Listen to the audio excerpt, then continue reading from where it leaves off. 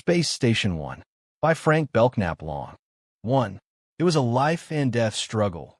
Cruel, remorseless, one-sided. Coruscant was breathing heavily. He was in total darkness, dodging the blows of a killer. His adversary was as lithe as a cat, muscular and dangerous. He had a knife, and he was using it, slashing at Coruscant when Coruscant came close, then leaping back and lashing out with a hard-knuckled fist. Coruscant could hear the swish of the man's heels as he pivoted, could judge almost with split-second timing when the next blow would come.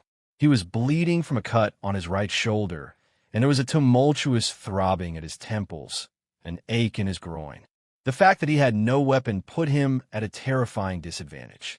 He had been close to death before, but never in so confined a space or in such close proximity to a man who had certainly killed once and would not hesitate to kill again. His determination to survive was pitted against what appeared to be sheer brute strength fortified by cunning and a far above average agility. He began slowly to retreat, backing away until a massive steel girder stopped him. He was battling dizziness now, and his heart had begun a furious pounding. He found himself slipping sideways along the girder, running his hands over its smooth, cold surface. To his sweating palms, the surface seemed as chill as the lid of a coffin, but he refused to believe that it could trap him irretrievably. The girder had to end somewhere. The killer was coming close again, his shoes making a scraping sound in the darkness, his breathing just barely audible. Coruscant edged still further along the girder. Inch by inch, he moved parallel to it, fighting off his dizziness, making a desperate effort to keep from falling. The wetness on his shoulder was unnerving, the absence of pain incredible. How seriously could a man be stabbed without feeling any pain at all? He didn't know, but at least his shoulder wasn't paralyzed. He could move his arm freely, flex the muscles of his back. How unbelievably cruel it was that a ship could move through space with the stability of a completely stationary object. How unbelievably cruel at this moment, when the slightest lurch might have saved him.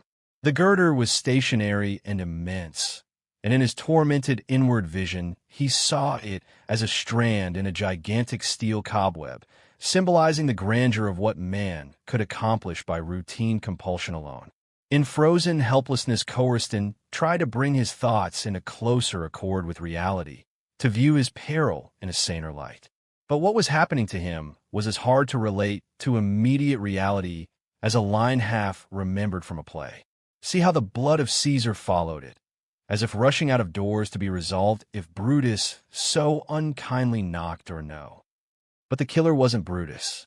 He was unknown and invisible. And if there had been any Brutus-like nobility in him, it hardly seemed likely that he would have chosen for his first victim a wealthy girl's too-talkative bodyguard, and for his second Coruscant himself.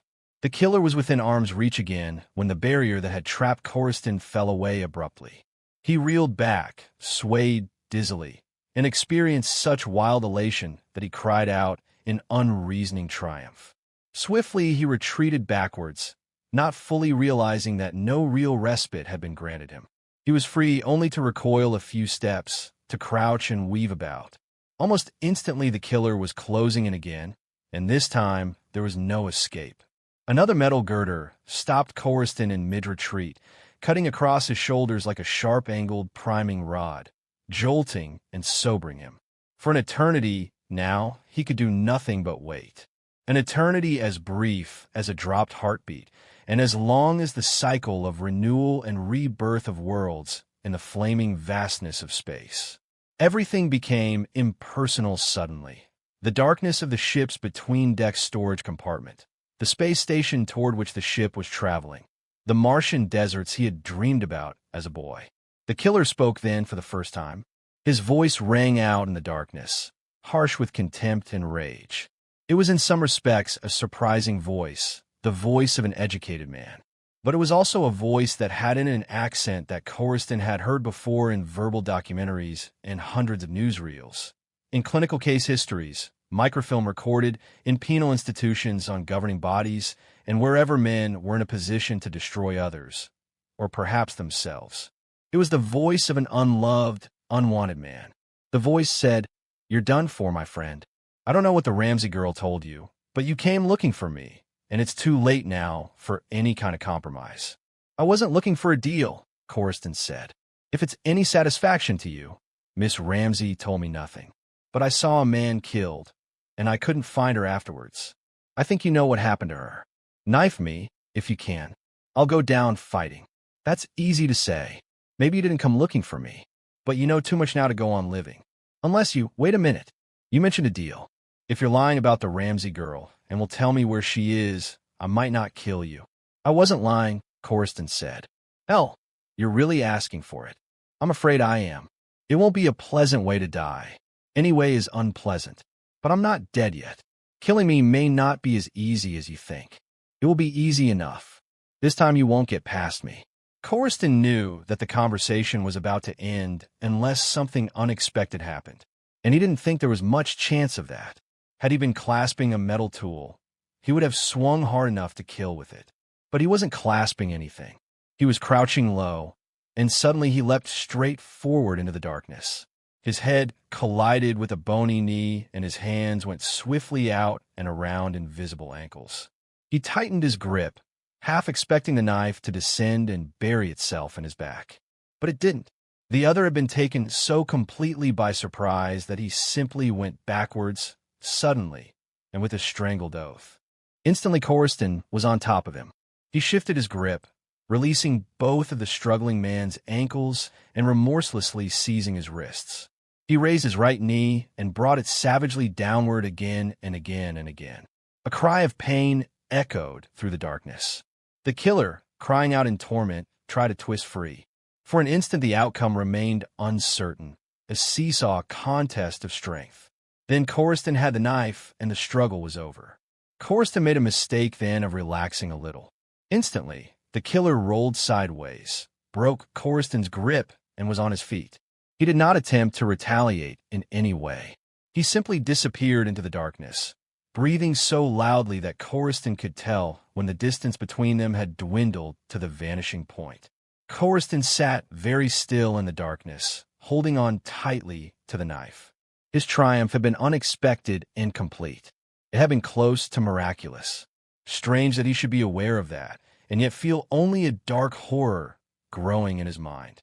Strange that he should remember so quickly again the horror of a man gasping out his life with a thorn bar protruding from his side. It had begun a half-hour earlier in the general passenger cabin. It had begun with a wonder and a rejoicing. Tremendous and glittering, the space station had come floating up out of the big dark like a golden bubble on an onrushing tidal wave. It had hovered for an instant in the precise center of the view screen, its steep, climbing trail shedding radiance in all directions. Then it had descended vertically until it almost filled the lower half of the screen, and finally was lost to view in a wilderness of space. When it appeared for the second time, it was larger still, and its shadow was a swiftly widening crescent blotting out the nearer stars. "There it is," someone whispered. It had been unreasonably quiet in the general passenger cabin, and for a moment no other sound was audible. Then the whisper was caught up and amplified by a dozen awestruck voices. It became a murmur of amazement and of wonder, and as it increased in volume, the screen seemed to glow with an almost unbelievable brightness. Everyone was aware of the brightness, but how much of it was subjective no one knew or cared. To a man in the larger darkness of space, a Dead Sea bottom on Mars, or a moon landing ship wrapped in eternal darkness on a lonely peak in the lunar Apennines may glow with a noonday splendor. They said a space station that size could never be built, David Corriston said, leaning abruptly forward in his chair. They quoted reams of statistics: height above the center of the Earth in kilometers, orbital velocity, relation of mass to maneuverability. The experts had a field day. They went far out on a limb to convince anyone who would listen that a station weighing thousands of tons would never get past the blueprint stage. But the men who built it had enough pride and confidence in human skill to achieve the impossible. The girl at Corriston's side looked startled for an instant, as though the ironclad assurance of so young a man was as much of a surprise as his unexpected nearness, and somehow even more disquieting older. She was certainly somewhat older than he was, about 3 or 4 years. She was an exceptionally pretty girl, her fair hair fluffed out from under a blue beret, her ship's lounge jacket a youth-accentuating miracle of casual tailoring that would have looked well on a woman of any age. She had the kind of eyes Corriston liked best of all in a woman, long-lashed, observant, and bright with glints of humor. She had the kind of mouth he liked too, a mouth which suggested that she could be, by turns, capricious, level-headed, and audaciously friendly with strangers without in any way inviting familiarity. There was a certain paradoxical timidity in her gaze too. It was manifesting itself now in an obvious reluctance to be startled too abruptly by space engineering talk from a young man who had taken her companionability for granted and who was obviously given to snap judgments. She brushed back the hair on her right temple, her brown eyes upraised to study Corriston more closely. He hoped that she would realize upon reflection that she was behaving foolishly. He had taken a certain liberty in talking to her as he would have talked to an old acquaintance in a long-awaited meeting of minds. On the big screen, a space station that couldn't be built was sweeping in toward the ship with 85 years of unparalleled scientific progress behind it. First had come the Earth satellites, 8 of them in their neat little orbits. They had used low-energy fuels, had kept close to the Earth, and no one had seriously expected them to do more than record weather information and relay radio signals. For 15 years they could be seen with small telescopes, and even with the unaided eye on bright, cloudless nights in both hemispheres.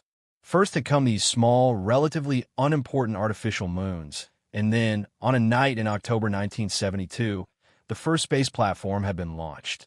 Soon the sky above the Earth was swarming with radar warning platforms, a dozen men to operate them, and carrier-based jets equipped with formidable atomic warheads. Nevertheless, how could anyone have known that in another 20 years interplanetary spaceflight would become a war-averting reality? How could anyone have known that by the year 2007 there would be human settlements on Mars, and by the year 2022 the actual transportation to Mars of city-building materials? 2. Corriston was beginning to feel uncomfortable. He wished that the girl would say something instead of just continuing to stare at him. She seemed to be interested in his uniform. She appeared to be gazing at him interrogatively, as if she wanted to know more about him before promising anything. He wondered what her unconscious purpose was. Did she see in him the quiet, determined type who was all set to accomplish something important?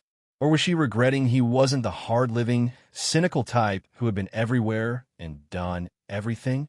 Well, one way to find out was to be himself, a man average in every way, but with a hard core of idealism in his nature, a creative mind, and enough independence and self-assurance to give a good account of himself in any struggle which brought his central beliefs under fire or placed them in long-range jeopardy.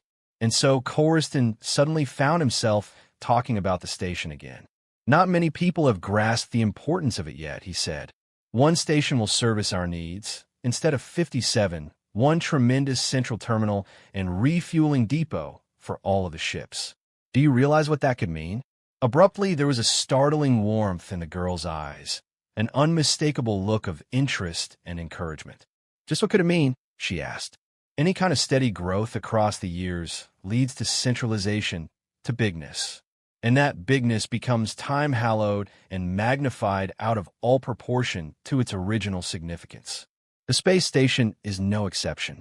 It started with the primitive Earth satellites and branched out into 57 larger stations. Now it's tremendous, a single central station that can impose its influence in ship clearance matters with an almost unanswerable finality. A shadow had come into the girl's eyes, but not completely without checks and balances. The Earth Federation can challenge its supremacy at any point. Yes, and I'm glad that the challenge remains a factor to be reckoned with. As matters stand, now the station's prestige can't be implemented with what might well become the iron hand of an intolerable tyranny. As matters stand, the station is actually a big step forward. People once talked of centralization as if it were some kind of indecent human bogey. It isn't at all.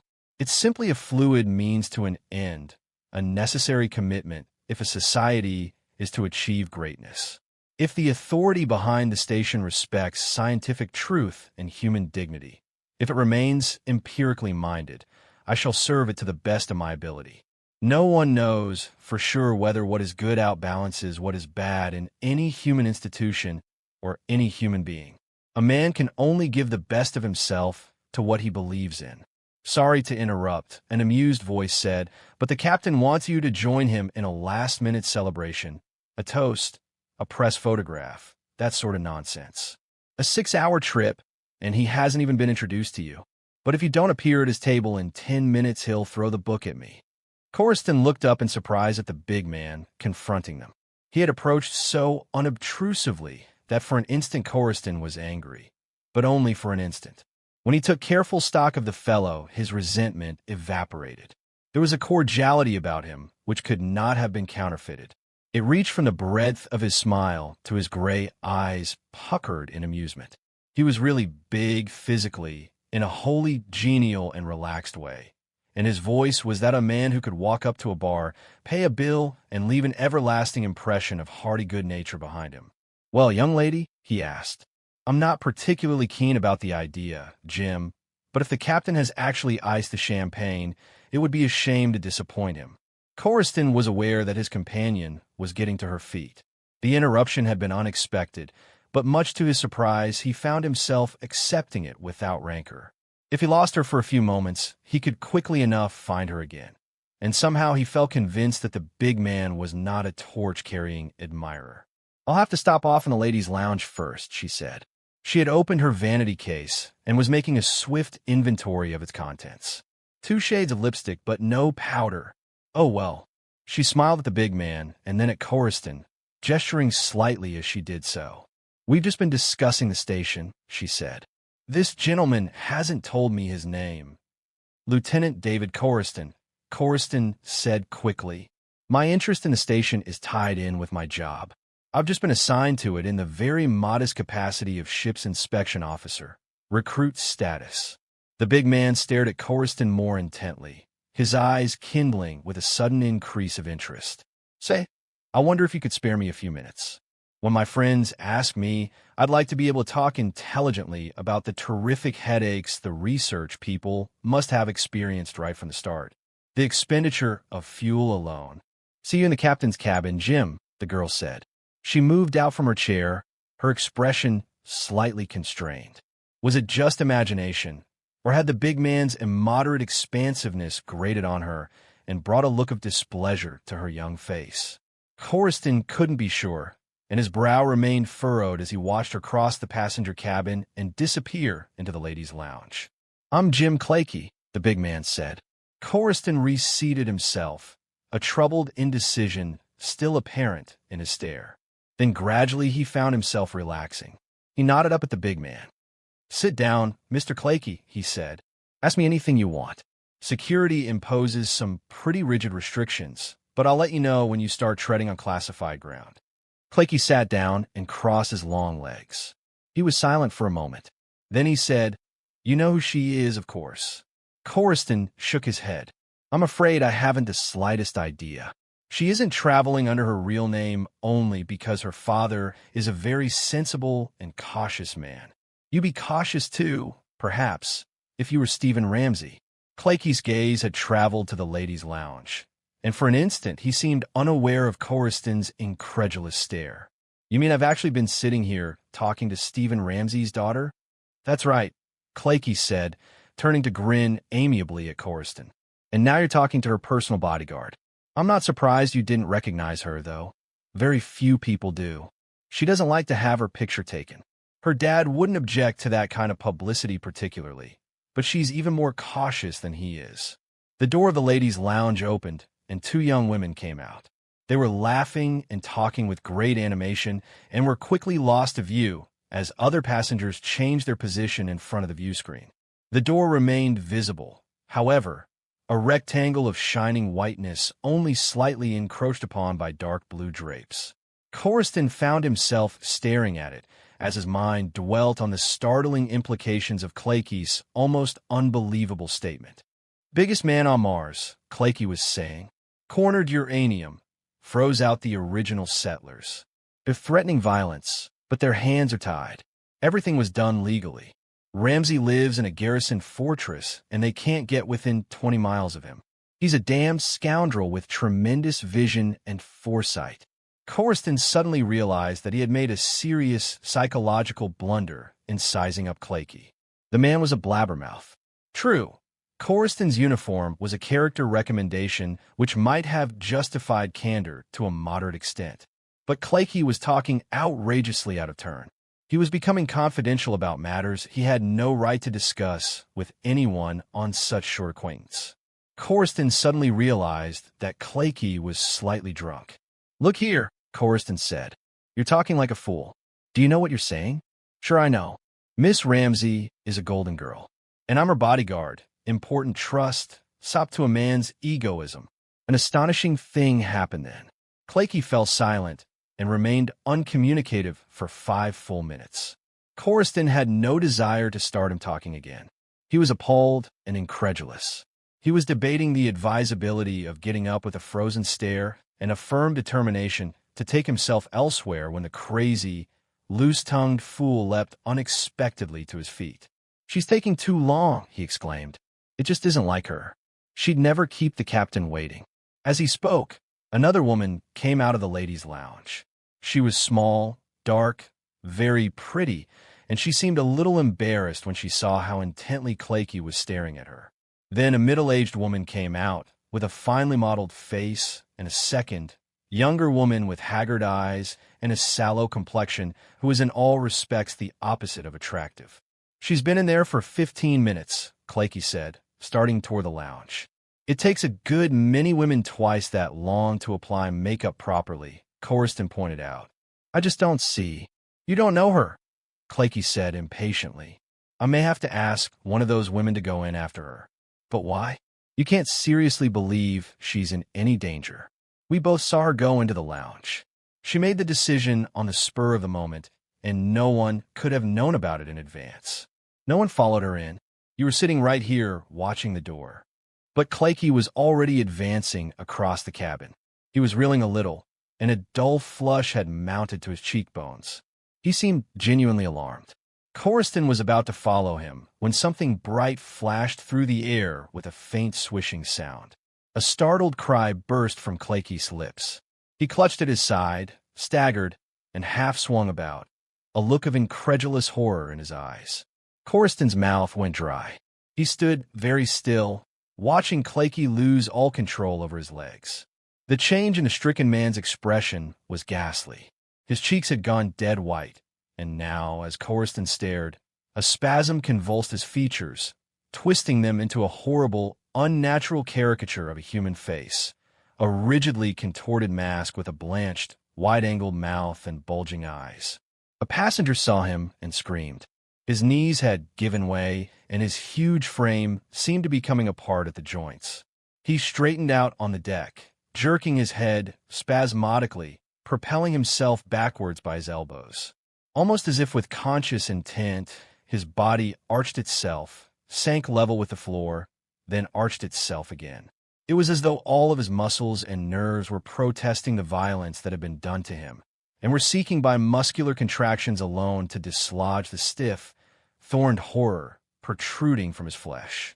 He went limp, and the barbed shaft ceased to quiver.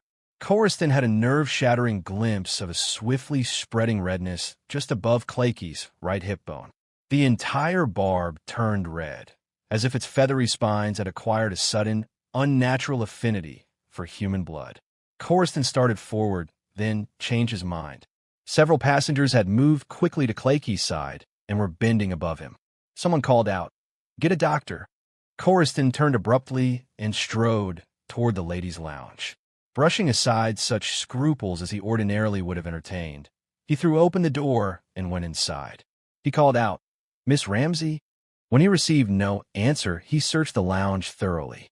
There was no one there. He was thinking fast now, desperately fast. He hadn't seen her come out, and neither had Clakey. He'd seen 4 women come out, 3 young women and an elderly one. None of them faintly resembled the girl he'd been talking to. The first young woman had emerged almost immediately. He remembered how intently Clakey had been watching the door.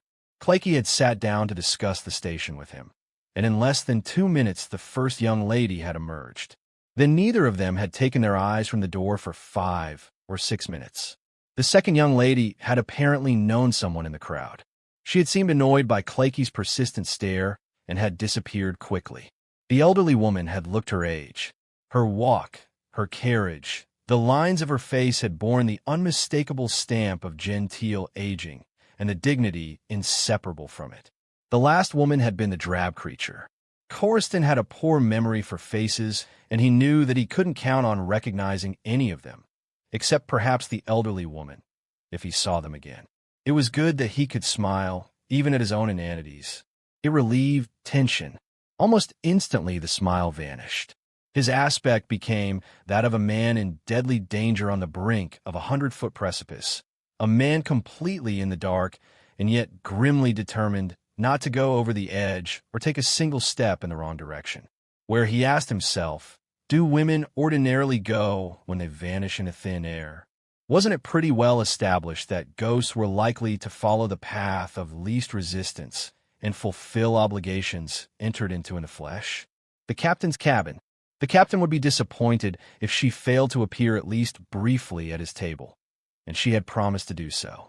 It was a wild, premeditated assault on the rational, but putting the irrational aspect of it aside, it was also realistic and reasonable. If by some incredible miracle she had eluded Clakey's vigilance and actually slipped from the lounge, she would almost certainly have gone straight to the captain's cabin. 3. Corriston left the ladies' lounge faster than he had entered it. He shut the door firmly and stood for an instant staring at the passengers who had gathered in an even tighter knot around Clakey and were making it difficult for an alarmed young ship's doctor to get to him. He was quite sure in his own mind that Clakey would not need the assistance of a doctor. Then he turned and headed for the captain's cabin. Anyone could have gotten in. The door was ajar, and there was no one guarding it. He threw the door wide, and everything was just as he'd expected to find it. It was completely empty. No guests at all to welcome Corriston to the big, empty cabin. Then he saw that there was another door opposite. Corriston was getting scared, really scared. There was an odd, detached, whimsical feeling at the surface of his mind, but it cloaked something distinctly sinister. He had more than half expected the captain to be absent from his cabin, but something about the silence and the emptiness chilled him to the core of his being. With an effort, he shook the feeling off. He didn't know where the inner door led to. He hesitated for an instant, realizing that the mere existence of a second door could complicate his search to the point of futility. If it led to a second cabin, well and good. But if it didn't, he strained his ears to catch the sound of voices. There were no voices. He could have simply crossed the door and looked beyond it. But the state of his nerves and an odd habit he had of being precise and cautious under tension made him explore the other possibilities first. The door might conceivably be a trap. A trap does not have to be contrived in advance with some clearly defined purpose in mind. Circumstances can take a door or a window and turn it into a trap. A glove or a weapon left lying about can be picked up by an innocent man and snare him most damnably by seeming to point up his guilt. What purpose did the inner door serve? Did it open on a corridor leading back to the general passenger cabin? If it did, it wouldn't be a trap. It would simply have blind alley stamped all over it. Corriston suddenly realized that he was succumbing to a crazy kind of an action. The door could lead almost anywhere, and if he had any sense at all, he'd go through it fast. Go through it he did, in 6 long strides. He'd been right about one thing, the blind alley part. He found himself in not quite total darkness, in what was unquestionably an intership passageway. There was just light enough for him to make out the shadowy walls on both sides of him. Rather, they were like metal bulkheads that gave off just enough reflected light for him to see by. He wouldn't have considered 10 or 12 seconds spent with a pocket flash a waste of time. But he had no pocket flash. The best he could do was stretch out both of his arms to determine just how far apart the bulkheads were. They were less than 6 feet apart. Well, no sense in measuring the walls. A girl he'd talked to and liked instantly had vanished in a dark world, and he knew now that there was more than mere liking in the way he felt about her. He didn't dare ask himself how much more, not in so confined a space, and with his chances of finding her again dwindling with every second that passed. The passageway ended in a blank wall, less than 40 feet from its beginning. Corriston saw the wall and was advancing toward it when he suddenly realized that the deck itself wasn't continuous. In his path, and almost directly underfoot, a companionway entrance yawned, so unexpectedly close that another short step would have sent him plunging into it. He saw the faint light reflected on its circumference and halted just in time to avoid a possibly fatal fall. He knelt and stared down into a spiraling web of darkness. He could see a faint glimmer of light on metal and knew that he was bending above either a circular staircase or a companionway ladder. It turned out to be a staircase. Down it he went, moving cautiously, holding on to the supporting guide rail as he descended deeper and deeper into the darkness. The darkness became almost absolute when the stairs ended. For a moment, at least, what appeared to be utter blackness engulfed him. Then gradually his vision became more effective. He could make out the faint outlines of stationary objects, of depths beyond depths, of crisscrossing lines and angles. In utter darkness, the glint of metal often seemed to draw the eyes like a magnet, to make itself known even without illumination. But there seemed to be a faint glow far off somewhere. He couldn't be sure, but light there should have been if, as he more than half suspected, he was in one of the ship's below-deck ballast or storage compartments. The deck beneath his feet was straight and level and cluttered with no impediments. He moved forward warily, testing every step until a wall of metal stopped him. He halted abruptly, felt along the barrier, and became aware that it was studded with small bolts and was just a little corrugated. Exhibit A, one supporting metal beam, rough and slightly uneven in texture. Abruptly he reached the end of it and found himself underway again, still moving cautiously to avoid unseen pitfalls. He had not progressed more than a dozen feet when he heard the scrape of footsteps other than his own, and someone moved up close to him and blocked his way in the darkness. For an instant the wild thought went through his mind that the someone was the captain. But he had seen and talked with the captain, and that self-contained, blunt-spoken man wasn't nearly as big physically as the path blocker seemed to be.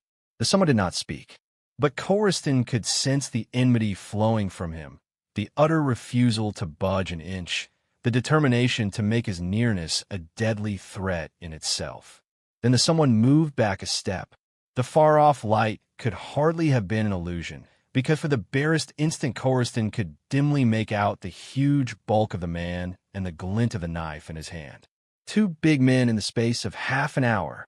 The first had ceased to draw breath, and the second was his killer. Corriston was suddenly sure of it. He knew instinctively. Then began the struggle which had almost robbed Corriston of his life. The cruel, one-sided, impossible-to-win struggle in total darkness. And Corriston had won it. Now, almost in disbelief, Corriston looked down at the knife he had taken from the loser, telling himself that it was impossible that so much could have happened in so short a time and that he could still be alive at the end of it. The wound in his shoulder was no longer painless, but it had ceased to bleed profusely, and his exploring fingers convinced him that the knife had severed no more than a superficial ligament. He strained his ears in the sudden quiet, listening for a possible return of his adversary. He did not think that the defeated man would attempt a second attack, but there was no telling what he might or might not do. Probably he'd ascended the companionway by now and was mingling with the other passengers. The final link in Corriston's search had snapped. Even while battling for his life, he had felt close to the vanished girl. The man who had killed Clakey had been at least a link that, short of Corriston's total defeat, might have been seized upon with physical violence and made to yield up its secret. Now Corriston found himself wondering if the defeated man had been telling the truth. Had the link been non-existent from the first? Was the killer as completely in the dark as he was as to the whereabouts of Ramsay's daughter? It was difficult to believe that the man had been lying. Despite his hatred and denials, he had offered Corriston a deal. Tell me where the girl is, and I may not kill you. The deal part had been a lie, of course. He would have gone on and attempted to kill Corriston anyway. But his plea for information, that tentative, cunning feeler in the dark, had seemed genuine. What had been a man's purpose in killing Clakey? Why had Clakey been murdered in the general passenger cabin, in plain view of the other passengers? Because the killer had seen the girl go into the lounge and thought she was still there? And because he wanted free and instant access to her, with Clakey out of the way? It was the only answer that made sense. The killer must have known that Clakey was in Ramsey's employ and had been guarding Ramsey's daughter. Why then had he been unable to take advantage of his crime in any way? Apparently neither he nor a possible confederate had succeeded in what almost certainly had been a pattern of violence directed at Ramsey through his daughter. A plan obviously worked out in advance, ready to be put into operation the instant a promising opportunity presented itself. Into Corriston's mind flashed an ugly picture of the girl pinioned by strong arms and with a handkerchief pressed to her face. She had ceased to struggle and was being spirited quickly away. The picture became even more intolerable when he saw her held captive in a cabin difficult to locate, at the mercy of men without compassion. But for some reason, he'd never ceased to be thankful for it hadn't happened that way. Something had gone wrong with the plan, and the killer didn't even know when and why and how she had vanished. Sharing Corriston's frustration, he had been struggling simply to save himself, to keep Corriston from identifying and exposing him. The fury he displayed was not difficult to understand. Corriston found himself becoming more confident again, less dominated by despair. The change in his mood surprised him, but he seized upon it gratefully and started building on it. There was only one logical next move. He must find the captain quickly and enlist his help. He must take the master of the ship fully into his confidence. With every gift of persuasion at his command, he must make the captain see how the danger of Ramsey's daughter was mounting and would continue to mount with every minute that she remained unfound. He still felt dizzy, and his head was aching a little, but he moved quickly through the darkness, his faculties heightened by an intensity of purpose which enabled him to find the companionway without colliding with obstacles or taking a wrong turn. Up the stairway he climbed, still clutching the knife, prepared for a possible second encounter with its original owner. An attempt to regain the knife by trickery and stealth would not have surprised him. In fact, it was not at all difficult for him to picture a silent form flattened against the stair rail, waiting for just the right moment to come hurtling toward him out of the darkness.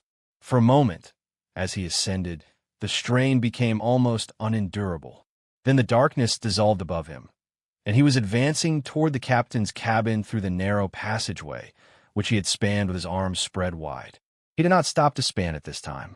He emerged into the cabin and stood for an instant blinking in the sudden light. The cabin was still deserted. It was anybody's guess where the captain had gone or when he would be returning, and Corriston decided not to wait. He walked to the door, opened it, and stepped out into the general passenger cabin. No one saw him immediately. There were several passengers fairly close to him, but they were being attentive for the moment to the words and gestures of a tall, dignified-looking man with observant brown eyes, a ruddy complexion, and gold braid on his shoulders. The tall man was Captain John Sanders.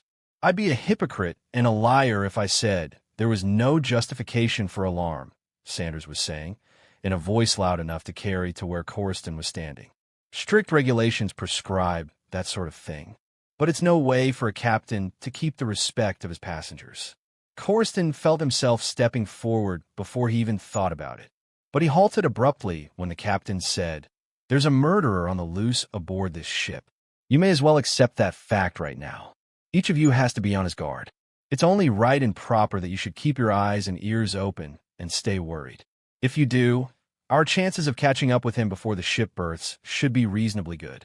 The captain paused, then went on quickly. "We'll get him eventually. You can be sure of that. He'll never get past the inspection each of you will have to undergo when we reach the station. But if we catch him before we reach the station, you'll be spared an investigative ordeal distinctly on the rugged side." Corriston was suddenly aware that he was being stared at. Everyone was staring at him. "My God!" the captain cried out, staring the hardest of all. "Where did you get that wound? Who attacked you? And what were you doing in my cabin?" Corriston walked up to the captain and said in a voice that trembled a little, "May I talk to you privately, sir? What I have to say won't take long." "Why not?" Sanders demanded. That uniform you're wearing makes it mandatory. All right, come back into my cabin. They went back into the cabin. The captain shut the door and turned to face Corriston with a shocked concern in his stare. You've had it rough, Lieutenant. I can see that. Plenty rough, Corriston conceded. But it's not myself I'm worried about. Did you know that a man has just been murdered? I know, Corriston said. With a poison barb. A Martian barb. It's a plant found only on Mars. We have him stretched out on a table in the sick bay now. But he isn't sick. He's a corpse. Tell me something, Lieutenant. Did you just tangle with the man who did it? I think so, Corriston said. In fact, I'd stake my commission on it. I see. Well, you'd better tell me about it. Tell me everything. Corriston told him. The captain was silent for a long moment. Then he said, but we've no Miss Ramsay on the passenger list. And I certainly didn't invite her to drink a toast with me in my cabin. Are you sure of your facts, Lieutenant? Corriston's jaw fell open. He stared at the captain in stunned disbelief. Of course I'm sure. Why should I lie to you? How should I know? It's unfair to ask me that. If Ramsay's daughter was on this ship, you can rest assured I'd have known about it. After all, Lieutenant. But she was on board and you didn't know. Isn't that obvious? Look, she was traveling incognito. The trip to the station takes only 5 hours. Perhaps in so short a trip. No perhaps about it. I'd have known. But she's on board, I tell you. I talked to her. I talked to Clakey. Don't make me go over the whole thing again. We gotta find her. Ramsay's enemies would stop at nothing. I'm afraid to think of what they might do to his daughter. Nothing will happen to his daughter. She's on Earth right this minute in her father's house. As safe as any girl that wealthy can ever be. Lieutenant, listen to me. I've got a great deal of respect for that uniform you're wearing. Don't make me lose it when you come to me with a story like that. All right, you don't believe me. Will you check the passenger list, just to be sure? I'll do more than that, Lieutenant. I'll assemble all of the passengers and check them off personally. I'll give you an opportunity to look them over while I'm doing it. Later you can ask them as many questions as you wish. There'll be a murderer among them, but that shouldn't disturb you too much. You've already met. Perhaps you can identify him for us. Ask each of the men who made a non-existent Miss Ramsay disappear, and the one who turns pale will be our man. Suddenly, the captain reddened. I'm sorry, Lieutenant. I didn't mean to be sarcastic, but a murder on my ship naturally upsets me. I'll be completely frank with you. There's a very remote possibility that Miss Ramsay actually is on board without my knowledge. She hasn't had much publicity. I believe I've only seen one photograph of her, one taken several years ago. But you've got to remember that a captain is usually the first to get wind of such things. It comes to him by a kind of grapevine. She's a golden girl. Actually, the goldenest golden girl on Earth. 4. Now Corriston was in a steel-walled cell, and the captain's voice seemed only a far-off echo sympathizing with him. And it was an echo, for the captain was gone, and he would probably never see him again. It was all very simple, that part of it, all very clear. The captain had faithfully kept his word. The captain hadn't let him down. But any man can end up a prisoner when everyone disbelieves him and he has no way of proving that he is telling the truth. It was hard to believe that a day and a night had passed, and that the captain had kept his word and gone ahead with the roll call. It was even harder to believe that he, Corriston, was no longer on the ship, but in a sanity cell on the space station, and that the ship was traveling back toward Earth. He shut his eyes, and the events of the past 30 hours unrolled before him with a nightmare clarity, and yet with all of the monstrous distortions which a nightmare must of necessity evoke. Darkness and time and space. And closer at hand the frowns of forthright, honest men appalled by mental abnormality in a new recruit, an officer with a steel-locked determination to keep the truth securely guarded and safe from all distortion. There had come a tap on his shoulder and a stern voice saying, "You'd better come with us, Lieutenant." He had just told the captain the whole horrible story. He had not been believed. "Tell me about it," said the recruit in the bunk opposite Corriston. "It will help you to talk. Remember, we're not prisoners. We mustn't think of ourselves as prisoners. We can go out and exercise. We can walk around the station for a half hour or so. We've only got to promise we'll come back and lock ourselves in. They trust us. It could happen to anyone. Space shock. Not a fancy word at all. I'm getting over it. You've a certain distance to go. Or so they say.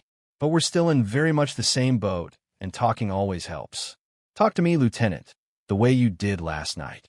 Corriston looked at the pale youth opposite him. He had close-cropped hair and friendly blue eyes, and he seemed a likable enough lad. He was Corriston's junior by several years.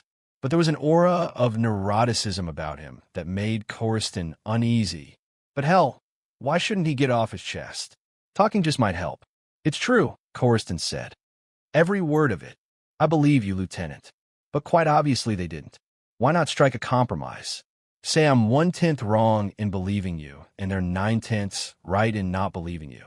That means there may be some little quirk in what happened to you that doesn't quite fit into the normal pattern. Put that down to space shock, a mild case of it.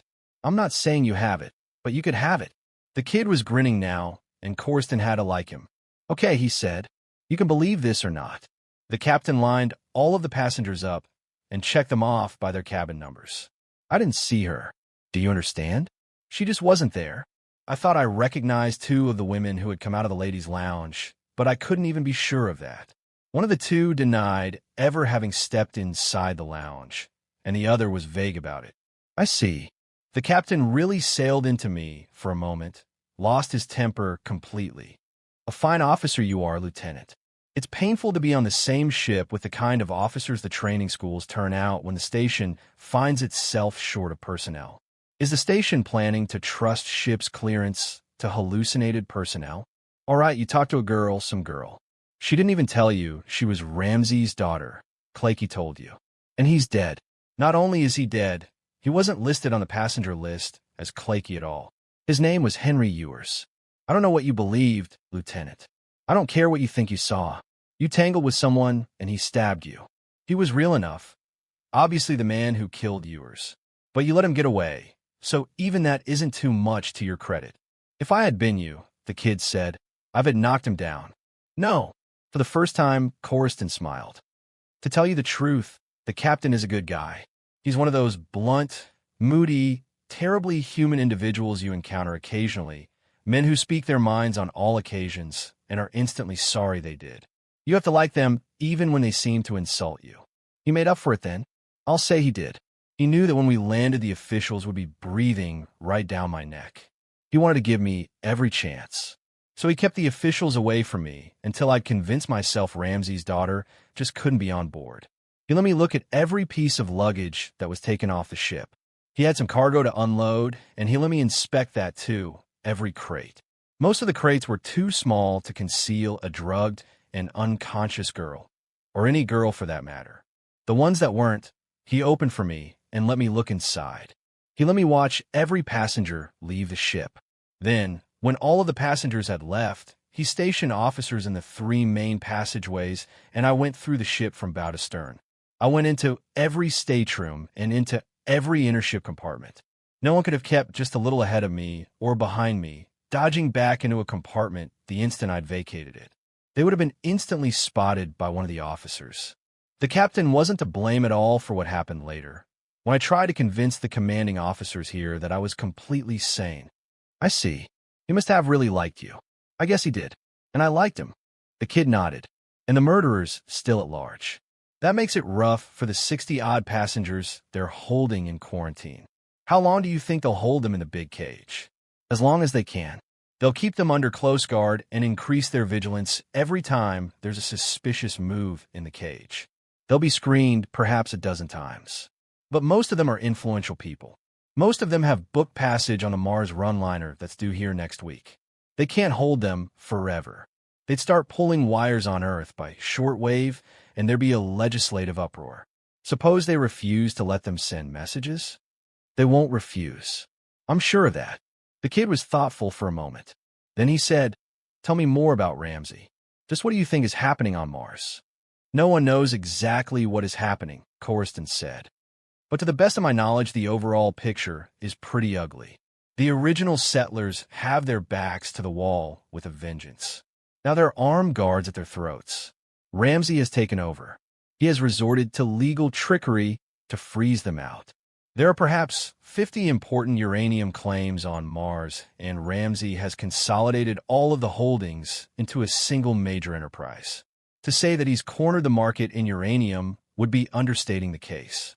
He has taken possession by right of seizure, and the colonists can't get to him. They're living a hand-to-mouth existence while he lives in a heavily guarded stronghold behind 3 miles of electrified defenses. The kid nodded again. Yes, that's the picture when you unscramble it, I guess. But most of it is kept hidden from the general run of tourists. Naturally, Ramsey has the power to keep it under wraps. Do you think the colonists had anything to do with Clakey's murder and Miss Ramsey's disappearance? Or I guess I should say Henry Ewer's murder. Clakey, Ewers, his name doesn't matter. I'm convinced that he was Miss Ramsey's bodyguard. But you haven't answered my question. I can't answer it with any certainty. Did the colonists hire a killer and book passage for him on the ship? It's difficult to believe that the kind of men who colonize Mars would resort to murder. But there are a few scoundrels in every large group of men. And what if they became so desperate they felt they had to fight fire with fire? Yes, I'd thought of that. It may be the answer. 5. A half hour later, the kid was taken away, and Corriston found himself completely alone. There are few events in human life more unnerving than the totally unexpected removal of a sympathetic listener when dark thoughts have taken possession of a man. The kid wasn't forcibly removed from the cell. He left without protesting, and no rough hands were laid on him, no physical violence employed. But he was not at all eager to leave, and if the guards who came for him had eyed him less severely, his attitude might have been the opposite of complacent. "Sorry, kid," one of them said. "Your discharge has been postponed. Somebody on the psycho staff wants to give you another test. I guess you didn't interpret the ink blots right." He looked at Corriston and shook his head sympathetically. "It's tough, I know. Once you're here, waiting to be released can wear you down. I shouldn't be saying this, but it stands to reason it might even slow up your recovery a bit. It's easy to blame the docs, but you've got to try to understand their side of it. They have to make sure." When the door clanged shut behind the kid, Corriston crossed to his cot, sat down, and cradled his head in his arms. The fact that he was still free to go outside and walk around the station was no comfort at all. That kind of freedom could be worse than total confinement. He could never hope to escape from observation. The guards were under orders to watch him, and wherever he turned there'd be eyes boring into the back of his neck. On Earth, a man under surveillance could duck quickly into a side street, run and weave about, and emerge on a broad avenue in the midst of a crowd. He could walk calmly then for a block or two and turn in at a bar. He could drown his troubles in drink. There were bars on the station, of course. But Corriston knew that if he tried to mingle with officers of his own rank on the upper levels, he'd quickly enough find himself drinking alone.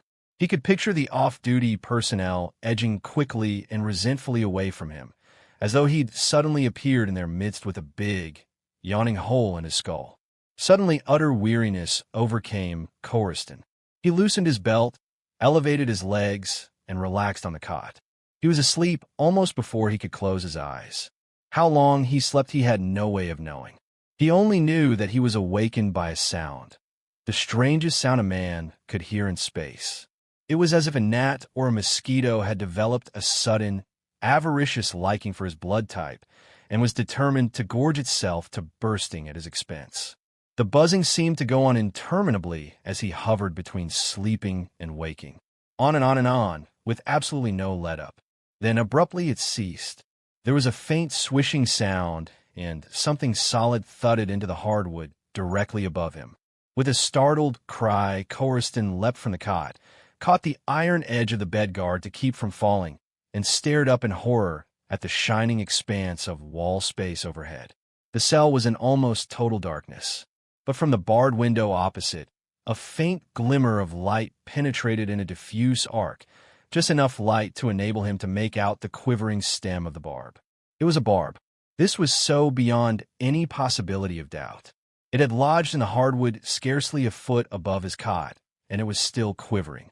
Cold sweat broke out on Corriston's palms as he realized how close death had come, and how almost miraculous had been his escape. Had he raised himself to slap at the mosquito, the barb could just as easily have buried itself in his skull. Coriston hesitated for an instant, his eyes on the barred window and the faint glow beyond. Then his gaze passed to the wall switch. He decided against switching on the light immediately. He stooped low and moved quickly to the window, taking care to keep his head well below the sill. For a moment he listened, his every nerve alert. There was no stir of movement in the darkness beyond the sill, nothing at all to indicate that someone was crouching there. Finally, with an almost foolhardy recklessness, he raised his head and stared out between the bars. He could see right across to the wall opposite. The wall was less than 8 feet away, and the space between the wall and his cell appeared to be unoccupied. This did not surprise him.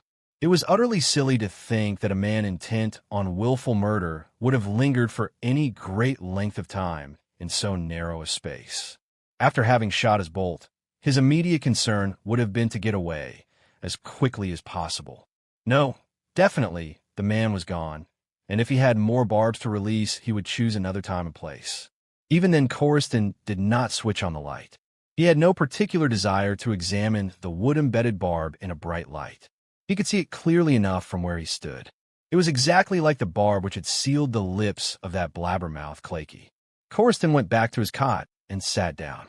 He told himself it would be highly dangerous to leave the cell and give the killer another chance. He had saved himself by refusing to slap a non-existent mosquito. But in the shadows of the station, there would be no mosquitoes, non-existent or otherwise. The killer would simply crouch in shadows, await his chance, and take careful aim. What he had to do was find Miss Ramsay and prove his sanity. If he stayed in the cell, the shadows would continue to deepen about him, would become intolerable, and perhaps even drive him to the verge of actual madness. He had to convince the killer that he couldn't be silenced easily, and perhaps not at all. Coriston stood up. He ran his hands down his body, taking pride in its muscular solidity, its remarkable integrity under strain. He still felt lithe and confident. His physical vitality was unimpaired. He had really known all along that he would be leaving the cell.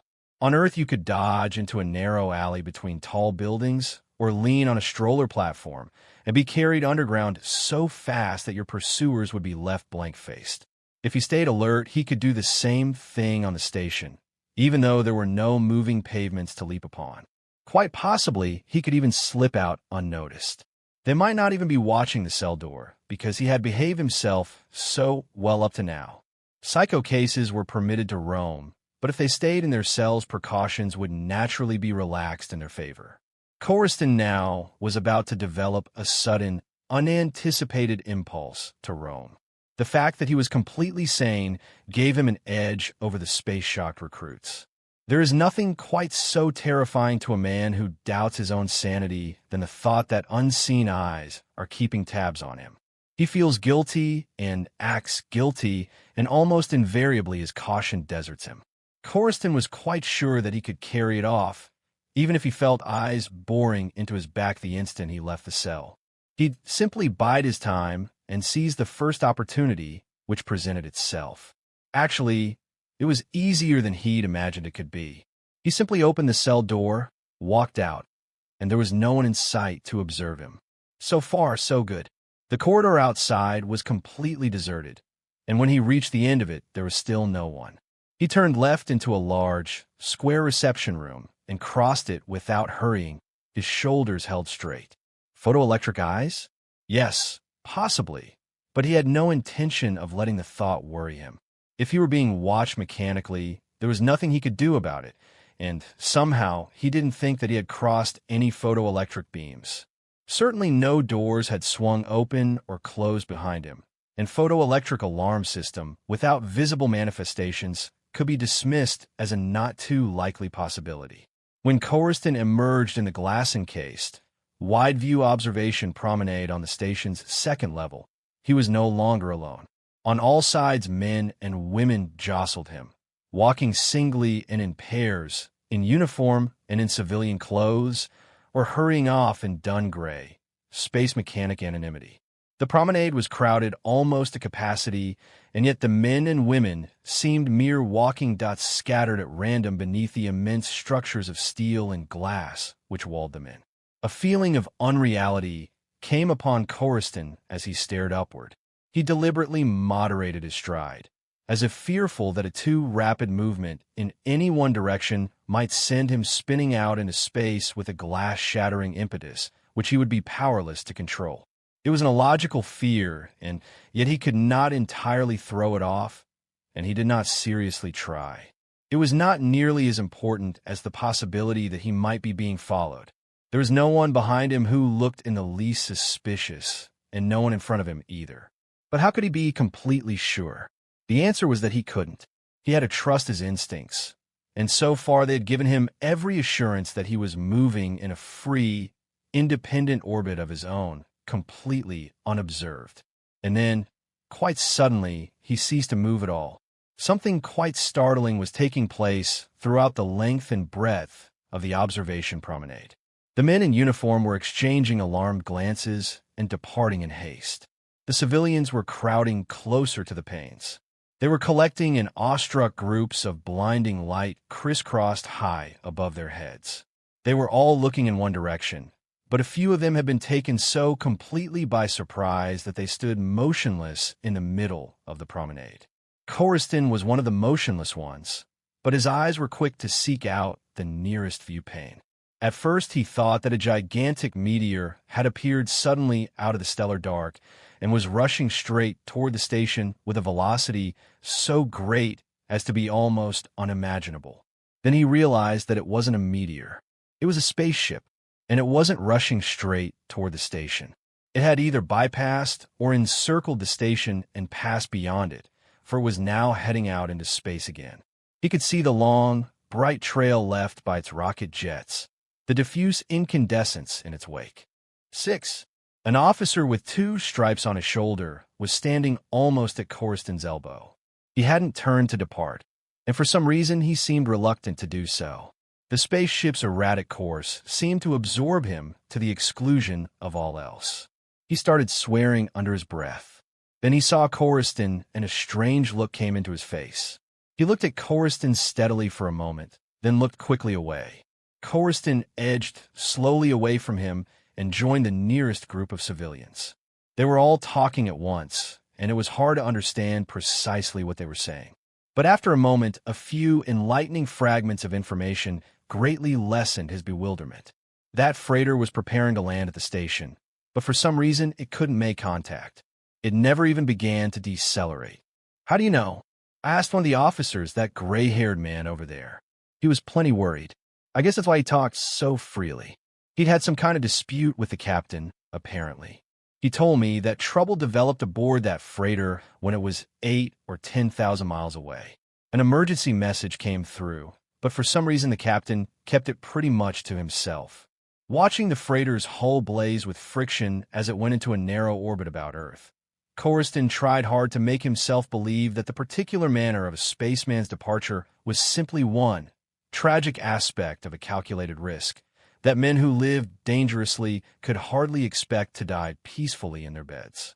But it was a rationalization without substance.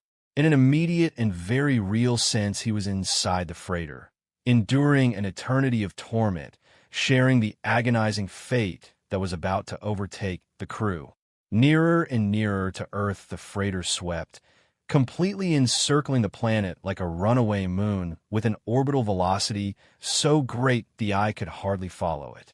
It will blast out a meteor pit as wide as the Grand Canyon if it explodes on land, someone at Coriston's elbow said. I wouldn't care to be within 100 miles of it. Neither would I. It could wipe out a city. All right, any city within a radius of 30 miles. This is really something to watch. The freighter had encircled Earth twice and was now so close to its blue-green oceans and the dun-colored immensity of its continental land masses that it had almost disappeared from view. It had dwindled to a tiny, glowing pinpoint of radiance crossing the face of the planet, an erratically weaving firefly that had abandoned all hope of guiding itself by a light that was about to flare up with explosive violence and put an end to its life. The freighter was invisible when the end came. It was invisible when it struck and rebounded and channeled a deep pit in a green valley on Earth. But the explosion which followed was seen by every man and woman on the station's wide-view promenade. There were 3 tremendous flares, each opening and spreading outward like the sides of a funnel, each a livid burst of incandescence spiraling outward into space. As seen from a station, the flares were not, of course, so tragically spectacular. They resembled more successive flashes of almost instantaneous brightness, flashes such as had many times been produced by the tilting of a heliograph on the rust-red plains of Mars under conditions of maximum visibility. It takes an experienced eye to interpret such phenomena correctly, and among the spectators on the promenade there were a few, no doubt, who were not even quite sure that the freighter had exploded. But Coruscant had no doubts at all on that score. The full extent of the tragedy would be revealed later by radio communication from Earth. There was a long silence before anyone spoke. The group around Coruscant seemed paralyzed by shock, unable to express in words how blindly hopeful they had dared to be, or how fatalistic from the first. There were a few moist eyes among the women, an awkward, almost reverent shuffling of feet. Then the young man at Coruscant's elbow cleared his throat and said in a barely audible whisper, "It didn't come down in the sea." "I know," Coruscant said. "It came down in North America, close to the Canadian border." "In the United States?" "Yes, I think so. We can't be sure. It's too much to hope there was no destruction of human life after an explosion of that magnitude." Coruscant suddenly realized that he was behaving like a man who had taken complete leave of his wits. He was drawing more and more attention to himself, when he should have been bending all of his efforts toward making himself as inconspicuous as possible. Fortunately, the agitation of everyone on the promenade was helping to remedy his blunder. His wisest course now was simply to recede as an individual, to move silently to the perimeter of the group and just as silently vanish. He was confident that he could accomplish it. He began elbowing his way backwards until there were a dozen men and women in front of him. He let himself be observed briefly as a grim-lipped spectator who had taken such an emotional pounding that he could endure no more. Suddenly, he saw his chance and took it. There was another small group of civilians close to the group he had joined, and he ducked quickly behind them, using their turned-away backs as a shield. He edged toward a paneled door on his right, his only concern for the moment being a comparatively simple one. He must get away from the crowded promenade as swiftly as possible. He reached the door, swung the panel wide, and stepped into the long, brightly lighted compartment beyond without a backward glance. Almost immediately, he perceived that he had committed an act of folly. The compartment was a promenade cafeteria, and it was crowded with an overflow of agitated men and women discussing the tragedy in heated terms. "Keep cool now. None of these people are interested in you. Keep cool and keep on walking. There's another door, and you can be through it in less than a minute," Coruscant told himself. There was a pretty waitress behind the long counter, and as he came abreast of her, she smiled at him. For an instant he hesitated, eyed the stool opposite her, and fought off an incongruous but almost irresistible impulse to sit down. Quick warmth and sudden sympathy. Yes, he could do with a bit of both, Coruscant thought. It was sheer insanity, but he did sit down. He eased himself into the stool and ordered a cup of coffee. "Something with it?" the waitress asked. "A sandwich or—" No, I don't think so," Coruscant said quickly. "Just the coffee." The waitress seemed in no hurry to depart. "It was pretty terrible what happened, wasn't it? Did you see it?" Coruscant asked. "I saw most of it. I saw the ship go past the station and start to explode. I saw that black wing, or whatever it was, drop off. Then someone started shouting in here, and I came back. They say it crashed on Earth." "That's right," Coruscant said, telling himself that he was a damned fool for wanting to look at her hair and hear her friendly woman's voice when every passing second was adding to his danger. "You saw it crash?" Coruscant nodded. "I just came from the promenade." "That was a crazy thing to ask you. How excited can you get? I saw you come through that door. You look kind of pale." "I still feel that way," Coruscant said. The waitress then said a surprising thing. "I wonder what it is about some men.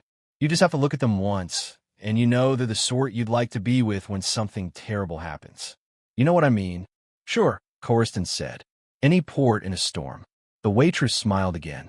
I don't mean that exactly. Please don't think I'm handing you a line. There's just something comfortable about you. You go all pale when something bad happens to other people. That's good. I like that. It means you can feel for other people.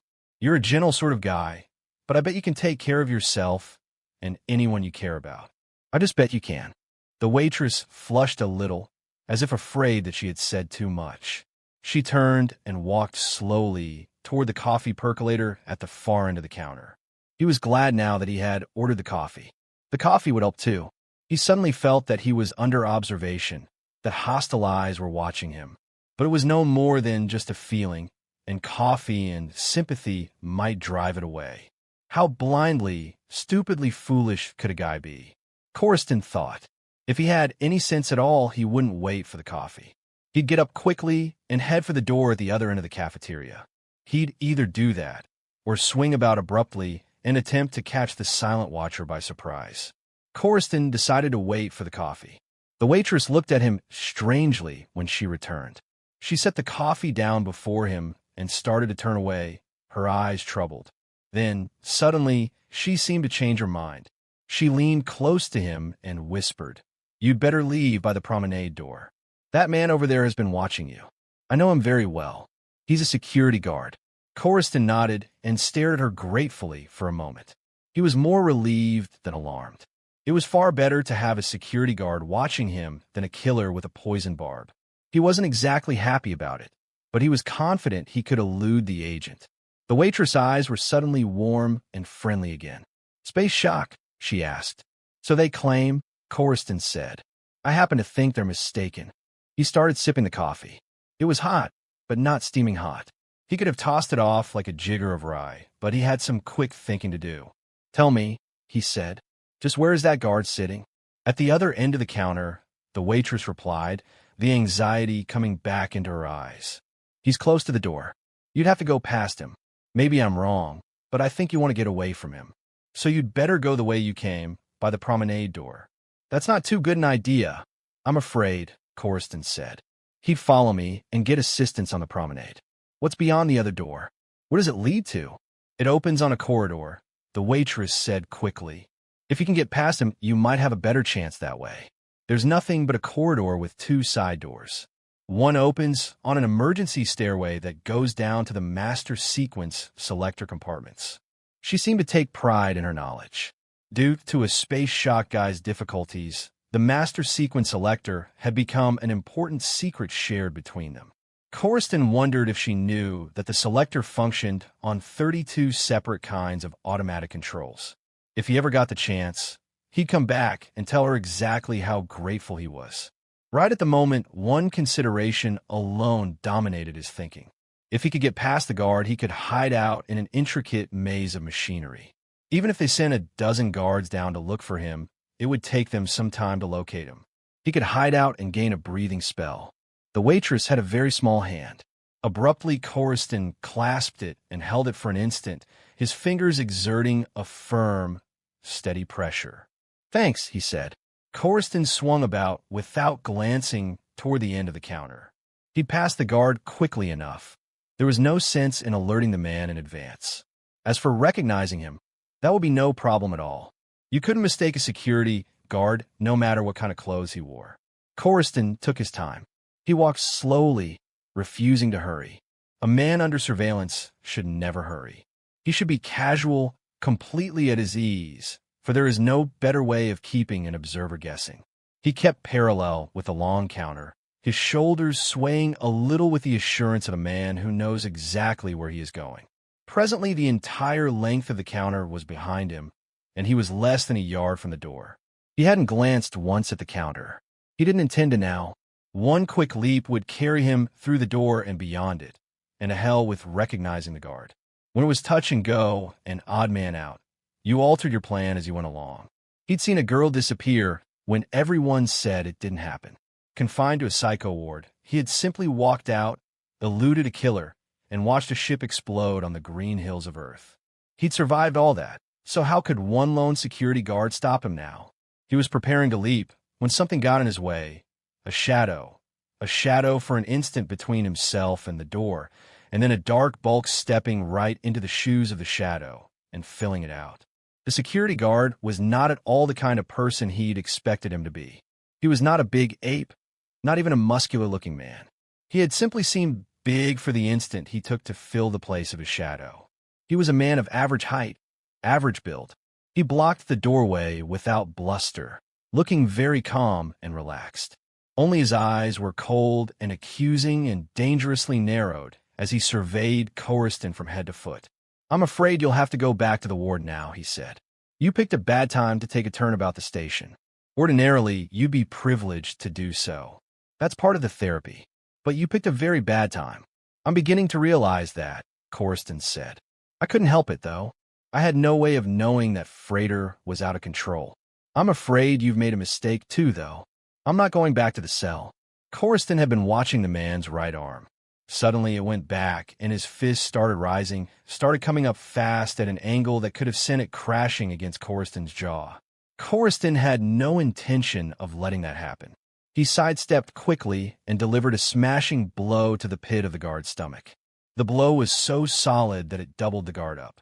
His knees buckled, and he started to fold. Coriston didn't take the folding for granted. A second blow caught the man squarely on the jaw, and a third thudded into his rib section. For an instant, he looked so dazed that Coriston felt sorry for him. He was still half doubled up when he sank to the floor and straightened out. He straightened out on his side first, and then rolled over on his back and stopped moving. His lips hung slackly, his eyes were wide and staring. The look on his face gave Coriston a jolt.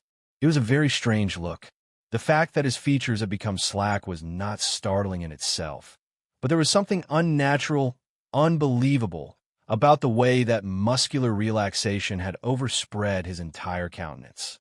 His features were putty gray, and they seemed to have no clearly defined boundaries. His nose, eyes, and forehead looked as if the ligaments which held them together had snapped from overstrain or had been severed by a surgeon's scalpel, severed and allowed to go their separate ways without interference. In fact, there was no real expression on the man's face at all, no recognizably human expression, not even the stuporous look of a man knocked suddenly unconscious. There was agitation now in the cafeteria, a hum of angry voices, a rising murmur that was coming dangerously close. Coriston shut his mind to it. He knelt at the guard's side and swiftly unbuttoned the unconscious man's heavy service jacket. He felt around under the jacket until he was satisfied that he could move on through the doorway with a clear conscience. The guard's heart was beating firmly and steadily. There was a reassuring warmth under the jacket as well, a complete absence of clamminess. Suddenly the guard groaned and started to roll over on his side again. Coriston didn't wait for him to complete the movement. He arose quickly and was through the door in 4 long strides. He preferred not to run. He was not so much fleeing as seeking a security he was entitled to, a reasonably safe port in a storm that was threatening to take away his freedom by blanketing him in a dark cloud of unjust suspicion and utter tyranny. The corridor was as deserted as he'd hoped it would be. With no one to get in his way or sound an alarm, he had no difficulty at all in locating the emergency passageway, which descended in a rail-guarded spiral to the master sequence selector. He kept his right hand on the safety rail as he moved downward into the darkness. For the first time, he felt extremely tired. 7. The drone of machinery in a high-vaulted, metal-walled compartment awakened Coriston. It was for the most part a steady, low, continuous sound, but occasionally it ceased to be a drone in a strict sense and became high-pitched. It became a shrill, almost intolerable whine, impinging unpleasantly on his eardrums and preventing him from going to sleep again. For interminable minutes he lay stretched out at full length in the lidded, coffin-like rag bin into which he had crawled, a lethargic weariness enveloping him like a shroud. Above his head, steel-blue surfaces crisscrossed, vibrating planes of metal and wire intricately folded back upon themselves. After a moment, when the steady drone was well in the ascendancy again, he sat up and stared about him. He had a throbbing headache, and there was a dryness in his throat which made swallowing difficult. He was certainly not an exceptional man in regard to such matters. During moments of crises, he could remain fairly calm and self-possessed, but the aftermath could be killing. He felt now as if all of his nerves had been squeezed together in a vice. He looked at his wristwatch and was amazed to discover that he had slept for 8 hours. If a search had been made for him, he had no reason to complain about his luck. He hadn't even closed the lid of the bin. But perhaps the oil-stained waste he had drawn over himself had given them the idea that he was just more waste underneath. Perhaps the guards didn't give a damn whether they found him or not. It was quite possible. On a low official level, a cynical desire for self-comfort could dominate the thinking of a man. It was quite possible that the guards who had been sent down to search for him, or one of the guards, at least, had been angry at his superiors. Just a quick look and to hell with it. That must have been his attitude. It made sense in another way. They wouldn't suspect the bin because the bin was so conspicuous and obvious a hiding place. The purloined letter sort of thing. Crawl into an empty coffin at a funeral and no one will give you a second glance. All dead men look alike. The master sequence selector compartment was a coffin, too, a big, all-metal coffin arching above him and hemming him in. If he hoped to get out of it alive, he'd have to do more than just beat on the lid with his fists. Almost instantly, he was ashamed of his thoughts. He had been extremely lucky so far. The funeral was over, the sod firmly in place. They would not be likely to dig him up on suspicion, and he could stay buried until he starved to death. The worst would be over when they found him. The thirst torment would be the worst. But if it became unbearable, he would still have the choice of surrendering himself. Quite possibly he would die of thirst. Quite possibly he could shout his lungs out and still remain trapped. If a search had been made and they had failed to find him, sullen anger might have tempted them to do an unthinkable thing. They might have locked the door of the compartment so that the corpse would have no opportunity of escaping prematurely and making them look like fools. Corriston was just starting to climb out of the bin to investigate the truth or falseness of that utterly demoralizing possibility when he heard the sound. It was a very peculiar sound, 3 or 4 times repeated, and he heard it clearly above the low drone of the selector's automatic controls. He stood up in the bin, straining his ears. It came again, louder this time. It was only a short distance away, and it was a voice sound, unmistakably a voice sound. He climbed out of the bin, grasped a metal rod that projected from one of the crossbeams, and descended cautiously to the base of the selector. The droning increased for an instant, rising to a whine so high-pitched that he could no longer hear the voice. He started moving around the edge of the selector, keeping well within its shadow, watching shafts of dull light move backwards and forwards across the floor. He hardly expected anyone to leap out at him. The voice had not seemed quite that near. In fact, he was by no means sure that it had come from the compartment at all. But if not from the compartment, where? He found out quickly enough. There was a square, window-like grate a few feet from the selector's automatic control panel, set high up on the wall. A faint, steady glow came from it. Corriston paused for an instant directly below the glow, measuring the distance from the floor to the aperture with his eyes. He strained his ears again, waiting for the whine to subside. It continued shrill, but suddenly he heard the voice again, heard above the whine. There was stark terror in the voice. It was despairing and desperate in its pleading, and it seemed to Corriston that he would remember it until he died. He thought he recognized the voice, but he couldn't be sure. It was perhaps merciful that he couldn't, for the grate was at least 10 feet above the floor, and had he known beyond the faintest shadow of doubt that it was Helen Ramsey's voice, his inability to reach her would have been fiendish torment. He hoped only one thing, that he had to reach that voice in time. First of all, he had to stay calm. Even a calm man could not hope to scale a 10-foot wall with his bare hands. But an agitated man would have no chance at all. Something to stand on. A box, anything. A box would help. A ladder would be better. But what were his chances of finding a ladder in the selector compartment? Not good at all. Still, he could search for a ladder. Quickly now. No time to waste, but don't lose your head. Take 30 seconds, a good long 30 seconds to look around for a metal ladder. There just might be one standing somewhere against the wall. There was not one ladder, but 2, leaning against the wall directly opposite the glimmering front section of the selector. It was amazing how desperation could change a man. In the great moments of danger and desperation small, neurotic concerns ceased to matter. He was sure now. He had recognized the voice beyond any possibility of doubt.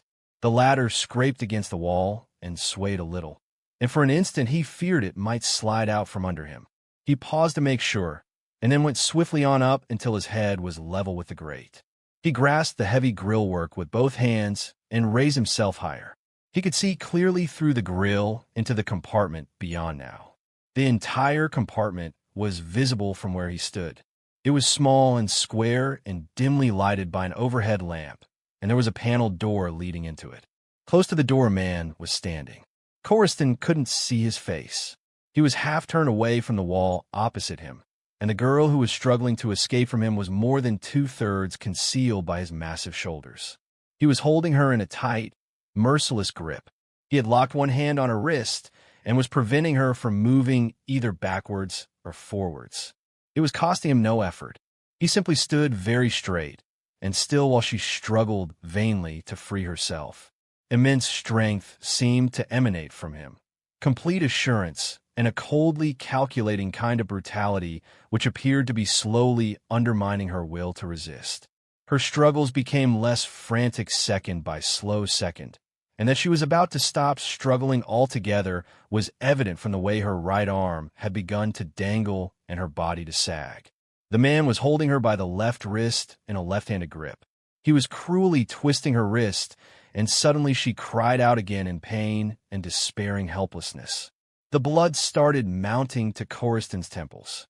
He began tugging at the grate with both hands, exerting all his strength in a desperate effort to dislodge it. It began to move a little, to become less firmly attached to the wall. He could feel it moving under his hands, rasping and creaking as it loosened inch by inch. He was covered with sweat. Already in his mind, he had killed the man, and Helen Ramsey was tight in his arms, happy and alive. The man did not seem to hear the rasp of the grate coming loose. He neither turned nor raised his head. His free hand had gone out and across the girl's face. But if he had struck her on the face, she gave no sign. She did not recoil as if from a blow, and there was something strange about the movement. It was as if the man had reached out to tear something from the girl's face, a veil or a mask. His hand whipped back empty, but his fingers were oddly twisted, as if he had clawed at something that had failed to come free. Corriston pulled back his shoulders, and his posture on the ladder grew more erect. He knew that his exertions might send the ladder toppling, but it was a risk he had to take. The grate was freely movable now. He could move it backwards and forwards, 6 or 8 inches each way, but he still could not rip it completely free. He kept on tugging, his neck cords bulging, the ladder swaying dangerously. The grate could be moved upward now, just a little. No, it was finally coming completely loose. He could move it in all directions and even push it outward at right angles to its base. Twice he heard Helen Ramsey cry out again, and her screams became a goad that turned his wrist to steel. With a sudden, convulsive wrench, he twisted the grate sideways. It came loose in his hands. It was so surprisingly light that an incongruous rage surged up in him. It was cruelly perverse, intolerable, that he should have been so long delayed by a thin sheet of metal that hardly seemed to have any weight at all. He swung about on the ladder and let the grate drop. It struck the floor a few feet from the selector and rebounded with a clang loud enough to wake the dead. The ladder swayed again, and he had to grab the edge of the aperture quickly and with both hands to keep himself from toppling. He pulled himself forward through the aperture on his stomach, taking care not to dislodge the ladder. His temples were pounding and his palms sticky with sweat. He did not look down until he was completely through, dreading what he might see. He passed a hand over his eyes. It was unbelievable, but he had to believe it. The man was gone, and the girl was now alone in the compartment. Had the man fled in sudden fear, knowing that Corriston would be consumed with a killing rage that would make him a more than dangerous adversary? Corriston didn't think so. The man had looked quite capable of putting up a furious struggle. More likely he had disappeared to keep himself from being recognized, or because he had accomplished his purpose. Blind, embittered anger again boiled up in Corriston. Had the man waited, he would have rejoiced and been less angry. He would have taken a calm, deep breath and slowly set about the almost pleasant task of killing him. He felt cheated, outraged. Then his concern for Helen Ramsey made him forget his rage. Had she been felled with a blow, or had she simply fainted? He started down, then hesitated. The ladder first. Before he descended, it was necessary to make sure that the ladder would be in the same compartment with him, set firmly against the wall, directly under the aperture. If he were prevented from leaving the compartment by the corridor door, he might find himself needing the ladder. Without it, he might be descending into a trap that could close with a clang and abruptly imprison him. Getting down into the compartment was the worst part, just putting the ladder in a place and not knowing how badly hurt she was. What if she's dead? He thought. What if he killed her with a single blow? He looked strong enough. He could have killed her. God, don't let me think of that. I mustn't think it. His feet touched the floor. He let out his breath slowly, turned, and crossed the floor to where she was lying. He went down on his knees and lifted her into his arms. She lay relaxed in his arms, face up, quiet, her lips slightly parted. He looked down into her face, and for a moment his mind went numb, became still, so that there was no longer a whirling inside his head, only a chilling horror. She seemed to have two faces. One was shrunken and almost torn away, a shredded fragment of a face. But enough of it remained for him to see the shriveled flesh of the cheeks, the puckered mouth, the white hair clinging to the temples. It was the face of an old woman, but so fragmentary that it could not even have been called a half-face. And even though it had been almost ripped away, it seemed still to adhere firmly to the face to which it had been attached, and to blend with it, so that the features of both faces intermingled in a quite unnatural way. Not quite, though. Helen Ramsey's face was sharper, more distinct. All of the features stood out more clearly. And when Corriston's stunned mind began to function normally again, he realized that the old woman's face had to be a plastic mask. It took him only an instant to remove the ghastly thing from features which he could not bear to see defaced. He had to pry it loose, but he did so very gently, exactly as a sculptor might have pried loose a life mask from the face of a recumbent model. He held in his hand and looked at it, and a little of the horror crept back into his mind. It was the merest fragment, as he had thought. Thin, flexible, a tissue structure of incomplete, aged features, and with an inner surface that was very rough and uneven, as if something had been torn from it.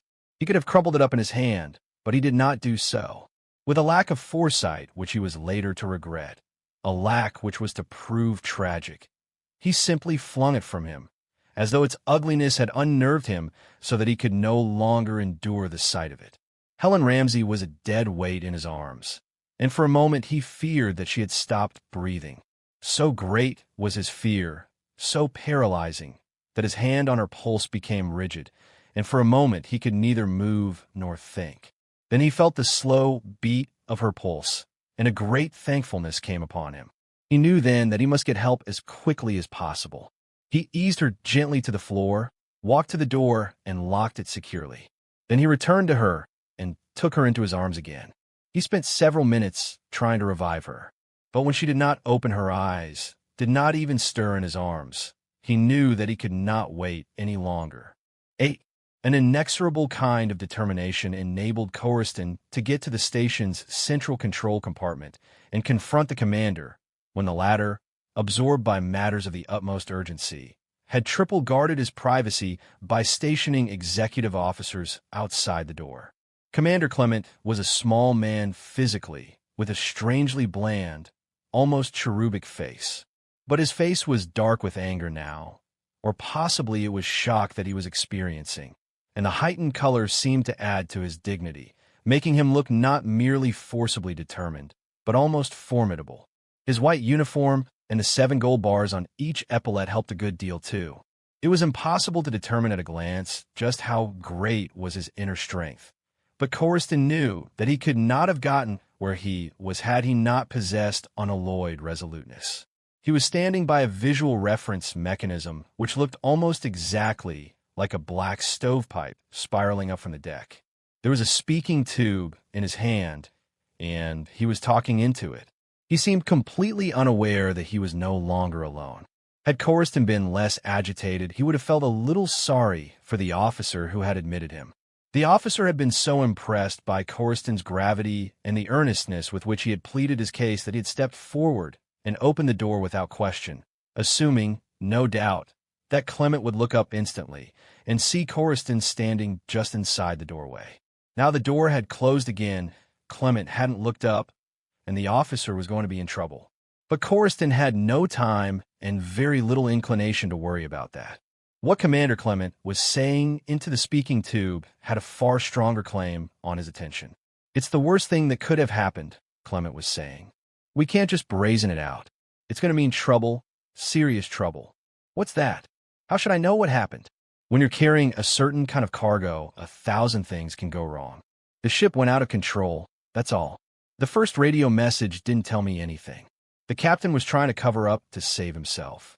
He didn't even want me to know. You bet it can happen again. We got to be prepared for that, too. But right now, Commander Clement saw Coriston then.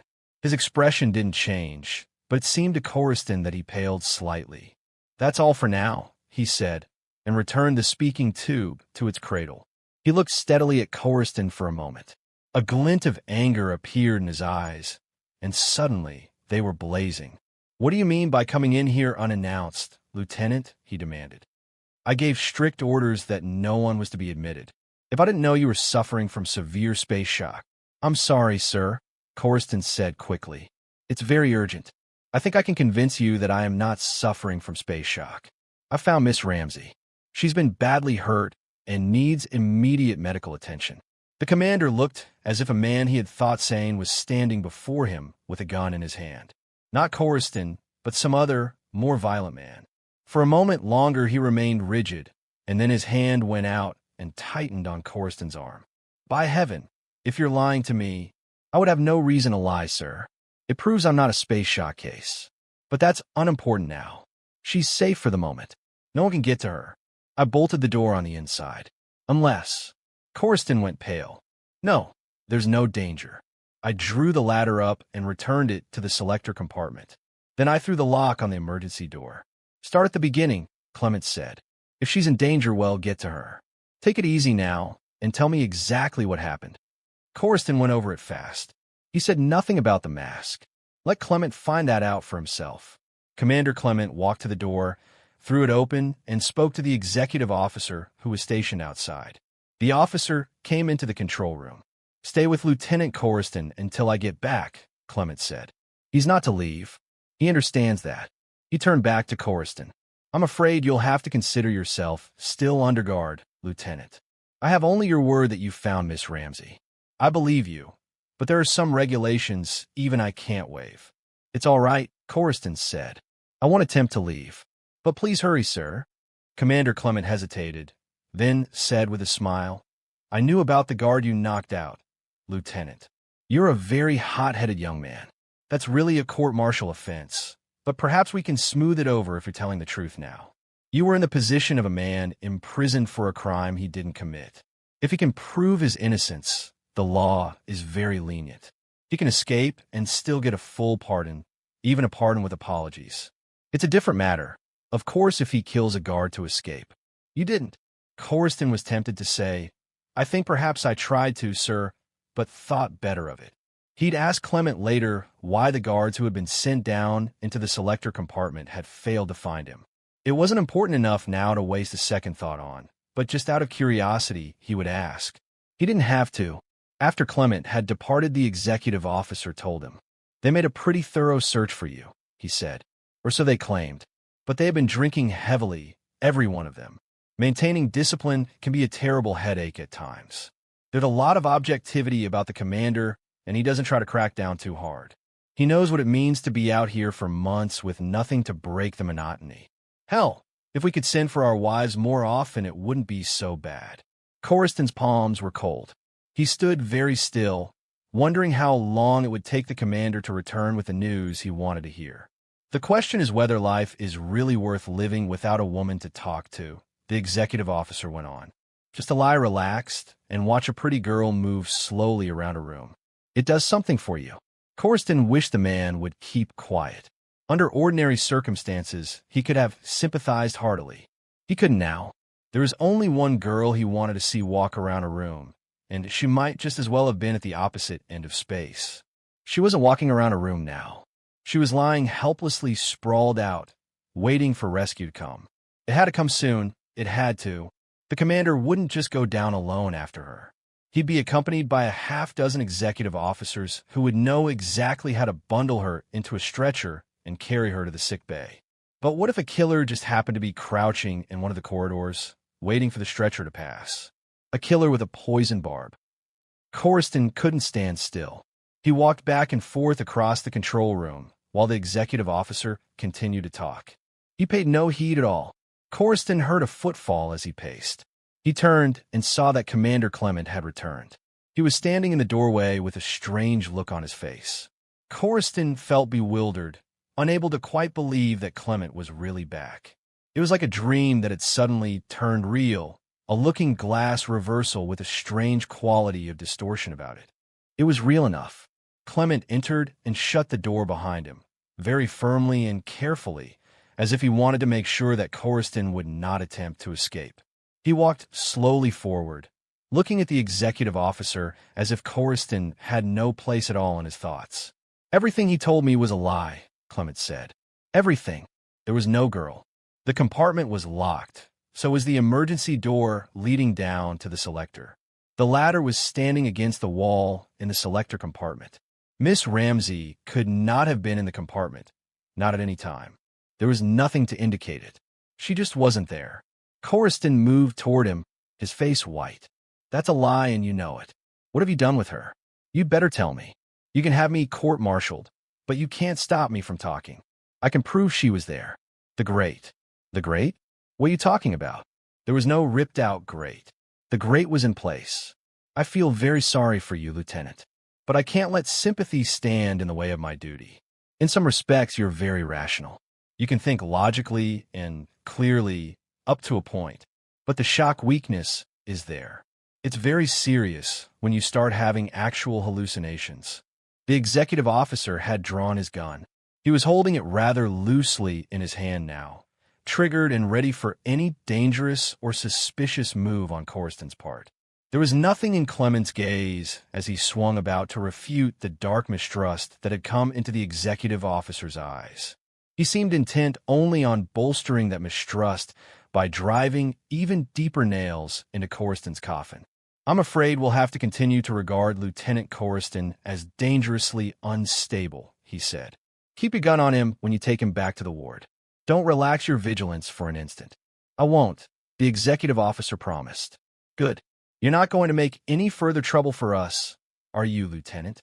The question seemed to call for no answer, and Coruscant made none. He turned slowly and walked toward the door, despairingly aware that a man he had rather liked had fallen a step behind him and would shoot him dead if he so much as wavered. Just as he reached the door, Clement spoke again, giving the executive officer final instructions. He must not be permitted to leave his cell. "Make sure of that, Sims. Post a permanent guard at the door. He must be kept under constant surveillance. If he's the self-destructive type, and I'm by no means sure he isn't, he may attempt to kill himself." 9. May attempt to kill himself. May attempt to kill himself. Coruscant sat up on his cot, his mouth dry, his temples pounding. Had Clement implanted the suggestion in his mind deliberately, with infinite cruelty and cunning? Was Clement really hoping that he would commit suicide? If he took his own life, Clement would stand to gain a great deal. But could Clement be that much of a scoundrel? Was he, in fact, a scoundrel at all? Coruscant knew that he could not afford to succumb to panic. Only by staying calm, by trying to reason it out logically, could he hope to get anywhere. Not at the truth, perhaps, but anywhere at all. Start off with a supposition. The commander was everything that he pretended to be, an honest man with immense responsibilities which he could not delegate to anyone else. A forthright, hot-tempered, but completely sincere man. A little secretive, yes, but only because he took his responsibilities so seriously. Start off by assuming that Clement was that kind of a man. What would he stand to gain if Corriston killed himself? The removal of one responsibility at the very least. It was bad for morale if an officer had hallucinations that vitally concerned the station itself. But a hallucination about the wealthiest girl on Earth wasn't just run-of-the-mill. It could not only disturb every officer and enlisted man on the station, it could have political repercussions on Earth. Clement was already in trouble because of the freighter. The chances were a congressional investigating committee would be coming out. They'd be sure to hear about Corriston. His story would be all over the station, on everyone's lips. If Corriston took his own life, the commander would be spared all that. He'd have nothing to answer for. The entire affair could be hushed up. Or could it? Wait a minute, better give the whole problem another twirl. Even if the commander was a completely honest man, he wouldn't stand to gain too much. He might even find himself in more serious trouble. And look at it in another way. It was hard to believe that a hallucination concerning Helen Ramsey could be much more than a gadfly irritation. If the full truth came out, Clement could clear himself of all blame. Would a man of integrity suggest that a fellow officer take his own life solely to remove a gadfly irritation? Or any irritation, for that matter? It was inconceivable on the face of it. The first supposition was a contradiction in terms. It did not remain valid under close scrutiny, and therefore it had to be rejected. Supposition number 2. Clement was in all respects the exact opposite of an honest man. Clement had something dark and damaging to conceal, was in more serious trouble than he'd allowed anyone to suspect. Clement had some reason for not wanting the truth about Ramsey's daughter to come out. What would he stand to gain if Corriston took himself out of the world? Unfortunately, there were wide areas where any kind of speculation had to penetrate an almost absolute vacuum to get anywhere at all. The situation on Mars? Was there some, as yet undemonstrable link between Ramsey's uranium holdings and the station itself? Was Clement involved with Ramsey in some way? And was Ramsey's daughter a vital link in the chain? Had the accident to the freighter put an additional strain on the chain? A strain so great that Clement had been forced to take immediate, drastic action to protect himself? Corriston tried to remember exactly what the commander had said over the speaking tube. He had tried to listen intently, but he had been too agitated to make much sense out of the few brief sentences which he had overheard. Clement had been speaking in anger and not too coherently, and it had been a one-way conversation, with the replying voice completely silent, or at the very least inaudible. But one thing about the conversation had made a strong impression on him. Clement had not sounded like an honest man with nothing to conceal. On the contrary, he had sounded like a worried and guilty man. Corriston shut his eyes and relaxed for a moment on his cot. It was an uneasy, tormenting kind of relaxation because another thought had occurred to him. What if Clement had not deliberately tried to plant a suicide suggestion in his mind at all? What if he had simply spoken with the malice of a not too kindly man appalled and enraged by a space shock victim who had not only lied to him, but had given every evidence of being dangerously difficult to control? It certainly made sense. There was nothing in the cell which might have enabled Corriston to take his own life, even had he been so inclined. Would not Clement have taken care to introduce into the cell some convenient, readily available weapon? A steel file, perhaps, or even a small spool of wire. A cold dream had begun to take possession of Corriston. Was it true then? Could it possibly be true? Was he hallucinating? He had seen Helen Ramsey go into a ladies' lounge and disappear. He had seen her a second time, and she had worn a mask. The mask was so strange that it would have made 4 men out of 5 question their own sanity. But he had knelt beside her and lifted her into his arms. He had felt the pulse at her wrist. Well, if after that she had disappeared again, was it not more of a black mark against him than if he had failed to touch her at all? All hallucinations seem real to the insane. The realer they seem, the more likely they are to be inescapably damning. Could a warped mind hope to escape from such a dilemma? Was there any possible way of making sure? No, not if he had actually cracked up. But supposing he hadn't. Suppose he had just passed for an instant over the borderline as a result of strain, of abnormal circumstances, and was now completely rational again. In that case, proof would help. Proof could convince him that at least a part of what had happened had been real, that he had not been hallucinating continuously for days. If he could prove conclusively that he had not been hallucinating when he had climbed through the grate, Helen Ramsey's presence beyond the grate would be pretty well established. Even an insane man does not abandon all logic when he performs a complicated act. He is not likely to ascend a 10-foot wall and climb through a grate in pursuit of a complete illusion. Oh, it could happen. Possibly it had happened many times in hospitals for the incurably insane. But somehow he could not believe that it had happened in his case. Right at this moment, he was certainly not in an abnormal state of mind. How could he be when he was able to think so logically and consistently? Being sane now, or at least having the firm conviction that he was sane, would enable him to retrace what had happened step by step. What he were to retrace it in reality, until he came to the grate. If the grate had been ripped out, the torment and uncertainty in his mind would vanish. He would be free then to move against Clement, to unmask and expose him for the scoundrel he was. Free? The very thought was a mockery. He was free for 20 feet in either direction, free to shout and summon the guard. But beyond that, Corriston sat up straight, free to summon the guard, free to summon a man he had dropped to the floor with 2 quick, decisive, and totally unexpected blows. But if he did summon the guard, what then? Could he be doubled up with cramps, the old prisoner's dodge? Get me to a doctor. I think I'm dying. Hell no, not that.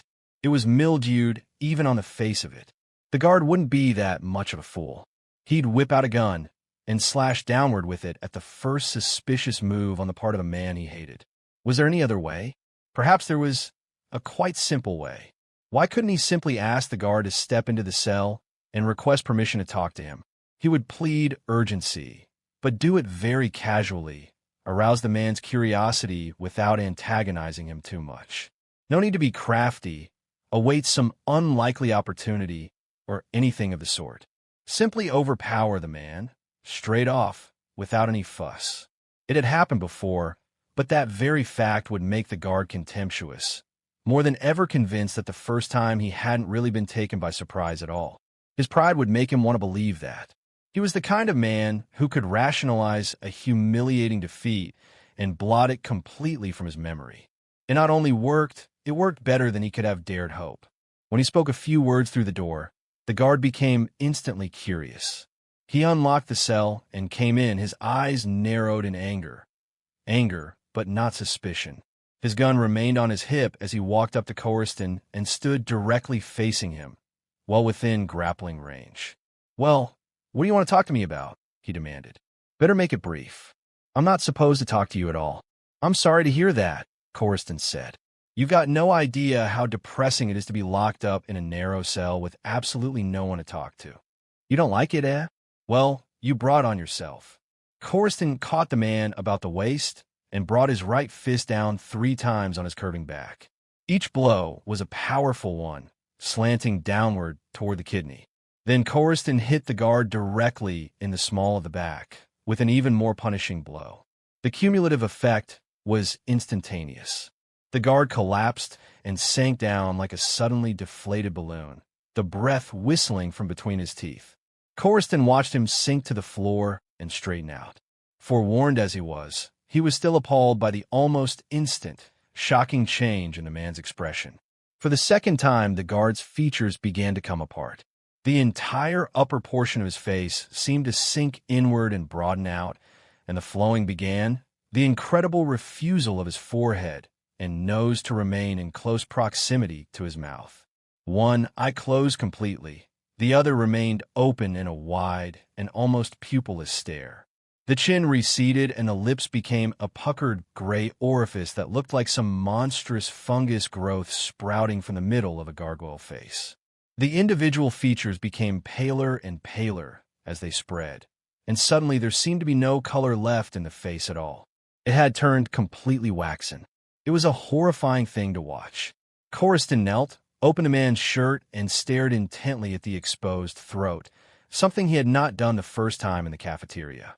The first time he had simply knelt and searched under the shirt with his hand for a heartbeat, which had surprised him by its steadiness.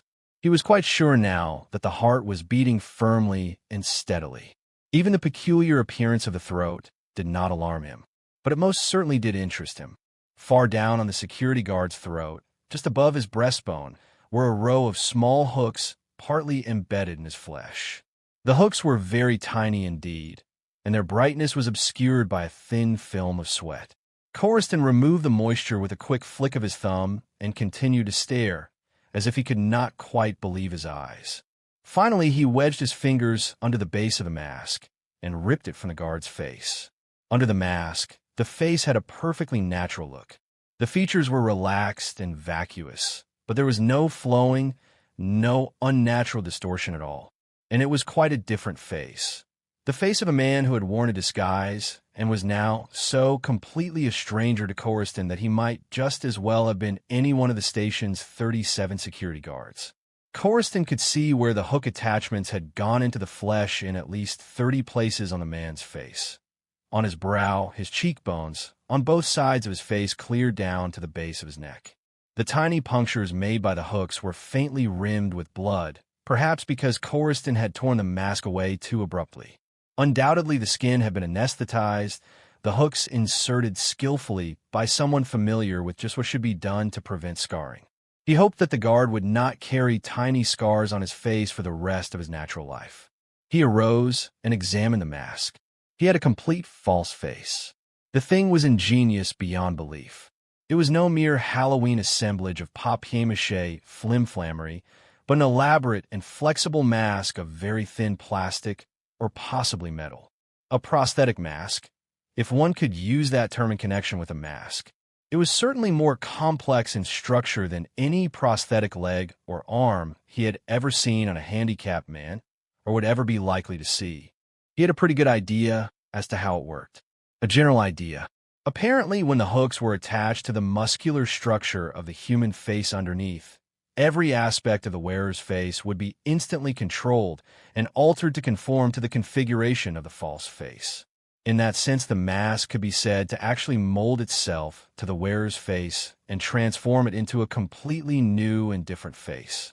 And yet, in some subtle way, the emotions felt by the owner of the real face would be conveyed to the mask, so that it would express with different features very much the same kinds of emotion. Ingenious was scarcely the word for it. It was a miracle of technological science, almost beyond belief. But he could not doubt the reality of what he saw, for he held the evidence in his hand. No hallucination could possibly be that real. The way the mask's surface coloration could change when the wearer's emotions changed was perhaps the most amazing miracle of all. He had seen the guard's color come and go, had watched him redden with anger and then grow pale. It could only mean that there was some mechanically symbiotic, emotion-sensitive electronic coating or skin surface or series of tubes on the inner surface of the mask, which could simulate actual blood flow much like a network of tiny heat regulators. This network would be so responsive to the slightest change in body temperature that the mask would alter its color the instant the wearer experienced fright or grew uncontrollably angry. What made it seem logical and even likely was the fact that caloric changes do occur in just such a fashion in the human body with every shift from anger to grief or from pain to shock. There was nothing simple about the inner surface of the mask. It was a maze of complicated gadgetry concentrated in less than 8 inches of space, perhaps 30 or 40 separate mechanisms in all, some as tiny as the head of a pin, and others about 1 inch in width. When the wearer became unconscious, the mask seemingly lost its integrity. The gadgets either stopped functioning or ceased to function properly, and the false face became a dissolving, hideous caricature that bore little or no resemblance to the human countenance in repose, or even to the human countenance convulsed with sudden shock. How incredibly blind he had been in failing to suspect the existence of a mask when the guard's face had grown unnatural and ghastly in the cafeteria. He had taken it for granted that it was the man himself who had changed. Fortunately, he was spared now from making the same mistake twice, and he took full advantage of the fact. He knelt again and began the by no means easy task of removing the uniform. He had to lift him up and turn him over twice, and each time the man groaned and stirred a little. He seemed on the verge of coming to, but Coriston shut his mind to the possibility until the last of the man's garments had been tossed in a pile on the floor. He quickly took off his own uniform then, and carefully and methodically arrayed himself as a guard, taking care to leave the coat unbuttoned at the throat, and even going so far as to draw on the heavy woolen socks and attach to his wrist the guard's metal identification disc. An audacious thought occurred to him, but he dismissed it at once. He could not attach the mask to his own face.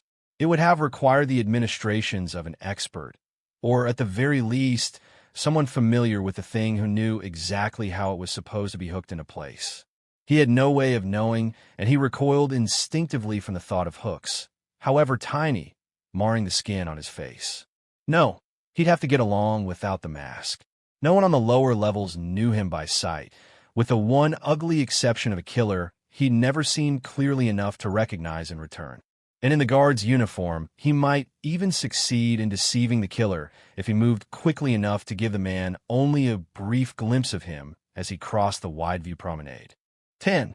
Coriston stared down at the still, unconscious guard, lying stretched out unclothed on the floor of the cell. Then he turned, patting the guard's gun, which now nestled in its transferred holster on his angular, bony hip. Well, there were perhaps even worse ways of ending up, and it was certainly a destiny almost universally shared. He walked out through the open door of the cell without a backward glance. He had changed his plans completely now.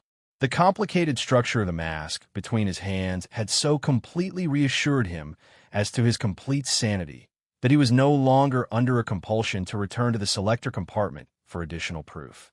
All of the pieces were coming together and melting into a pattern that remained obscure only because there was still so much about it that he did not understand. He knew there was a killer loose on the station, the same one who had been loose on the ship that had taken him to the station.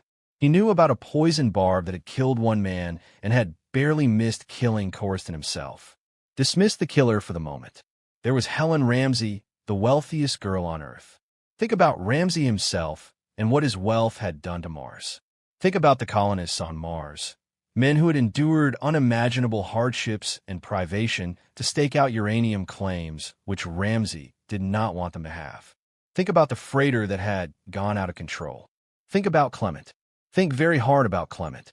The tragedy had shaken him, had given him the look of a very guilty man. He had not wanted it to happen. He had been alarmed, appalled. Yes, think about Clement, that very secretive man. The killer? You can't get rid of him, can you? He keeps coming back into your mind. The killer had not tried to spare Helen Ramsey. He had killed her bodyguard and ripped a mask from her face. No attempt at protection there. But Clement could not have known about that. He had evidently been searching for Helen Ramsey himself. The news that she had been found had startled him, had given him a visible jolt. Coriston did not think that the pattern would dissolve. A few of its features were becoming too clear now, the implications too inescapable. There was something going on that was ugly at the core of it, and the coming of the killer had simply brought it out into the open. Not too much into the open as yet, perhaps, but the handwriting on the wall had at least become almost readable. Perhaps the accident to the freighter had also helped to bring it into the open. In some obscure way, everything seemed to dovetail. Ramsey, the situation on Mars, Clement, and the freighter, a twice disappearing Helen Ramsey, and an accusation of space shock which was completely false and unjustified. Each seemed to hover just above the center of a very definite pattern. And so did the masks in particular. Think hard about the masks and what the very existence of such masks on the station implied. The masks could only have been designed to cover the darkest deceit, to cover the most terrifying treachery. How many officers and enlisted men on the station were wearing masks? How many? And why? Was every officer on the station wearing one? If the masks were thought necessary, if their employment had been made mandatory, there could be only one explanation. Every officer and every enlisted man was masquerading. The station was officered and manned by a word he'd never liked from a dictionary of obsolete American slang came unbidden into his mind. Phonies. The thought staggered him. For a moment he rejected it as inconceivable, outside the bounds of reason. But it remained on the perimeter of his consciousness and would not be dislodged. It came back and set itself down where its dominance over his mind could not be contested. What else could it mean? Masks have only one purpose: to enable the wearer to avoid being recognized. Quite obviously, the phony officers could be wearing masks for only one reason: to conceal their real identities while they manned the stations, carrying on the tasks of the men they had displaced, carrying on the tasks of the rightful officers, but with a difference. And that difference would almost certainly be criminal activity on a wide and daring scale. The only question remaining to be answered was, how high did that activity ascend? Did it ascend to the very top, to Commander Clement himself? Fortunately, the violence of space is a controlled violence, and determined men can slip through it with tools and building materials. They can base themselves on zero-gravity construction rafts and take refuge in pressurized crevices, go floating along steel girders 500 feet in length until there has been assembled the greatest of all miracles: a manned space station 1,000 feet in diameter, encircling Earth at a distance of 1,500 miles. The station had not been built in space. It had been built on Earth section by section. However, the final task of putting it together had been left to the floating men in their fishbowl helmets, the suicide brigade with their incredible vacuum equipment and remote control welding arms. 57 sections had been built on Earth over a period of 5 years, 34 in the eastern United States, the rest in scattered localities from Chicago to the Gold Coast. They had all been sent up by step rockets into the same narrow orbit around Earth. They were 57 sections crash landing in a total vacuum, weightless, and yet with sufficient mass and inertia to keep them in close proximity until the great task could get underway. The assembled station was cone-shaped, and it had been a colossal undertaking to keep it from developing stress defects over a third of its bulk during the early constructional stages. Under the guidance of experts, the problem had been solved, but at a tragic price.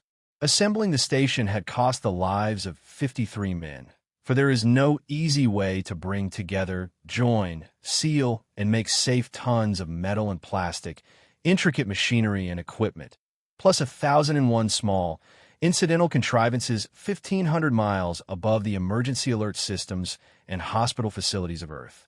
Some of the men who had lost their lives had been blown out of transport rocket tubes by mistake.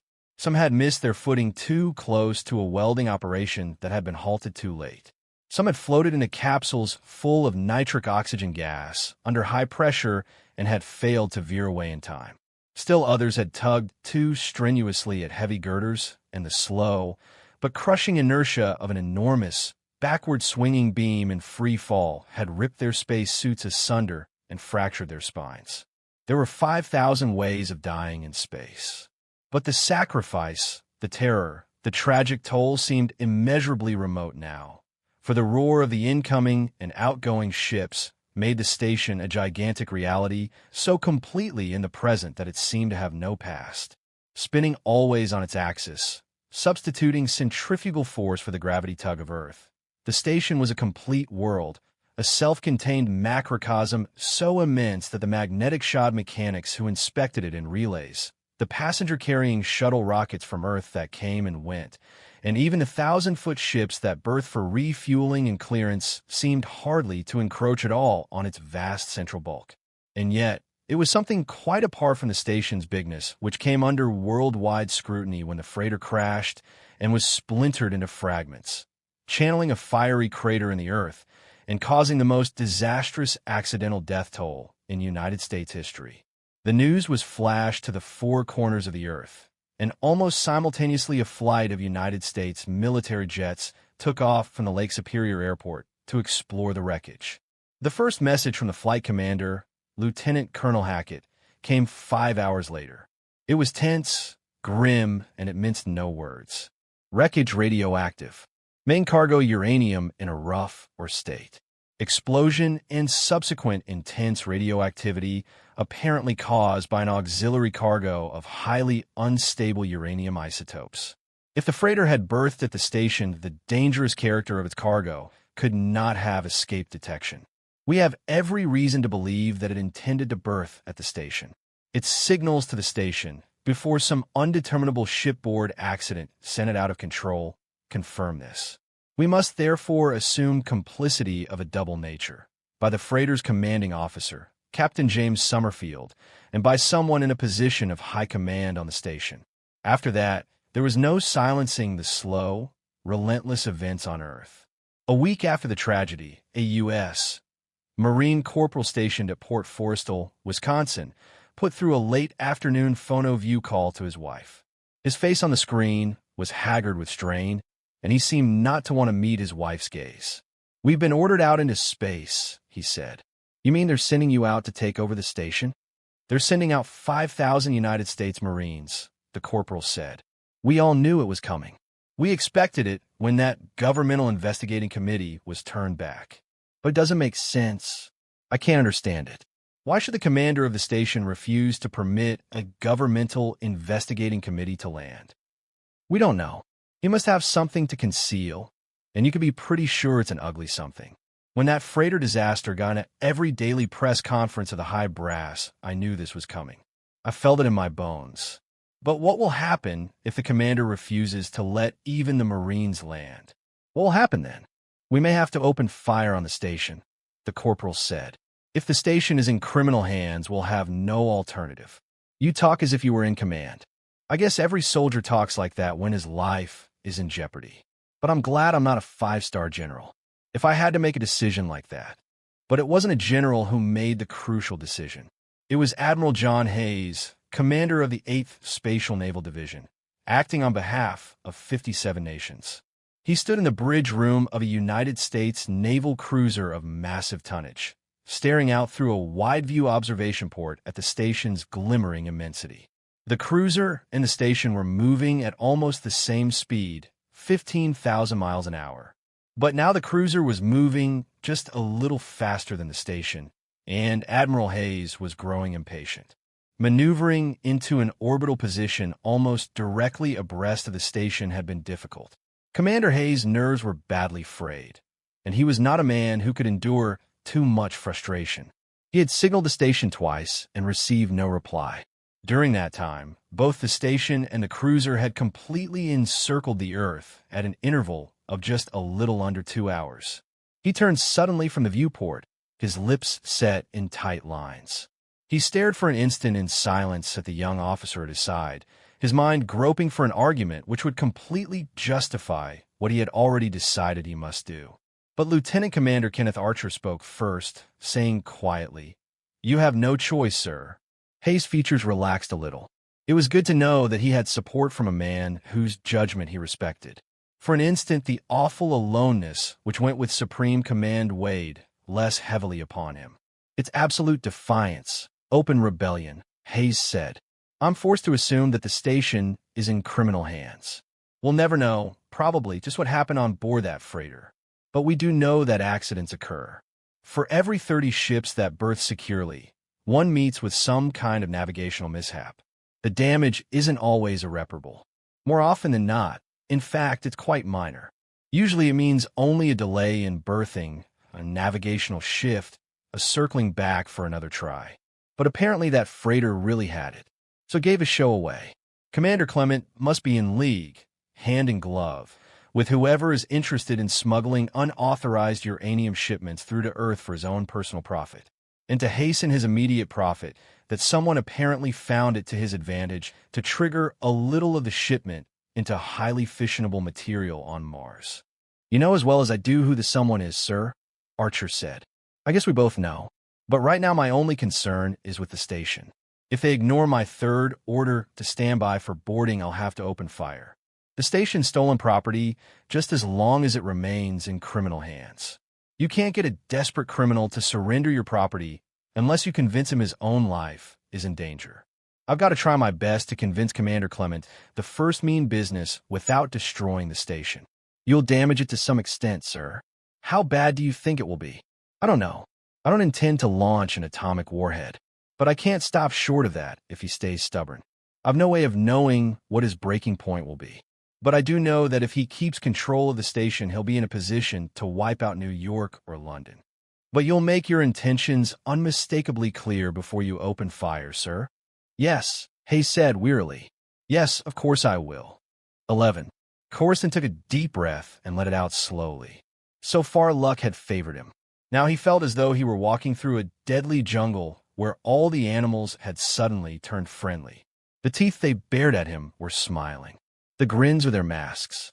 But the commander didn't pretend at all, whoever the commander really was.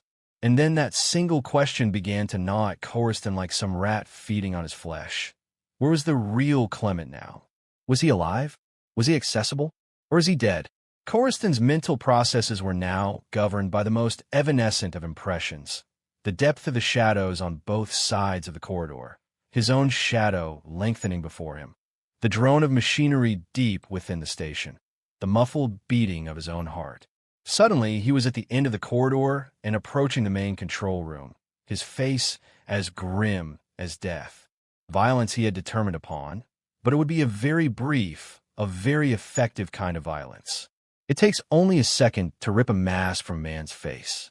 Something was happening just outside the main control room door. The 3 executive officers guarding the door had moved 8 or 10 paces down the corridor, and the door itself was standing ajar. The executive officers had their backs turned to Coruscant and were making no attempt to conceal their agitation. They were very pale, at least one of them was. 2 had their backs completely turned, but Coruscant caught a brief glimpse of the third man's profile, and it seemed completely drained of color, as if the mask had stopped mirroring emotion artificially and had allowed the wearer's actual pallor to seep through. Coruscant glided quickly to the door, passed through it, and shut it very quietly behind him. The commander had his back turned too. He was standing before the viewport, staring out into space. But the commander did seem dazed, did seem stunned. Coruscant could tell by his posture, by the way he held his shoulders, by the utter rigidity of his neck. Then he saw it, the long cylindrical hull touched by a pale glimmer of starlight, the circular, glowing ports, the massive, atomic projectile launching turrets at its base. He saw it through the viewport, saw it past the commander's stiffening shoulders. An American war cruiser of formidable tonnage and armed with sufficient firepower to shatter a small moon. All right, let the big dark contain it for a moment, poised out there, ready for any contingency. Right at the moment, a scoundrel must be unmasked in a very stark way. Whatever trouble he had brought upon himself, he must be made to face it now without the mask. Coruscant unholstered his gun and walked toward the commander across the deck. He came up behind him and thrust the gun into the small of his back. "Turn around," he ordered. "Don't make any other move.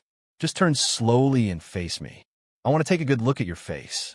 If the commander was startled, he didn't show it. Perhaps the war cruiser had dealt him such a crushing blow that he was no longer capable of experiencing shock. Or his control may have been extraordinary. Coruscant had no way of knowing, and it didn't concern him too much. He was chiefly interested in the commander's eyes. He had never before seen eyes quite so piercing in their stare or narrowed in quite such an ugly way. The commander spoke almost instantly, and his voice had a steel-cold rasp. "Well," he said, just a few words, just the shortest possible question he could have asked. Coruscant said, "You're wearing a mask, aren't you, Commander?" The impostor's expression did not change, but his hand went instinctively to his throat. "Remove your tie and unbutton your collar," Coruscant said. The man made another quick gesture with his hand in the direction of his throat, but it seemed involuntary, protective, for he did not touch his collar. Coruscant shifted his weapon a little, moving the barrel upward until it pressed very firmly against the commander's breastbone. He reached out and unbuttoned the commander's collar with his free hand, very quickly and expertly. He was staring at the tiny hooks at the base of the mask when something happened which made him regret that he had not followed his original intention of instantly ripping the mask from the man's face. The door opened, and the 3 executive officers came into the control room. For an instant, they seemed neither to see nor understand the situation. They must have seen Coruscant, but the fact that he was wearing a guard's uniform may have given them the idea that he had every right to be there. The gun was concealed from view, and the commander was standing very quietly by the viewport and quite obviously incapable of making any move, simply because the slightest move would have endangered his life. So the executive officers went right on talking for an instant, half to themselves and half to the commander, just as if Coruscant had not been present at all. "If that cruiser lands, Ramsay's goose is cooked, and ours is too," a tall officer said. "The instant that freighter crashed, I knew they'd find out quickly enough how the ships had been carrying smuggled uranium. I knew that under pressure, half of our captains would talk, and the crews too. All the government would have to do is check, and they'd find out that we're Ramsay's men, all of us. They might even now know about the masks." "Why not about the masks?" another officer joined in. "Ramsay paid for the research that went into them, didn't he? Big tycoon, fingers in a dozen pies. When the secret's out, and he puts them on the market, he'll make important money out of it. But we'll be in prison with just our own faces staring back at us from a steel wall. Don't worry about that. Ramsay won't profit from the manufacture of masks. He won't even profit from the false uranium clearance we gave him. If that cruiser is allowed to land, he'll be in prison with us. Better think that over, Commander. You refuse to let the governmental investigating committee land. If a single soldier sets foot on the station, we're done for. It's not too late to do something about it. That cruiser can only berth by overtaking us. If we change our orbit fast and start blasting at them with our rear-adjusting rockets, they'll have to keep their distance. Aren't you forgetting something? A single atomic warhead could blow the station apart. We gotta risk that. They'll think a long time before they'll go that far. The station's not expendable. If we change our orbit, we can still make contact with a Mars ship that's due to berth in an hour. We gotta get back to Mars and whatever protection Ramsay can give us. We'll have his daughter with us. He'll be so glad to see her. He'll go out on a limb to protect us. He'd go out on a limb anyway. He'd have to in order to save himself. But sure, we'll take the girl. No harm in that. He knows she's here and we'll be expecting her. He'll thank us for taking things so quickly in hand. If that crazy lieutenant had made his story public, that cruiser would have been out there anyway, perhaps even sooner. They'd have wanted to know on Earth why anyone would want to harm Ramsay's daughter, something we don't know ourselves. Coruscant decided then that he'd kept silent long enough. He returned his gun to its holster and walked up to the three executive officers, completely ignoring the commander. He heard the commander threaten him in a low tone, heard him say words which would have caused some men to pause in fear. But Coruscant did not turn. There was stunned disbelief in the eyes of the three men facing him. He spoke quickly, knowing that he had only a moment before the commander would see that he was seized and restrained. He had to make sure that the three would hear him out, that the commander would not be instantly obeyed. Perhaps he couldn't make sure, but at least he could try. "I'll make a bargain with you," he said. "I've done reckless things, but I'm not a complete fool. You're going to prevent that cruiser from berthing, and I won't be able to interfere. I'm just one man against several hundred. All three of you are armed. If I started shooting, I'd get perhaps two of you, no more. Then you'd kill me. I haven't even the advantage of surprise. I gave that up because I can't believe you're complete fools either. First, I want to see Helen Ramsay. I want you to let me talk to her. And when the Mars ship berths, I want to go to Mars with her. I have something to offer in return." One of the officers stared at him, tightened his lips, and stared harder. "Good God," he muttered. "Good God. A bargain. You must be out of your mind. What did you possibly offer? If you had a gun trained on us." "A witness in your defense," Coruscant said. "A witness who will stand up in court and swear that you did try to protect Helen Ramsay, that you save her from a very great danger. You may think that you do not need a witness now, but before the year is out, Ramsay will be on trial for his life. His wealth won't save him. They know too much about him now. That freighter explosion killed too many people. The public outcry will be too great. If you stay on Mars, you'll be hunted down like wild animals. They'll get you in the end, and you know it. You'll be brought back to Earth. You'll stand trial." Coruscant paused for the barest instant, knowing that the commander too was listening, knowing from the absence of sound and movement behind him that his words were being weighed. "I think you know that I would not break my word. I'll stand up in court and defend you under oath. I'll be speaking the simple truth. You did save Helen Ramsay from a very great danger. You probably saved her life. That is sure to weigh in your favor with any impartial judge and jury. You won't get the death penalty. I can promise you that." It was the commander who spoke first. He said, very quietly, "He's right, of course. Completely right." One of the officers nodded. "There's no reason why we shouldn't let him talk to the girl. We can decide later whether we like his offer. We're going to like it, the commander said, coming around in front of Coriston. He has more sense than I would have given him credit for. So have you, Commander, Coriston said, and meant it. The commander's eyes were still hostile, unfriendly, but the cold rage had gone out of them. All right, he said. Let him see the girl now. Make sure a guard is stationed at the door. Keeping that cruiser from berthing won't be easy. They'll keep the station under fire with small projectiles, even if they don't attack us with atomic warheads. They'll risk some damage just to throw a scare into us. The officer next to Coriston nudged his arm. All right, he said, but remember this when you talk to her. She doesn't know the truth about us. She doesn't even know we're wearing masks. We'd like it better if you didn't say anything about it. Whether she knows it or not isn't too important, Coriston said. I suppose you wouldn't care to tell me what you've done with Commander Clement and the other officers. No, we wouldn't care to tell you. Anything more? I guess not, Coriston said. Take me to her. 12. He was staring at her across a shadowed room, with the pale glimmer of a cabin viewport above her right shoulder. A very small port that looked like a full moon glimmering high in the sky through a sea of mist. Her face was very white, and she was staring back at him as if he had come suddenly out of nowhere. She hesitated only an instant and then walked straight toward him, walked right up to him, and touched him gently on the face. I'm so glad, she said. She drew back then and looked at him and smiled. I was afraid you were in trouble because of me, she said, some terrible kind of trouble, and I couldn't help you at all. I kept blaming myself for everything foolish that I had ever done, going way back to the day when I broke my first doll, deliberately and spitefully, because I was a very headstrong little girl. I'm afraid I've always been pretty headstrong myself, Coriston said. But being a boy, I naturally couldn't break dolls. I just wrecked the family's peace of mind. We all go through life with a great deal of foolish luggage, she said. And sometimes you have an impulse to just drop everything and run away. I can understand that, Coriston said. But did you have to run away quite so fast? It's hard to believe it was for anybody's good, including your own. It might have been, she said. It might have been for my good, and then later, partly for your good.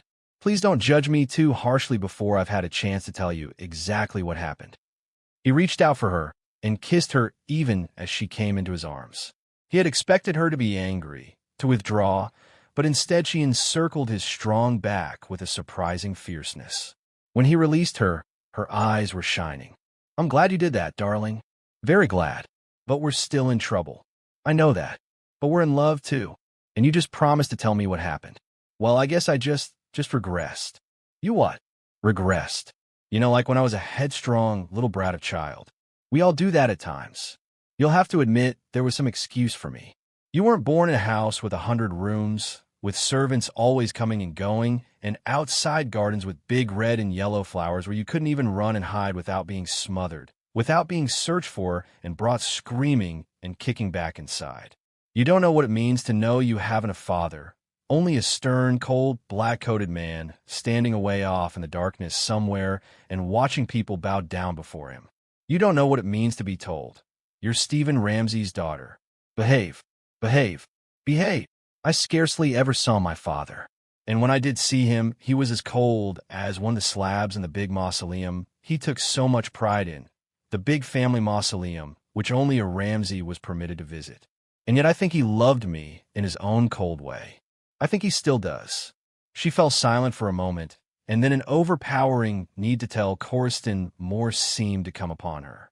I was never allowed to see young men, not even to go for a ride in the park. Any one of them might be a fortune seeker, because no young man, even if he is madly in love with a girl, can quite shut his eyes to wealth as one additional reason for loving her. So I never saw any young men. I wasn't permitted to even go to a dance or walk in the moonlight on a balcony. I want to go to dances, want at least one young man to kiss me damned hard. Sure you did, Coriston said. I understand. I'm going to stop right there, darling. I could tell you what it means to be free to travel anywhere in the world and to see all of the white and shining cities and to be intoxicated by beauty and to know at the same time that you're not free, can never hope to be free as other people are free. And that's why you ran away. Yes, Darling, yes, and because that bodyguard was a complete fool. He was just one of 30 bodyguards my father had hired to protect me, year after year. But he was the biggest fool of all. He drank too much and he talked too much. Finally, I made up my mind that I would be better off if I went on to Mars alone. My father had told me I could come. The trip had been carefully planned down to the smallest detail. I was to travel incognito. I was to keep to myself until I arrived at the station, and no one was supposed to know I was even on the ship, not even the captain. I'm quite sure he didn't know. I think the invitation to his cabin was a complete fabrication. In fact, I'm sure it was.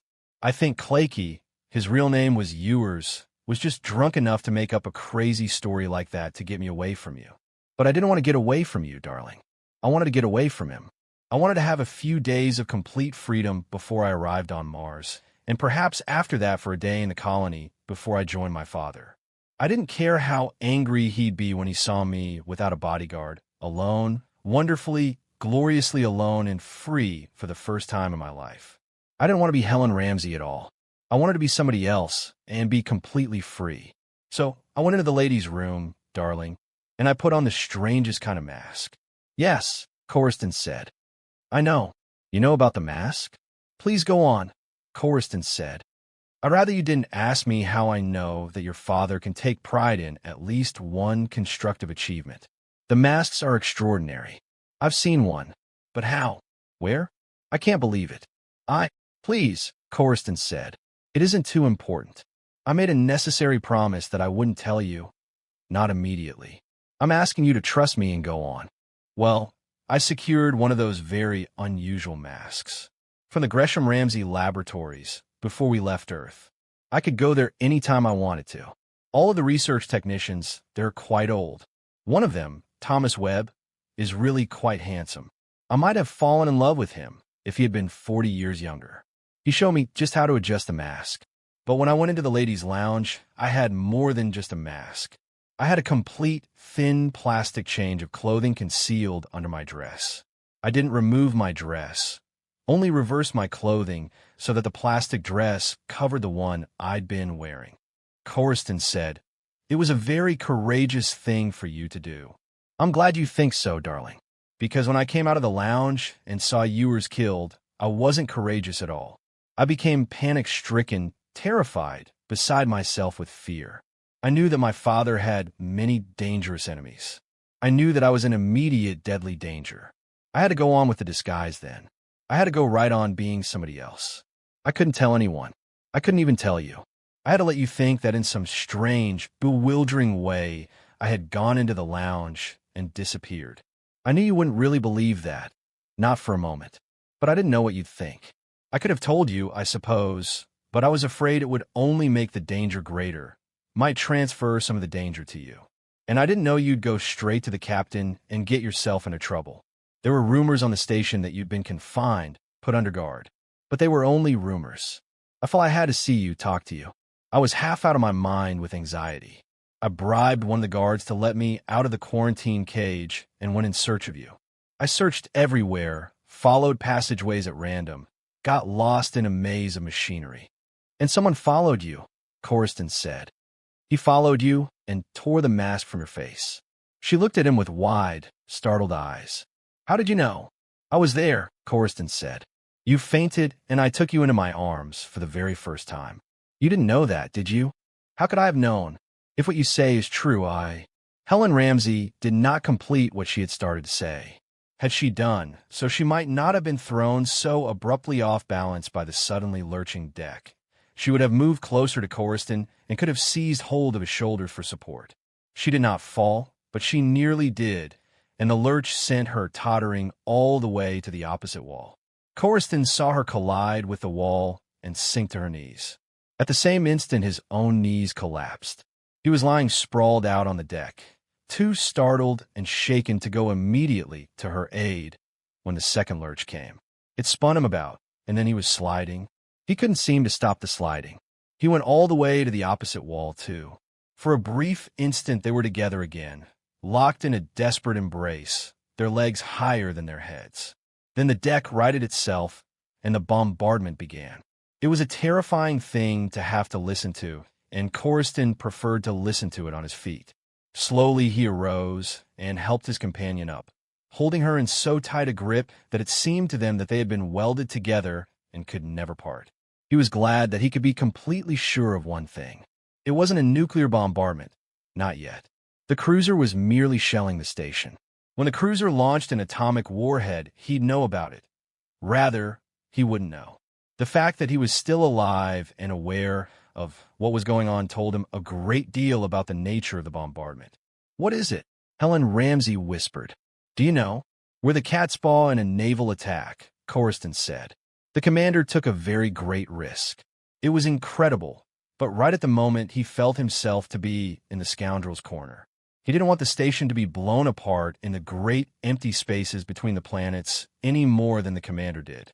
When Corriston reached the viewport and stared out, the cruiser was following the station far off to the side, in an obvious effort to outmaneuver it by maintaining a parallel rather than a directly pursuing course. But it was not escaping the swiftly turning station's stern rocket jets. Blinding bursts of incandescence spiraled toward it through the void, and once or twice scored direct hits. He saw the cruiser shudder throughout its length, and then draw back, almost as if it were endowed with life and had nerves and arteries that could be ripped apart. There were mechanical arteries that could easily enough be ripped. For an instant, Corriston stared with a strange kind of detachment, freed from the terrible tension and uncertainty by his absolute absorption in the battle itself, freed from the almost mind-numbing sense of participating in a struggle that could end in utter disaster for station and cruiser alike. He knew that if the cruiser maneuvered in too close, the puffs of flame from the station's jets could turn into superheated gases roaring through space, destroying everything in their path. The station, too, was only a pulse beat from fiery annihilation, and a pulse beat could be terrifyingly brief. But the decision had been made, and there could be no turning back. Aboard the cruiser, the decision had certainly come from very high up. Corriston turned the thought slowly over in his mind, still in the grip of his strange detachment. Just what did very high up mean? It had to mean a conflict of personalities, the hot-headedness or stubbornness or glory-seeking that went with every decision made by strong-willed men. Aboard the cruiser, someone had acted, after consultation, on just an impulse, in blind rage, because the station had ignored a warning that had been repeated twice. There was no way of knowing. But on the cruiser, men were dying. That was important, too. Just how reckless had the decision been? In space, military science has never been an exact science. Sonic echoes alone can kill, and in a pressurized compartment, blow-ups happen. Jet supports can be placed at the best of all possible angles and still fly off into space. Compressed air shot out of pressure vents can turn bone and flesh into soft, oozing jelly. The cruiser was changing its course again. It had failed in a maneuver, twice repeated, to draw close at almost right angles to the station, and had taken terrible punishment from below, above, and straight ahead. But the cruiser was still firing, and Corriston not only saw the bursts of flame, he felt the blasts in his eardrums, his brain, and the soles of his feet. And suddenly he saw flames darting out directly beneath him, and knew that the station was on fire. Corriston knew that at any moment he could be smashed back against a bone-crushing wall of metal. He could be pulverized, asphyxiated, driven mad. And the fear in him, the fear that he wouldn't be able to control, would be a two-edged sword. There is no pain more ghastly than the final burst of agony that came with a burst-open nervous system. It was the most horrible way to die. But even dying that way wouldn't be half as bad as watching the woman he loved die. Almost as if aware of his thoughts, Helen spoke to him for the first time since he had crossed to the viewport. "It's very strange, darling. I'm calmer now than I have ever been. I guess it can happen if you love a man so very much that you know your life would have no meaning if anything should happen to him. It's like facing up squarely to the fact that you no longer have any existence apart from him. I've done that, darling, and I'm not afraid." There was silence in the cabin for an instant. Then another shell exploded, and another, and another. Corriston felt light and dangerously dizzy. It was amazing that he had not been hurled to the floor, still more amazing that he could have remained for so long motionless in just one spot. Then, abruptly, the bombardment ceased. There was no sound at all in the cabin, just a silence so absolute that the roaring in Coruscant's ears was like the sound made by an angry sea beating against vast stone cliffs in a world that had ceased to exist. There were no longer any exploding white stars coming from the cruiser. It was dwindling into the blackness of space, giving up the battle, conceding defeat. It became thinner and thinner. Suddenly, only the reef remained. Where the cruiser had been there stretched, only empty space. Coruscant turned from the viewport. He crossed the cabin to the cot, swaying a little, but only from dizziness, and sat down and drew the girl in the cot close to him. He held her tightly, saying nothing. 13. Coruscant was still sitting on the cot when the door opened and the commander and 2 executive officers came into the cabin. He was not too surprised, for it had been somehow almost impossible for him to believe that the commander could have been killed. A scoundrel's luck and a drunkard's luck were often very much the same thing.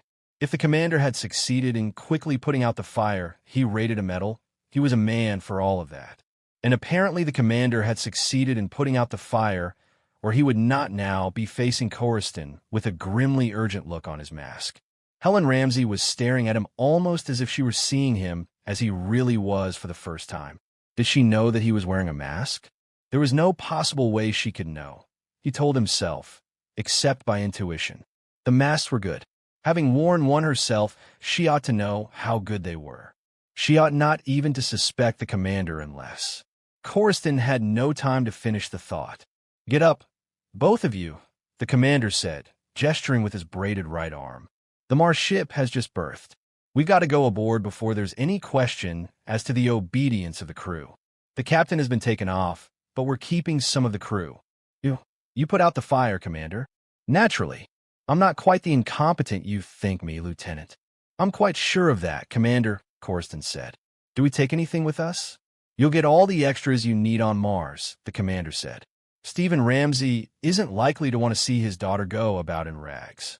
Coruscant decided that the wisest thing he could do was to take the commander at his word in every important respect, for the moment, at any rate. There was the little matter of a killer still at large somewhere on the station, and the quicker they were in space, the safer Ramsay's daughter would be.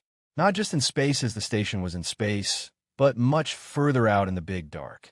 "All right, Commander," he said. "Let's get started." Getting started took very little time. A great thankfulness came upon Coruscant when he saw the smooth, dark hull of the Mars ship looming high above him, a 1,000-foot-long cylinder of inky blackness against a glimmering wilderness of stars. The ship was berthed securely beneath a towering network of telemetric aerials, on a completely circular launching platform that was like a saucer in reverse, with a contractable metal ramp leading up to the wide-open, brightly lighted boarding port at its base. There were steps on the ramp, but Coruscant knew that when the structure was drawn back into the ship, it would collapse like a house of cards, folded back upon itself. Helen Ramsay ascended first. Coruscant made certain that she would, by getting in the commander's way, with a convincing show of accidental clumsiness. He pretended to stumble as he began the ascent, to be all hands and feet. The commander swore softly, and Coruscant was quite sure that he had not been deceived.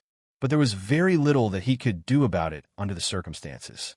He had to let Ramsay's daughter climb the ramp first, and she was almost at the top before Coruscant started up. Coruscant was halfway to the top, and the commander and the impatient, tight-lipped executive officers were just starting up when 3 tall figures emerged from the darkness at the base of the ramp. The attack took place so quickly that it was over almost before it started. The commander and the executive officers didn't have a chance. One of the emerging men had a gun, and he shot the commander in the stomach with it at almost point-blank range. The commander sank down, clutching at his stomach, bent nearly double. Even from where Coruscant was standing, he could see the blood trickling down his right leg. The terrible dark wetness directly over the wound was, of course, invisible, completely concealed by the commander's tightly laced arms. The startled, badly frightened officers turned and tried to get away, but they didn't get far. The man who had shot the commander picked them off like clay pigeons, one by one, as they fled. His two companions did not even seem to be armed. They just stood quietly watching the executive officers die. They died on the launching platform and on the smooth deck beyond, two of them simply dropping in their tracks, a third sprawling grotesquely, and the last staggering on for a few paces. There were 4 executive officers, and not one escaped. It was butchery, pure and simple, cruel, savage beyond belief. Helen Ramsey was already on the ship, and there was no possible way for him to get her off. The thought that he was himself in the deadliest kind of danger never even crossed his mind. The killer returned his gun to its holster very slowly and deliberately, and then he took it out again. It was a very strange gesture, when every passing second must have been of vital importance to him, but it revealed something very unusual about the man. He evidently liked to feel that he had completed one job and packaged it to his entire satisfaction before going on to another. It was that more than anything else which jolted Corriston into complete awareness and made it impossible for him to doubt the reality, the utter horror of what had taken place. The killer had gestured to his companions, and he was coming up the ramp. He came slowly up the ramp, and for the first time Corriston saw his face. It was not a face that he would ever forget or ever want to forget. It was the face of the man he had grappled with in the dark and seen once in the light. But now his features were turned away. It was exactly the kind of face which Corriston had pictured him as having, except that it was just a little uglier looking. The slant of the cheekbones even crueler, harsher, the eyes more venomously narrowed, the mouth an uglier gash. "All right, Lieutenant," he said, gesturing with the gun. "Go on ahead. Go on board. We're going to need you to help pilot this ship to Mars." 14.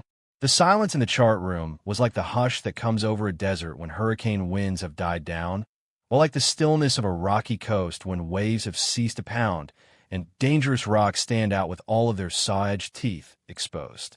It was extraordinary how, at the point of a gun, a man could think and act almost automatically and postpone making any decision at all. It wasn't cowardice. Corriston was quite sure of that. He felt only anger, deep, relentless, all-consuming. Sweat oozed in droplets from his brow, but it was the heat and the tension which made his skin stream with moisture. There was no immediate fear in him at all. He'd kept fear at bay by refusing to let his mind leap ahead. Only the gun at his back mattered, and just why it should have mattered so much was the only thing that puzzled him. It did not occur to him that what some men dread most is the fear of dying too abruptly, without foreknowledge and with just a second's glimpse of something cold and deadly before the final blackout. A gun had that kind of power. The man with the gun had asked Corriston a great many questions, urgently practical questions that dealt with cold statistics concerning zero gravity, solar radiation, space drift, and the length of time it would take to reach Mars if a single pilot took full advantage of the automatic controls and never allowed himself to become reckless.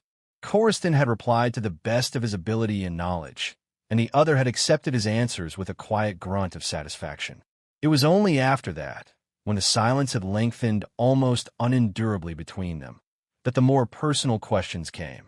The killer jabbed the gun more firmly against Corriston's spine and asked in a cold, flat voice, "Do you know who I am, Corriston? Have you any idea?" Corriston stared out the viewport for a moment without replying, his face deathly pale. "I don't know your name," he said. "Probably that's not too important. I do know that you're a cold-blooded murderer, and that killing give you pleasure. I am very tired. I wish you wouldn't question me anymore. Do you think you can pilot this ship to Mars, tired as you are?" Corriston nodded. The pressure of the gun barrel diminished. "I'm very glad for your sake. I suppose I might as well tell you my name. It's Henley, Richard Henley. We'll be seeing a lot of each other before this trip is ended, but you'll find that I'm not a particularly talkative man. When I have something important to say, though, I won't leave you in any doubt as to what I want done. Right now, I must warn you that I would just as soon kill you as not." "You're lying," Corriston said. "If you killed me now, you'd never get to Mars. You need me, and you know it." "Corriston." "Yes. Don't assume too much. There are practical advantages in keeping you alive, but a wrong move on your part could outweigh them. I'd have a fair chance of getting to Mars without your help. I know more than you think about spatial navigation, and the automatic controls are far from unreliable. Without them, it would take at least 5 men to pilot a ship this size to Mars. With their aid, a single experienced pilot should be able to accomplish it. I'm pretty sure you've had enough officer training school to qualify as a pilot. A ship's inspection officer has to be able to navigate a ship. I've checked on that. But you're certainly no expert. And if you force my hand, I'll take my chance with the auto controls and my own limited knowledge. You'll be taking a chance? All right, Coruscant said. What would you do if the observation glass started showing small pits in the hull from a very large shower of micrometeorites? Can the auto controls stop those pits from spreading? I've seen a ship stippled all over in less than 10 minutes. The meteor guards won't deflect micrometeorites, and you've got to alter your velocity and angle of drive and a lot of other things fast. And what happens when your instruments start showing light spectra peculiarities that can't be measured in angstroms? Just a little oddity like that can force you to change your course, but the autopilot won't know a thing about it. And when you hit the Martian atmosphere and start firing against the direction of motion, how much good do you think limited knowledge will do you? Remember, nearly all of the journey will have been made in free fall, and in free fall the auto controls are fairly efficient. But the instant you hit the atmosphere, the slightest miscalculation in the utilization of your fuel reserves can lead to absolute disaster. I don't know what makes you tick, of course. You may get a distorted kind of pleasure from thinking of yourself as a man marked for death, the same kind of pleasure you get from killing people. There was silence for a moment. Then Henley drew in his breath sharply and said, "Are you threatening me, Coruscant?" "Just warning you," Coruscant said. "I don't take kindly to warnings, Coruscant. If you're not careful, I'll put a bullet right through you. Do the men who hired you know how you operate, Henley?" It was a stab in the dark, but it brought a quick, enraged reply. "How I operate is my own business, and I don't like the word hire. I'd advise you not to use it again. Ramsey's uranium steel made every miner on Mars decide straight off that I was the right man to lead them.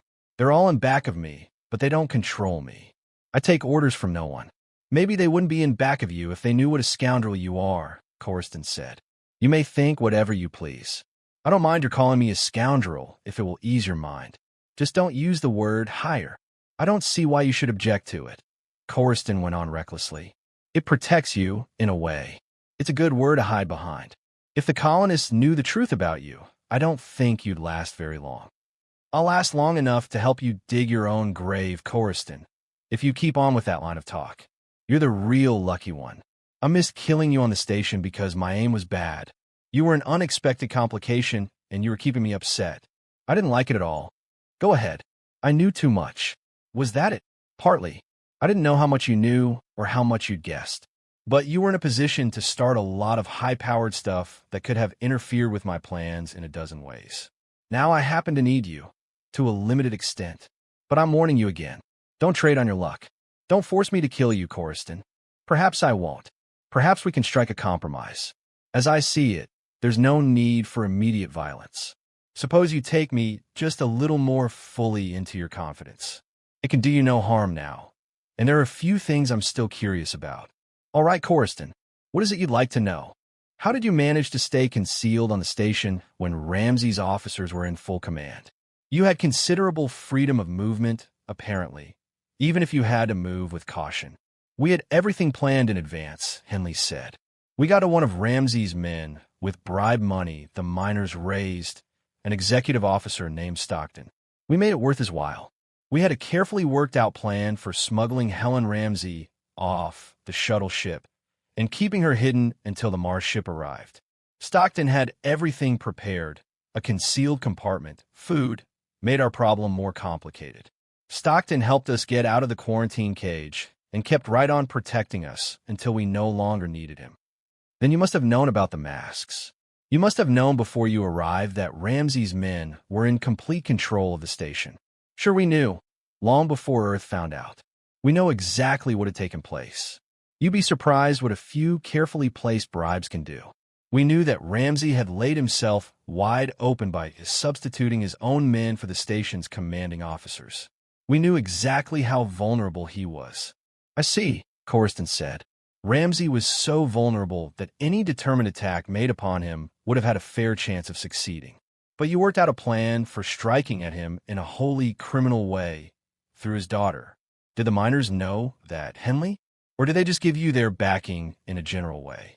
You probably seemed to them the kind of man who would go after Ramsay hammer and tongs. Suppose we just say they knew I'd find a way to make Ramsay meet all of our demands. Henley smiled thinly. The details they left to me. He paused an instant, then went on. Right after Helen Ramsay disappeared, I did some hard thinking. It occurred to me that she might be wearing a mask too. So I watched all the women in the quarantine cage, and when one of them slipped out, I followed her. As simple as that. It wasn't simple.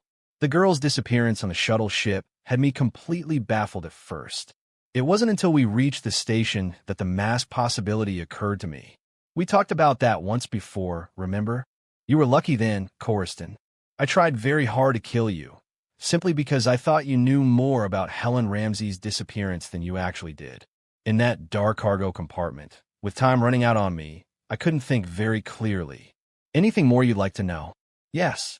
How many men did Ramsay succeed in substituting for the rightful officers? How many, beside the commander? 8, including the commander. His real name was Henry Hervet.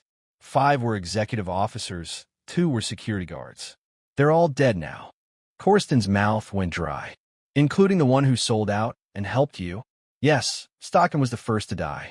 He was dead before the others tried to board this ship. I made sure of that. He was too greedy for his own good. You got back the money you gave him, I suppose. Naturally, money is of very little value to a dead man. Corriston had gone very pale. There was dread in his eyes when he asked, "And the real Commander Clement? What happened to him? Where is he now?" Stockton told me that after a mask was made of his face, he was imprisoned somewhere on the station, Henley said.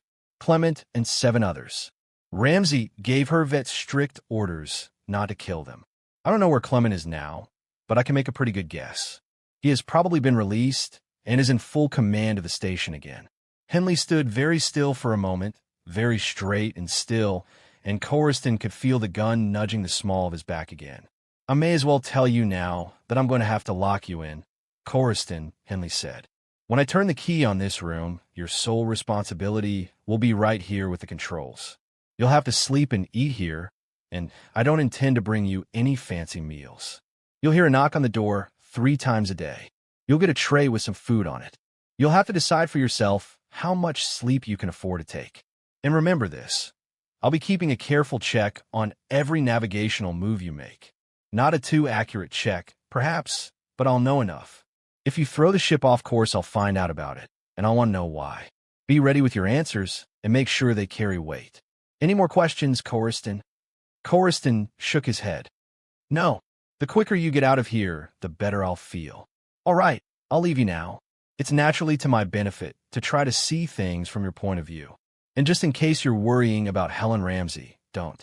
Nothing is going to happen to her, provided you stay in line. If you want to, don't hesitate to buzz. That's what the intercom is for.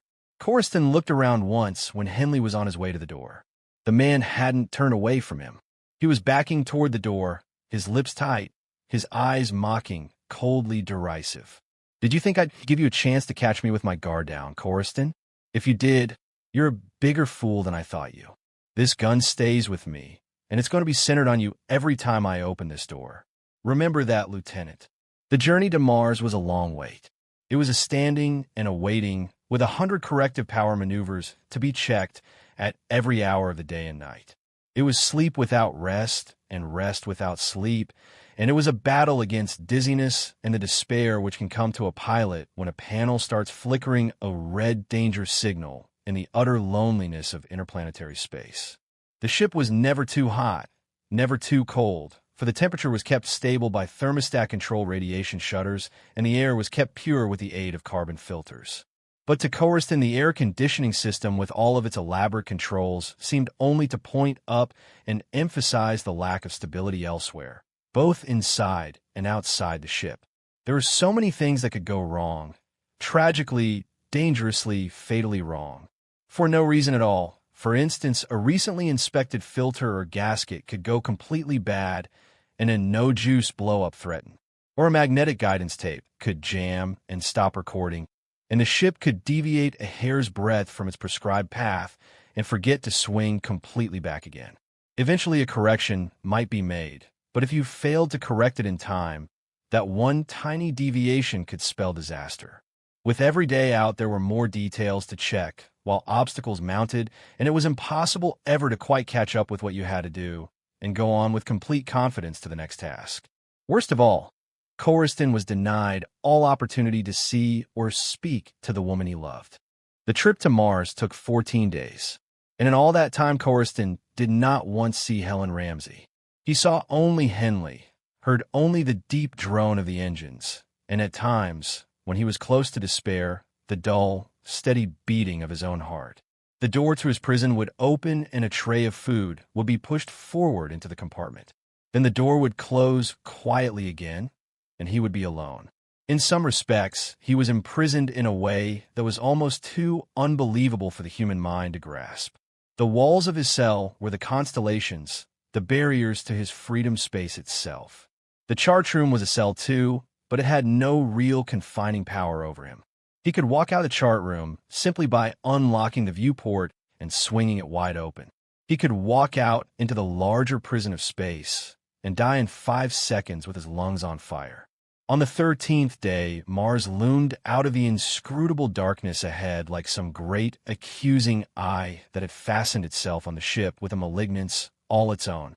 It filled 1/5 of the viewport, rust red over most of its surface, but also pale blue in patches, a blue which shaded off into a kaleidoscope of colors that seemed to hover chiefly like the shifting, almost hueless cloudiness of a hot summer haze. On the morning of the 15th day, the ship, decelerating under side thrust from its powerful retardation rockets, cut off its engines, and, free coasting through a landing ellipse of 70 degrees, landed safely on Mars. It landed in the open desert, 20 miles from Ramsay's citadel, and 87 miles from the first Martian colony. But Coriston received no praise at all for his navigational skill. 5 minutes after the engines ceased to throb, a blow on the head felled him, a brutal blow from behind. "Tie him up," Henley said. "We're not killing him, not just yet." "But I don't see why." A cold voice started to protest. "Damn you, Stone. I know what I'm doing. Keep your thoughts to yourself." 15. Coriston sat very straight and still in the darkness, his back against cold metal, his eyes on the distant glow of the heating lamp. He could see the lamp through a wide panel opening in the bulkhead directly opposite him. Wherever his eyes fell, there was the glimmer of light on metal. But the warmth of the lamp would have left him close to freezing had it not been supplemented by the heating units inside his heavy clothing. He didn't know how he was going to free himself. His hands were securely handcuffed, and the sharp metal was biting into his flesh. Turning and twisting about did him no good at all. He didn't know how he was going to free himself, but he refused to give up hope. There had to be a way. You could begin on one of your captors, on a human being with a great deal to lose or gain. You could try to penetrate his armor, sound out his human weaknesses, or you could set to work on the handcuffs at your wrists, struggling in an almost hopeless attempt to draw your hands through them in some way, or get them unlocked without a key. He decided to try the first way. He raised his voice. "Stone," he called out. "Can you hear me?" There ensued a silence. Then Stone's voice came back loud and clear. "Sure, I can hear you. What do you want?" "I'd like to talk to you," Coriston said. "About what?" "About you. What are you getting out of this? You've nothing to lose by being frank with me. Henley would never believe anything I might say." "You're right about that," Stone said. "But why should I talk to you? I'll tell you something that may surprise you. Keeping you alive was Henley's idea. He figured we might need you. He figured that if Ramsay wouldn't listen to us, he might listen to you, a space station officer. He figured we might need you to convince Ramsay we're not bluffing. Someone who knows we're not bluffing. Someone who knows we'd kill his daughter before we gave him a third chance to make up his mind and hand over the dough." "A third chance?" I thought. "You think too much, Coriston. I'll spell it out for you. Henley is on his way now to give Ramsay his first chance. He may succeed or he may not. If he doesn't succeed, he'll come back and take you to the fortress with him. That will be Ramsay's second chance. He won't get a third." "I see," Coriston said. "But I asked you a question you didn't answer. How much do you stand to get out of this? What is your split, your percentage? Don't tell me. I'll guess. Henley is promising you $15,000 or $20,000. But how much ransom do you think he'll get from Ramsey? $2 million, at least. Possibly $20 million. Does that kind of split satisfy you, Stone? Remember, when that ransom is paid, every law enforcement agency on Earth goes into operation. It starts off in a quiet suite of offices, with just one owl-faced little guy shuffling some papers. It starts off that way, but in the space of 1 hour you're a man marked for destruction. The military goes into action. From Earth to Mars your photograph is televised. 10,000 trained experts are thrown into the operation. You've suddenly become important, an accessory to the kidnapping of the wealthiest girl on Earth. How does that set with you, Stone? They'll get you in the end. No, I'll qualify that. They'll get you unless Ramsey gives you a split of at least $1 million. With $1 million, you'd have a 1 in 5 chance of covering your tracks, of hiding out indefinitely. But Ramsey won't give you anything like that kind of split. You know that as well as I do. He'll have to cover his own tracks, and he'll need all of the $2 million or $20 million for himself. Or most of it. I'm not telling you anything you don't know. Your real interest lies in preventing that kidnapping before it's too late. He's getting ready to double-cross you, Stone. It was in the back of his mind all the time. He's looking out only for himself. I don't think so, Stone said. My split, since you brought the matter up, is $500,000. He's demanding $6 million in ransom. That's 12 times what I'm getting and what Jim Sadler is getting. But I've no complaints. He organized and planned everything. I'll be honest with you. That doesn't mean a damn thing to me. I'm no good when it comes to taking a risk like that. But does that mean he's better than I am? Do you think I'd string along with him if I believed that for a moment? Hell no. I'm using him, don't you see? I'm letting him take the big gamble, and I stay in the background, doing practically nothing. So if I clear $500,000, what have I to complain about? Nothing, I suppose, Corriston said. You're damned right. But I don't think I like the way you said that. There's something in your voice that I don't like. That's too bad, Corriston said. Maybe you think I don't mean what I said. Is that it? Corriston tightened his lips. He could hear Stone's footsteps coming toward him through the darkness. They were heavy steps, advancing slowly with a slight shuffling sound. They paused twice and then came on again, and the silence between pauses seemed almost crushingly thick. Corriston suddenly realized that he knew almost nothing about Stone. He had taken the man pretty much for granted, a killer's accomplice without much personality, a sullen-faced scoundrel who was good at obeying orders and standing ready to silence anyone Henley disliked with a well-placed kick in the head. But what if he did have personality after all? Suppose there were hidden depths in him, a hidden reservoir of malice which he kept concealed until he felt a mad impulse to start laughing or bragging or proving to someone he disliked that he was as potentially dangerous as Henley, perhaps even more dangerous. And suppose he decided to back up his boasting with a quick knife thrust or a gun blast at almost point-blank range. It wasn't a pleasant thought, and the flicker of a match between Stone's cupped hands did nothing to dispel Corriston's uneasiness. The small, bright flame brought Stone's features into sharp relief for an instant. The lips had an ugly set to them, and the eyes were slitted, gleaming. He was making no effort to keep his hate from showing, and the instant the match went out he lit another. He seemed to be advancing slowly on purpose, as if aware that his stealth and deliberation had begun to unnerve Corriston. Corriston felt himself stiffening, moving more closely back against the wall. Breathing quickly, he told himself that he hadn't much time, that he must be careful not to overreach himself. There was another moment of silence, of stillness, while the shuffling ceased. Then Stone was very close in the darkness, his hands cupped about a third match, a mocking smile on his lips. It was a blunder on his part. Before he could move again, Corriston was upon him. There are times when a handcuffed man is at a disadvantage in a furiously waged and uncertain struggle, but Corriston suffered no disadvantage. For 10 minutes he had been reminding himself that a blow along the side of the neck, just under the jaw, could paralyze and even kill if it were delivered with sufficient force.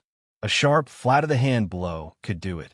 But handcuffs were better, and Coriston lashed out now with his manacled wrists upraised, so that the handcuffs grazed Stone's neck twice lightly and then almost splintered his jawbone with a rotor-blade violence. The blow not only stunned Stone, it lifted him clear of the deck. He staggered forward and fell heavily, his breath leaving his lungs in an agonizing sob. Coriston leaned back against the wall again for an instant, breathing heavily. Then he knelt beside Stone and went through his pockets until he found the handcuff key.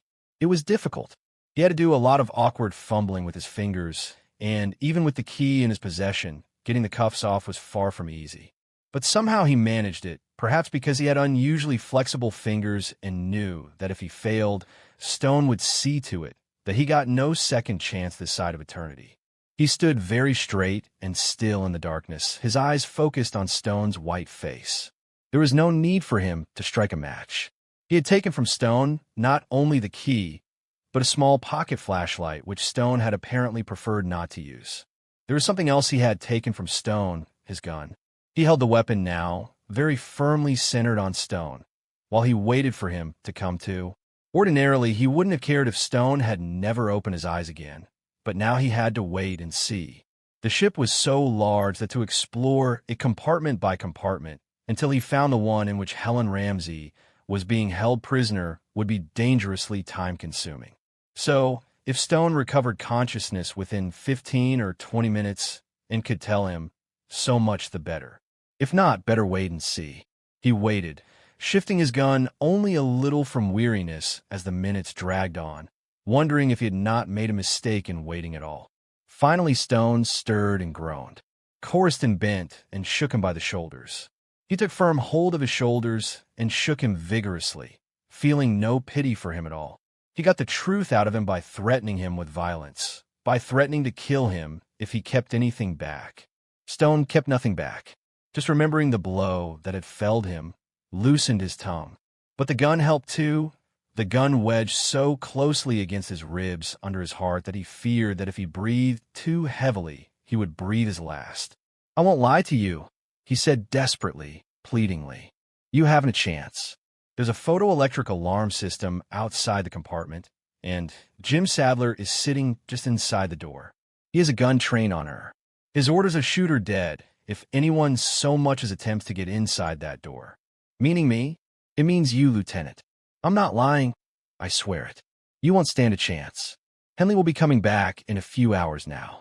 You'd better get out while you're still in one piece." Coriston was tempted to hurl Stone back against the wall and shout at him, "It doesn't matter whether I go out of here in one piece or dead on a stretcher. She's the only thing I care about." But he caught himself just in time. Stone thought in the most primitive imaginable terms. You couldn't go to a Stone Age man and say, "My own skin doesn't mean a goddamn thing to me. I'm in love. If she dies, I die. Can't you understand that? If she dies, my life will be over." He said instead, "All right. I guess it means I've got to get help." "You'll never get help," Stone said, summoning from some defiant depths within himself a little courage. "The colony is 87 miles from here. You couldn't cross the desert on foot. No one could cross it on foot, not when the temperature drops at night to 50 below. But you better not stay. He'd better head for Ramsey's Citadel. That's your only chance. It's only 20 miles from here. Let him think that," a voice within Coriston warned. "Let him think that I'll head for the Citadel. Otherwise, he may attempt to get word to Ramsey somehow. I can tie him up and leave him in a state of shock, but if he thinks I'm heading for the colony, even a state of shock may not stop him. Sadler may come down here looking for him.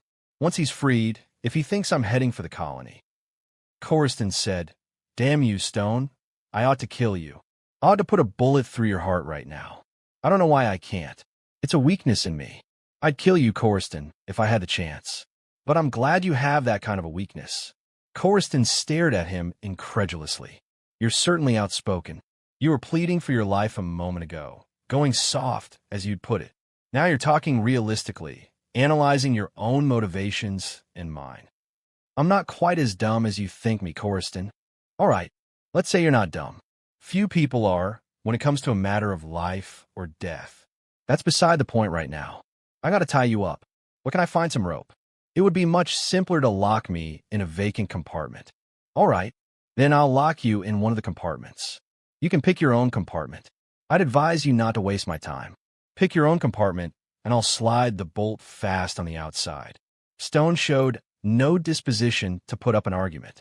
Corriston kept the gun pressed into the small of his back, and he seemed to realize that his life hung by a thread. They found a compartment that was small and dark, and into it Stone walked at gunpoint, offering no protest and answering the questions Corriston put to him readily enough. You'll find all the equipment you need at the end of this passageway, Stone said. Activate the third door on your left. Anything else you'd like to know? Corriston shook his head. He walked out of the compartment backwards, keeping his gun trained on Stone until he was in the corridor. Then he swung the door shut and shot the bolt home. He had no trouble at all in finding the equipment he knew he'd need, thanks to Stone's generosity. Stone could afford to be generous, he reflected bitterly. The Henley Combine still held all of the trump cards. He cursed the time it took him to equip himself for a near-suicidal crossing of 87 miles of Martian desert. He would travel on foot after nightfall and in freezing cold. The compartment in which he labored was a basal compartment and set in a massive bulkhead, against which he leaned with his bootstraps still unlaced, was an airlock opening directly on the Martian plain. But he collected the smaller articles first, setting them down in a row on a long metal bench directly opposite the airlock. 3 compasses, each weighing perhaps 20 ounces, a cathode ray compass, a non-magnetic compass, and a sun compass. The sun compass would perhaps prove the most valuable until darkness fell. The sun, shining down with brilliance from the clear Martian sky, could throw a directional kind of shadow, enabling a man on foot to take fairly accurate bearings without the use of sighting and viewing instruments. To the compasses on the bench, he added 5 map coordinates and a Lambert conformal projection chart. Food concentrates came next, 4 shining aluminum cubes 4 inches by 4 inches, which would go into the knapsack on his back. Then a canteen, already filled with sterilized water from the ship's central water supply system. Next, he took from the locker the right kind of clothing. A tube-flex inner suit with a warm lining and a heavy outer suit equipped with heat lamps. Oxygen masks next, oxyrespirators, to be exact. 1 to attach to the face and 1 to hold in reserve as a spare.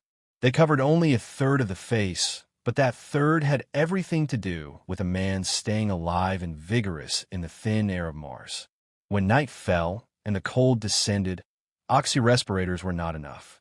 Then you had to pull down the entire front of your helmet and stagger on with your sight impaired, for in a cold that was almost beyond endurance, helmets had a way of clouding over from time to time. The clouding over of the vision plate was not too important. It could be constantly wiped clean, but if his brain started clouding over too, he dismissed the possibility from his mind. He was clothed now, fully clothed, and ready to depart. He started moving toward the airlock, feeling and looking like a giant beetle of the tropics, feeling awkward, cumbersome, and insecure. His boots were weighted, and the bulge of the oxygen tank on his shoulder made him look almost hunchbacked in the cold light glimmer that turned the bulkhead into a mirroring surface as he advanced. He manipulated the airlock, and it opened with a slow, steady droning, and then he was passing through it, still moving awkwardly. At last, he was out in a Martian desert in bright sunlight, staring up at the clear blue sky. The first few miles were not difficult at all. He walked away from the ship with his shoulders held straight, the cumbersome feeling dissipated by the lightness of his stride and the incredibly light gravity. The air pressure about him was less than 70 millimeters of mercury. The thought sprouted in his mind that he was the god Mercury striding along with winged shoes, and for the first 5 miles his weighted boots did seem to develop wings. Then the temperature began slowly to drop. The sun sank lower. Its brightness diminished, and his cheeks began to tingle with the cold. There was a slight wind blowing over the desert, raising dust flurries on the summits of the tallest dunes, causing the gray patches of crust lichen, which were scattered widely over the plain, to change color as their thread-like surfaces were ruffled by the breeze. Far in the distance, he could see a canal, one of those strange blue-green declivities in the terrain which looked from the air like an actual waterway, and had deceived or bewildered 3 generations of men. Despite the increasing cold, Coriston did not moderate his stride. He let his thoughts dwell on the most imaginative of the canal speculations. It had been proven completely false, but its originality fascinated him. Long ago, the theory held there had been volcanic activity on Mars. Great faults or fissures had opened up in the planet's crust, and when the coming of spring thawed the polar ice caps, curtains of fog swirled equatorward, filling those natural crevices with swirling rivers of mist. Coriston stopped walking for a moment, shifting the weight of his equipment slightly, easing a too heavy drag on his right shoulder.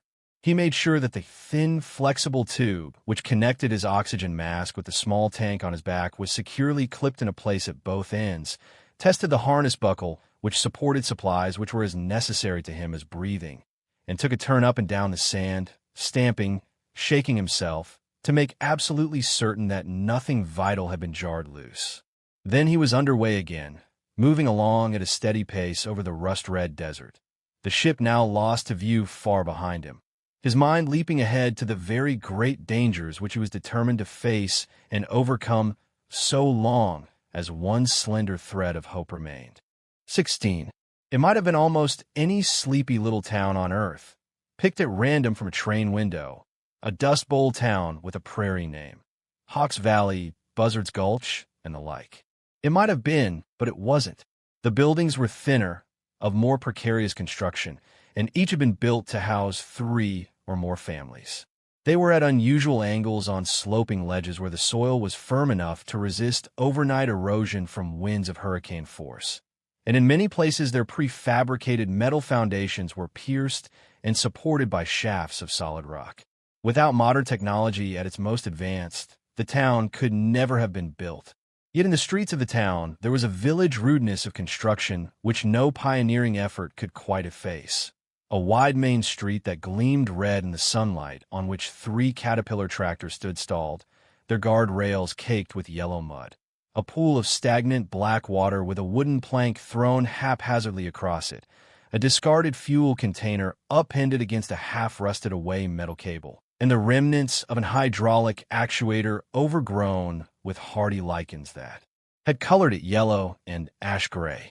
And here and there, projecting from the tumbled sand, were spiny, cactus-like growths. It was not too small a town. Its inhabitants numbered 8,000, 2/3 of them men. There were 97 children. It was not too small a town, and now, in each of the houses, a new day was beginning. At least 30 men and a few women had collected about the haggard-eyed desert straggler. Every one of them hung on his words. Every one of these people had been ruined by Ramsay's rapacious greed. Their past accomplishments were destroyed. Their futures were non-existent. They lived in a terrorized state, from hand to mouth, indifferent now to any more wrongdoing that could be visited upon them. The fires of their hatred for Ramsay gave them the basic energy to go on existing. Out of grinding desperation, they had turned to Henley, had given him a free hand, even when most, in their heart of hearts, knew he was a scoundrel. The fact was that he was the only man among them not so cowed as to be actively enraged against Ramsay. He promised that the mines would be given back to the people, and, having nothing, they believed everything. They came from everywhere in the colony, and from every trade and profession. Who was this man? And was he friend or foe? The crowd grew slowly. Despite the shouts and the sudden stir of excitement which had greeted the speaker on his arrival, there was no headlong rush to surround him. The colonists emerged from their lodgings and converged calmly upon the square, some having the look of tradesfolk concerned with a possible interruption of business, and others seemingly intent only on what the stranger might have to say. It was unusually warm for so early an hour, the temperature well up in the mid-40s, and there was no need for the heat-generating undergarments, only for oxygen masks and heavy outdoor clothing and the careful avoidance of too much muscular exertion in the absence of weighted shoes. This is madness, Coriston told himself. I am in no condition to convince these people, to make them understand. I should have rested first. 3 hours sleep would have helped. I should have asked for food. Coriston felt suddenly tongue-tied. Words were failing him when he needed them most. His speech became halting and confused. He had been talking for 20 minutes, 20 minutes at least, but suddenly he was quite sure that he hadn't succeeded in convincing anyone that he was speaking only the simple truth. He looked at the faces before him a little more intently and saw what he had not noticed before. Everyone was waiting for him to go on. Everyone seemed to be hanging on his words. Had he misjudged them after all? Or had he misjudged his own capacity to be persuasive, to talk with conviction when his very life hung in the balance? There could be no doubt on that score. His life did hang in the balance. They'd make short shift of him if they thought he was on Ramsey's side. "It isn't Ramsey I'm concerned about," he heard himself saying. "I'm pleading with you to face up to the truth about yourselves. You trusted Henley because you were desperate. You couldn't put your trust in a weak or indecisive man. You needed a tool with a cutting edge. I can understand, but you picked the wrong man. Henley doesn't want to see justice done. He doesn't want to help you at all. He wants to help himself at your expense, to help himself in a vicious, brutal way." "That's a lie," someone in the crowd said. "Henley's a good man." Corriston freed himself from his dust-caked coat. He shrugged it off and let it drop to the sand. Then he straightened his oxygen mask and went on. "It's not a lie. It's the simple truth." He wondered why he had shrugged off his warmest garment. It was cold, he was shivering, and it had been a ridiculous thing to do. Had he intended it as a challenge? In a crazy, confused, subconscious way, was he offering to fight anyone who disagreed with him? He suddenly realized that he was a little drunk. Not on alcohol, but on a slight excess of oxygen. He fingered the gauge on his mask, cutting down the tank inflow, cursing himself for his delay in doing so. Had he convinced anyone?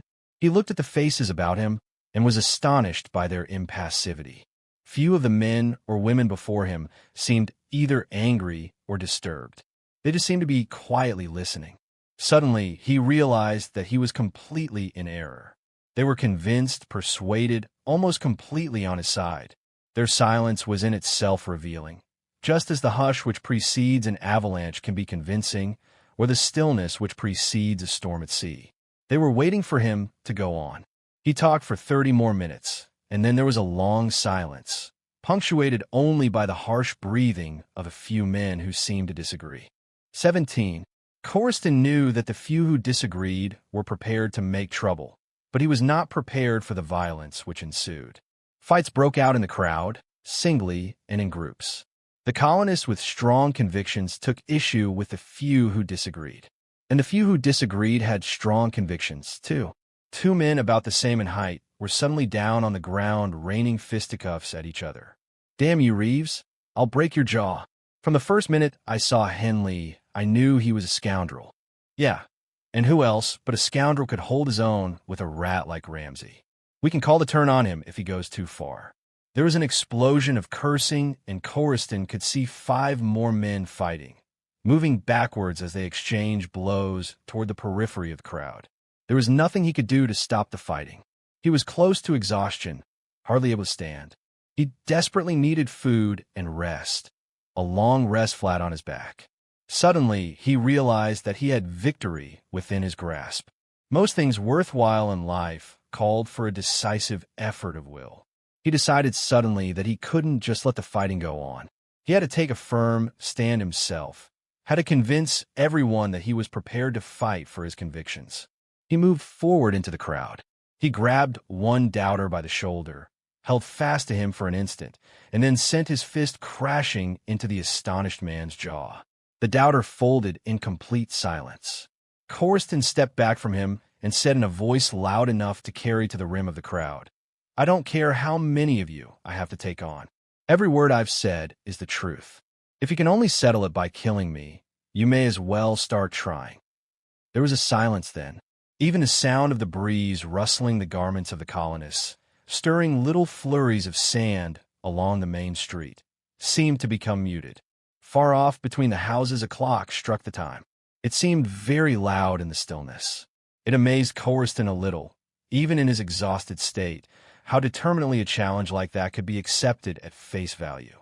He was quite sure that he had won a victory, that 9/10 of the colonists were on his side. But everyone remained silent. Everyone drew back in tight-lipped silence while the issue was put to the test. A tall man with a lean, lantern-jawed face approached Corriston and said, "I'm going to tell you exactly what I think. Henley isn't an easy man to understand. He keeps his thoughts to himself, and he may have had his own special reasons for pulling the wool over your eyes. He's looking out for our best interests. I'm sure of that. But what good would it do me to knock you down to prove it?" "No good at all," Corriston said. "But try knocking me down if you want to." "I'm not going to try," the lantern-jawed man said. "I think you're lying. That's all I have to say." Corriston watched him disappear in the crowd and shook his head. He felt like a man with a fly swatter in his hand. He had won a victory, and yet if he failed to swat a few flies, no one would believe that he was telling the truth. Finally, he got his chance. A thick-set, dark-browed man with a trouble-seeking aspect came up and hurled insults at him in a markedly offensive way. Corriston hit him 3 times. The first blow doubled him up, the second dropped him to his knees, the third flattened him out on the sand. Corriston stepped back and surveyed the crowd. Their response now was overwhelmingly favorable. It wasn't a complete victory. There were still doubters, still arguments going on, still a hatred for Ramsay that overflowed and made a mockery of the few voices raised in his defense. And Corriston was glad that not too many voices were raised in Ramsay's defense. He had not come to plead Ramsay's cause, and he wanted all of the colonists to know that. He only asked that a truce be declared, an end to the fierce, immediate hatreds, while a scoundrel was attacked by men who had been lied to, cheated, and betrayed. He moved still further forward into the crowd, prepared to fight again if he had to, prepared to back up his arguments with the simple, primitive, and direct use of his fists. He swayed suddenly and realized that he was at the end of his endurance, and now would in all probability make a complete fool of himself. He would commit the unforgivable folly of issuing a challenge that he couldn't back up. He shook his head violently, trying to clear it, but his dizziness increased. The landscape about him began to pinwheel, and he saw the streets of the colony through a wavering yellow mist. The storefronts danced. The rusting and discarded machinery on a side street began to move and come to life, to clatter and waltz about. A woman moving toward him seemed to grow in height, her oxygen mask widening out, overspreading her face. For a moment, she seemed like an impossible ballet figure in a danse macabre, pivoting about on her toes as a caterpillar tractor came rushing toward her through the thin air of Mars. Then 2 colonists were supporting him, holding him tightly by the elbows, refusing to let him collapse. It was outrageous because he wanted to collapse. He wanted to sink down, to let sleep wash over him, to forget all of his troubles in merciful oblivion. But the 2 colonists were very stubborn. They refused to let him collapse. He only wanted to go to sleep, to forget all of his troubles. But the 2 colonists were like doctors in a hospital, very stern, very patient, and seemingly determined to keep him on his feet. Somehow, they must have failed. They must have failed because when he became fully conscious again, he was lying between cool white sheets, and a woman in a white nurse's uniform was bending over him. By straining his eyes, he could see 2 men who looked like doctors standing just beyond her. The 2 men appeared to be discussing him, but when he struggled to a sitting position and stared hard at them, they came toward him with reassuring smiles. And one of them said, "Take it easy now. You're going to be all right." I must have passed out," he stammered. "I was ready to pass out before I started talking. Is this a hospital?" "I guess it is. I should have come here immediately. 40 hours in the desert, and I arrive half delirious and make a fool of myself." "Take it easy," one of the doctors said. "You didn't make a fool of yourself. Quite the contrary." "Oh, brother," he thought, "they're lying to me to spare me, or something. I have a vague recollection of not being able to stand, of talking my head off, and then collapsing and making a complete fool of myself, of accomplishing nothing at all. I swung hard at 2 or 3 people. I knocked one man down flat on his back. But that was a crazy thing to do. It's no way to win the confidence or respect of anyone." "Look," one of the doctors said, taking firm hold of his shoulder and shaking him gently. "Don't go reproaching yourself. You've got 9/10 of the colony behind you. You mean, sure, you convinced almost everyone. And that was a miracle in itself, considering how close to collapse you were. You were running a high fever. You were dehydrated. Your skin was as dry as a parched lichen. Yet you stood there and convinced them. That's the gospel truth. They've chosen you as their leader, the second doctor said.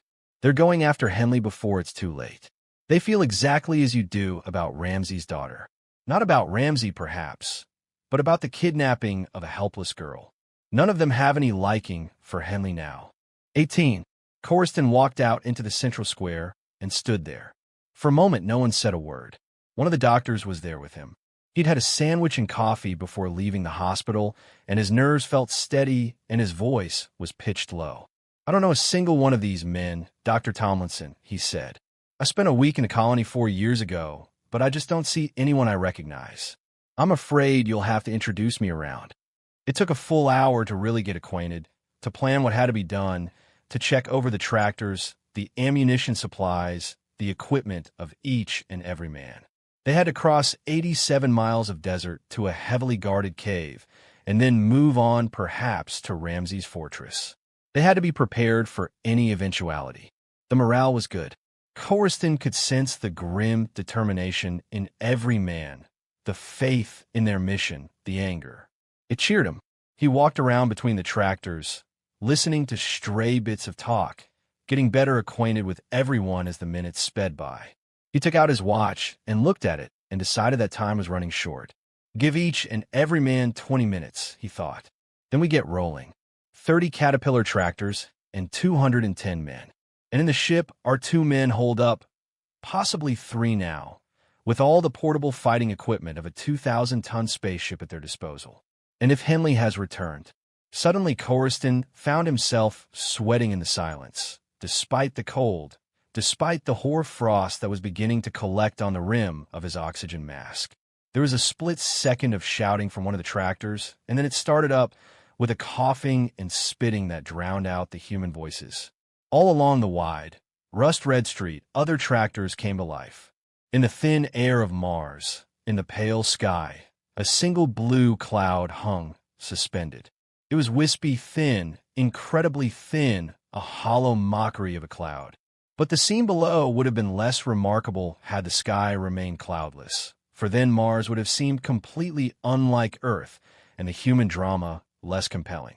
There was something tremendous in the forward march of the tractors, in the clatter and the rising dust, the shouts of the men at the controls, and the women who ran swift-footed along the sand to urge them to greater fortitude. The women knew that endurance would be needed, for 21st-century weapons of warfare could destroy 100 tractors and spatter the desert with blood before retaliation could become complete and justice be fully satisfied. So the women did not weep or lament. They ran parallel with the tractors, urging their men onward, stifling their own inner fears in the greatness of the moment. Corriston waited for the last tractor to come abreast of him before he leapt aboard it. There was the smell of acrid grease in the air, a smell of burning. The mechanical parts set up a dull rumbling, and as Corriston swung himself aboard, a voice said, "I'm Stanley Gregor. If I had any sense, I wouldn't take part in this. I came to Mars with the second expedition. I'm 62 years old, but somehow today I feel young. There's no longer any doubt in my mind that Henley is a scoundrel. Why we trusted him, I don't know. I'm here to do my part in rectifying an error." "Sure," Corriston said, settling down at the side of a big, awkward-looking man with red hair. "Sure, I understand. Take it easy. We're all in this together. We've got 87 miles of desert to cross. It's going to be tough. Have you seen the fortress Ramsey built to protect himself?" "No," Corriston said. "There are 25 square miles of fortified defenses, photoelectric eye installations. They spot you when you're a half-mile away. Try to storm those installations, even with a dozen armed tractors, and you'll be pulverized into dust. Try to storm them on foot with the most formidable of energy weapons, and you'll be electrocuted. You'll hang suspended on barbed wire. Think that over, Lieutenant." "I've thought it over," Corriston said. "We won't have to storm the fortress unless they've taken Ramsey's daughter there, or if Ramsey himself is in danger. And if he is in danger, he'll welcome our help. We're going to the ship first, and there are only 2 men on the ship. But they've got plenty of ammunition, haven't they? They've got the ship's military installations. Any way you slice it, It's a dangerous gamble. I never thought it was anything else, Corriston said. 19. Corriston woke up to the hum of human voices, the soft whisper of the wind, the gentle stirring of sand. He awoke to coldness and brightness, to sunlight that dazzled him with its brightness. Corriston remembered then, not everything at once, but just the first thing. There were no guideposts. That was always the first thing to remember when you woke up from a brief 20-minute sleep on Mars.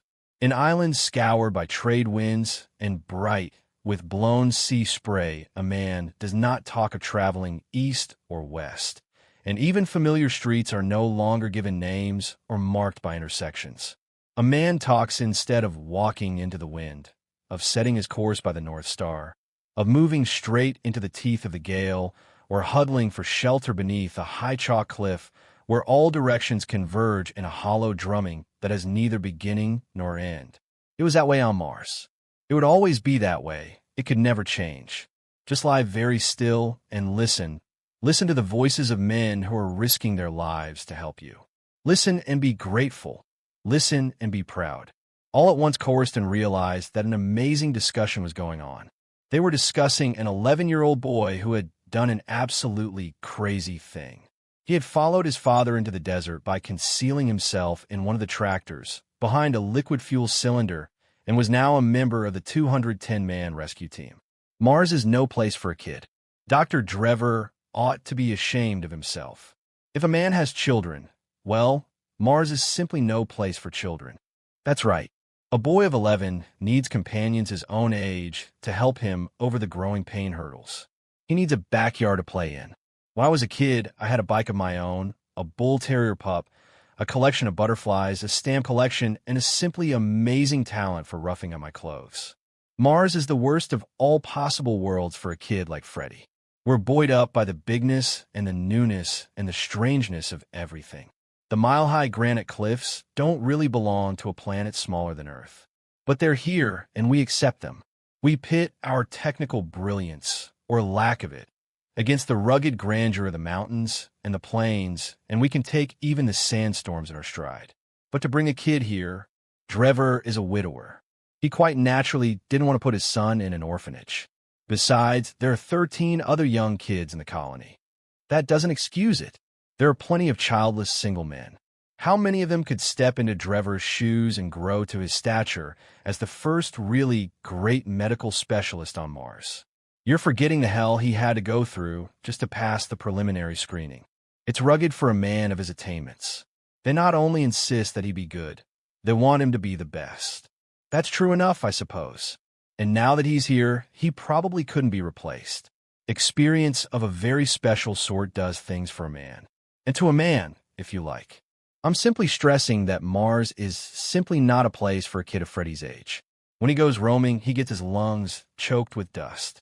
He couldn't ride a bike on Mars, if he had a bike. Worst of all, he has no kids of his own age to play with. And now he comes on a trip like this. Does he hope to rescue the Ramsey girl all by himself? Corriston got up then. The three men who had been discussing Dr. Drever's son stood by the smoldering embers of a burnt-out campfire. They were kindly-looking men, but a certain narrow-mindedness was stamped on the faces of at least two of them. Corriston shrugged off his weariness and walked up to them. "Nonsense," he said. A startled look came into the eyes of the oldest, a grizzled scarecrow of a man whose beard descended almost to his waist. He was a Martian geologist, and a good one. Lieutenant, I was just going to ask you, shouldn't we get started?" "We should and we will," Corriston said. "But a good many men collapsed from the cold this morning. If we don't arrive at that ship in force, we may live to regret it. Where's Freddie? Have you seen him?" The grizzled man raised his arm and pointed. "Over there," he said. "His coming along was just about the craziest thing I ever heard of." Corriston walked across the churned-up sand to where Freddie sat perched like a disconsolate gnome on a metal-rimmed food container shaped like an old-fashioned water barrel. Dr. Drever's son was almost 12, but he was small for his age, and Corriston had seen boys of 9 who were much huskier looking. Corriston had no way of knowing that on Earth, shoulder to shoulder with other schoolboys, Freddie had never thought of himself as particularly small. It was only on Mars, all alone with his father and other grown-ups, that he felt even smaller than he actually was. He had felt like a dwarf child. "Why did you do it, Freddie?" Coruscant asked. "Your father is very upset and worried."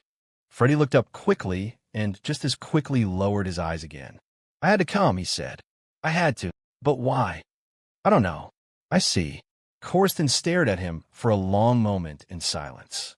Then he said, "I think perhaps I understand, Freddie. Just suppose we say you succumb to an impulse to roam. The exploring urge can be overwhelming in a boy of your age. It usually is. If you were on Earth right now, you'd be dreaming about exploring the headwaters of the Amazon.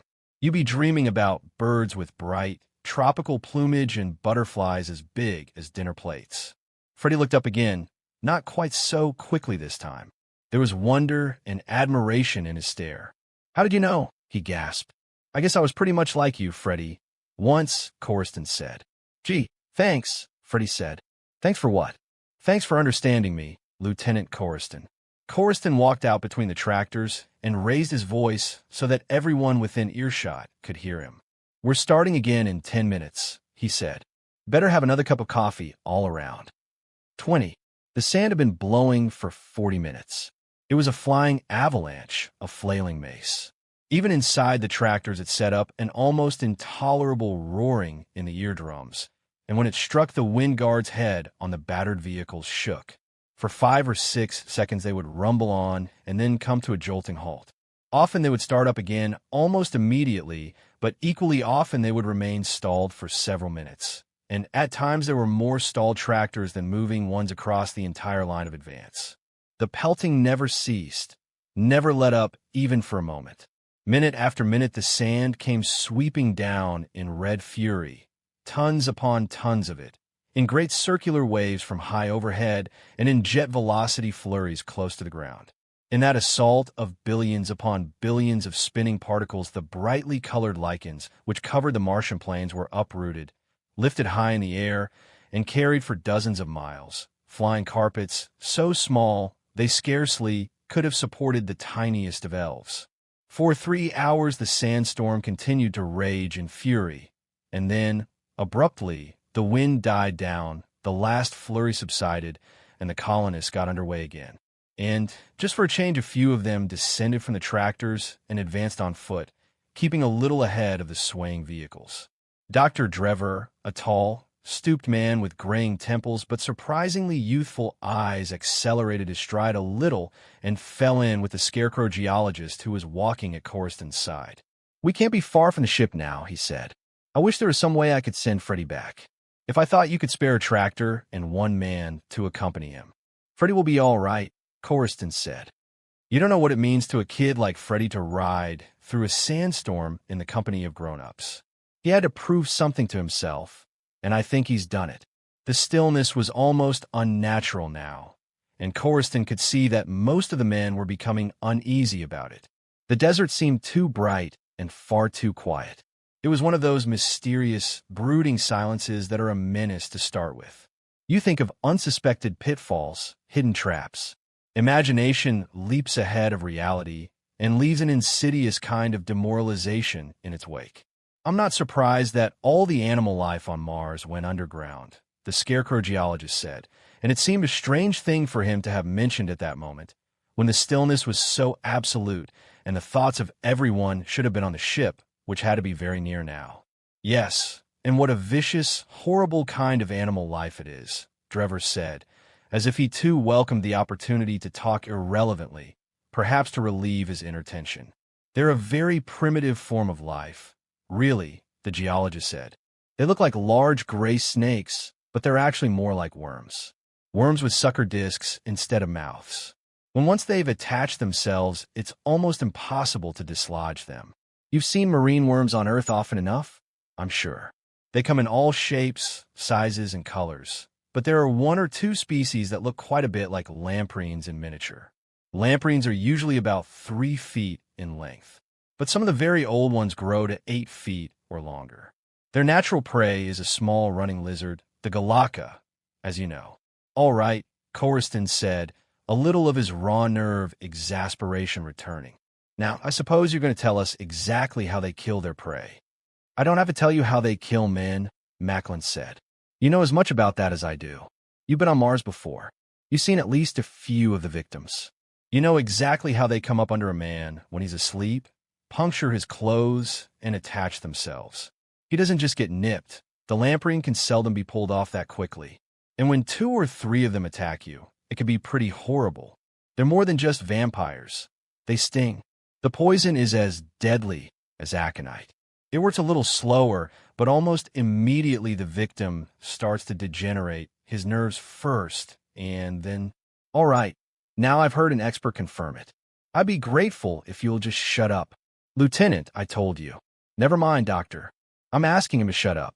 In silence, they continued on, the tension between them increasing almost intolerably, their nerves becoming more and more frayed.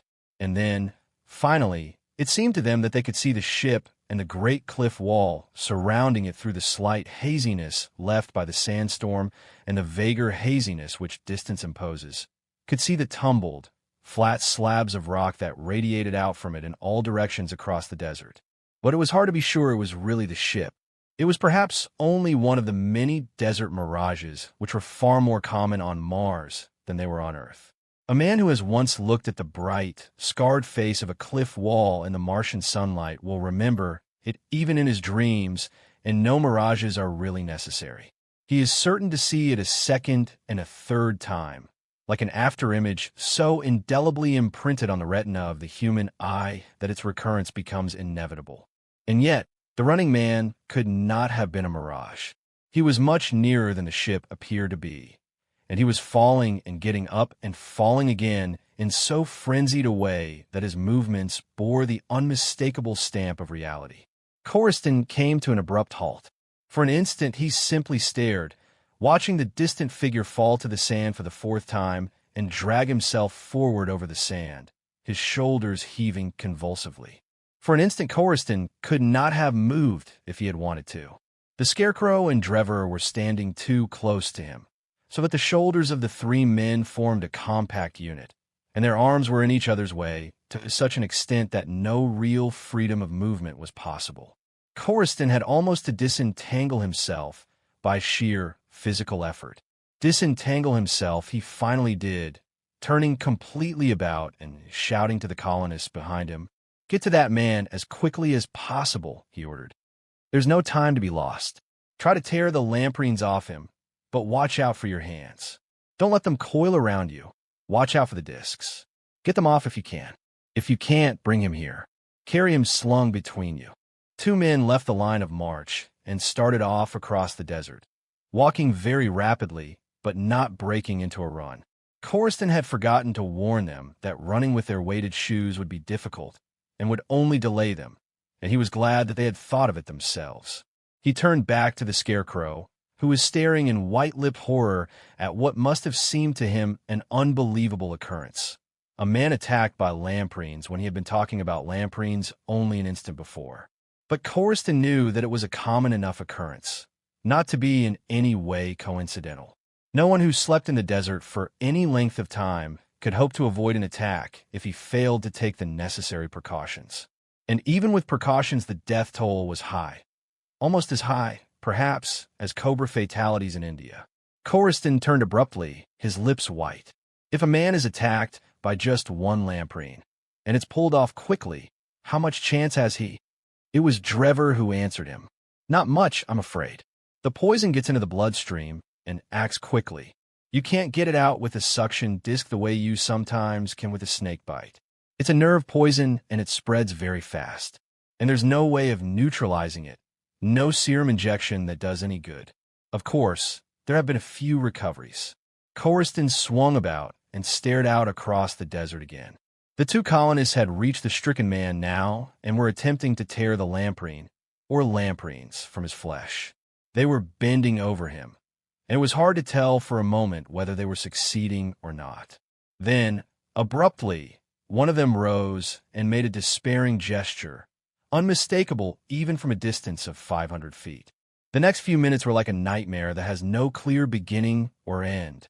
They brought the man back and laid him down on the sand. The man was stone. It was Drever who got the lamprey off. He did it with an electric torch, taking care to manipulate the jet of fire in such a way that it scorched only the head of the creature and not Stone's exposed flesh.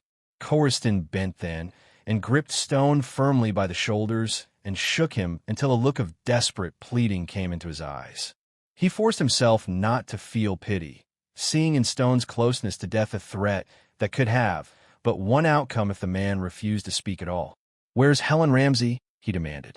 "Where is she, Stone? We're not likely to do anything more for you if you don't tell us." I don't know," Stone muttered. "Sadler double-crossed Henley. I guess he wanted her for himself. I don't know where he's taken her. I'm telling you the truth. You gotta believe me." "All right," Coriston said, easing Stone back on the sand. "I believe you. Take it easy now. They've got the lamprey off." He stood very still, waiting for his heart to beat normally again, telling himself that Sadler had taken an almost suicidal risk in leaving the ship on foot with no certain refuge in mind. By taking along a helpless girl, he was making himself a target for the rage and relentless enmity of men who would never rest until they had tracked him down. There could be no sanctuary for him anywhere. If he escaped Henley's vengeance, the colonists would capture him in a matter of days. But Coriston wasn't thinking in terms of days. He was thinking in terms of minutes, hours. He stared at the empty stretch of desert ahead, trying desperately to control the despair that was welling up inside him. How long ahead start did Sadler have? Had he left the ship only a few minutes or hours before? He'd have to ask Stone one more question. Like a fool, he'd put off asking it, dreading the thought of what Stone's answer might be. But now he had no choice. He must ask and risk knowing that pursuit could not be immediately undertaken by one man, that Sadler was miles away across the desert, hiding out in some remote and inaccessible cave, and that tracking him down and putting a bullet through his heart would have to be a joint undertaking. It was a cruelly frustrating possibility. It increased Coriston's rage, his bitterness. The hate within him seemed suddenly violent enough to destroy anyone or anything. He preferred to go on alone, in relentless pursuit of Sadler, and if it took days to track him down. It was Freddy's voice that brought him back to reality, startling and sobering him. Freddy was coming toward him between the tractors, shouting at the top of his lungs. 21. Coriston couldn't quite catch what the lad was shouting at first. Something about the dunes and the ship and footprints. Then he caught the name of Helen Ramsay, and his mouth went dry, and for an instant he couldn't seem to breathe. Freddy was shouting that he had found Helen Ramsay. Dr. Drever started and leapt quickly to his feet, his eyes darting with an understandable solicitude toward the small figure coming toward them across the sand. He moved quickly to place himself directly in front of Stone, as if fearing it would be bad for Freddy to see a man so close to death. Then the full significance of Freddy's words seemed to dawn on him, and his solicitude for his son was replaced by a larger concern, a wider sympathy. "You talk to him, Coriston," he said. "You've been living through a short stretch of hell. If he's really found her..." Coriston needed no urging. He swayed a little forward, steadied himself, and broke into a run, meeting Freddy almost midway between the nearest tractor and the hollow where Drever was crouching. Freddy's eyes seemed almost too large for so young a face, large and immensely serious. But along with the seriousness, Coriston could sense something else, a taper glow of excitement burning bright. Freddy had gone exploring, as he told Coriston about it. The words seemed to flow from him as if they had a mysterious life of their own, and were somehow reshaping Freddy, making him over into a grown man with a heavy stubble of beard and eyes that had looked on far places and 1,000 brilliant suns. Freddy had found Helen Ramsay by following her footprints in the sand. Coriston let Freddy tell it in his own words, shaken by doubts for a moment, but finally convinced that the lad couldn't possibly be making any of it up. There wasn't a footprint anywhere near the ship, Lieutenant Coriston. The sandstorm covered them over. I looked everywhere, just to be sure.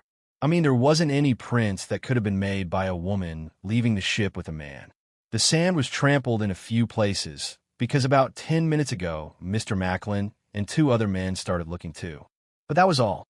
I remembered then that the sand sometimes stays nearly smooth close to very high dunes, even in a storm. There's a wind-breaking buffer zone where the dunes keep the sand from piling up. I asked Mr. Macklin about that once. and he told me. I got to thinking that if I just wandered off, I could be back again before anyone missed me. Freddie turned and gestured toward the ship. You can see the dunes from here, not the ones right behind the ship. Those two bigger ones over there. That sort of look like the humps on a camel. I guess nobody would have been crazy enough to go looking for prints that far away from the ship. But if I hadn't done it, I wouldn't have found her. That's for sure, Corriston said. You're so much the opposite of crazy, Freddie, that I'm afraid you're trying to spare me. It's hard to hurt someone you like, but I've got to have the truth. His hand tightened on Freddie's shoulder. Do you understand, Freddie?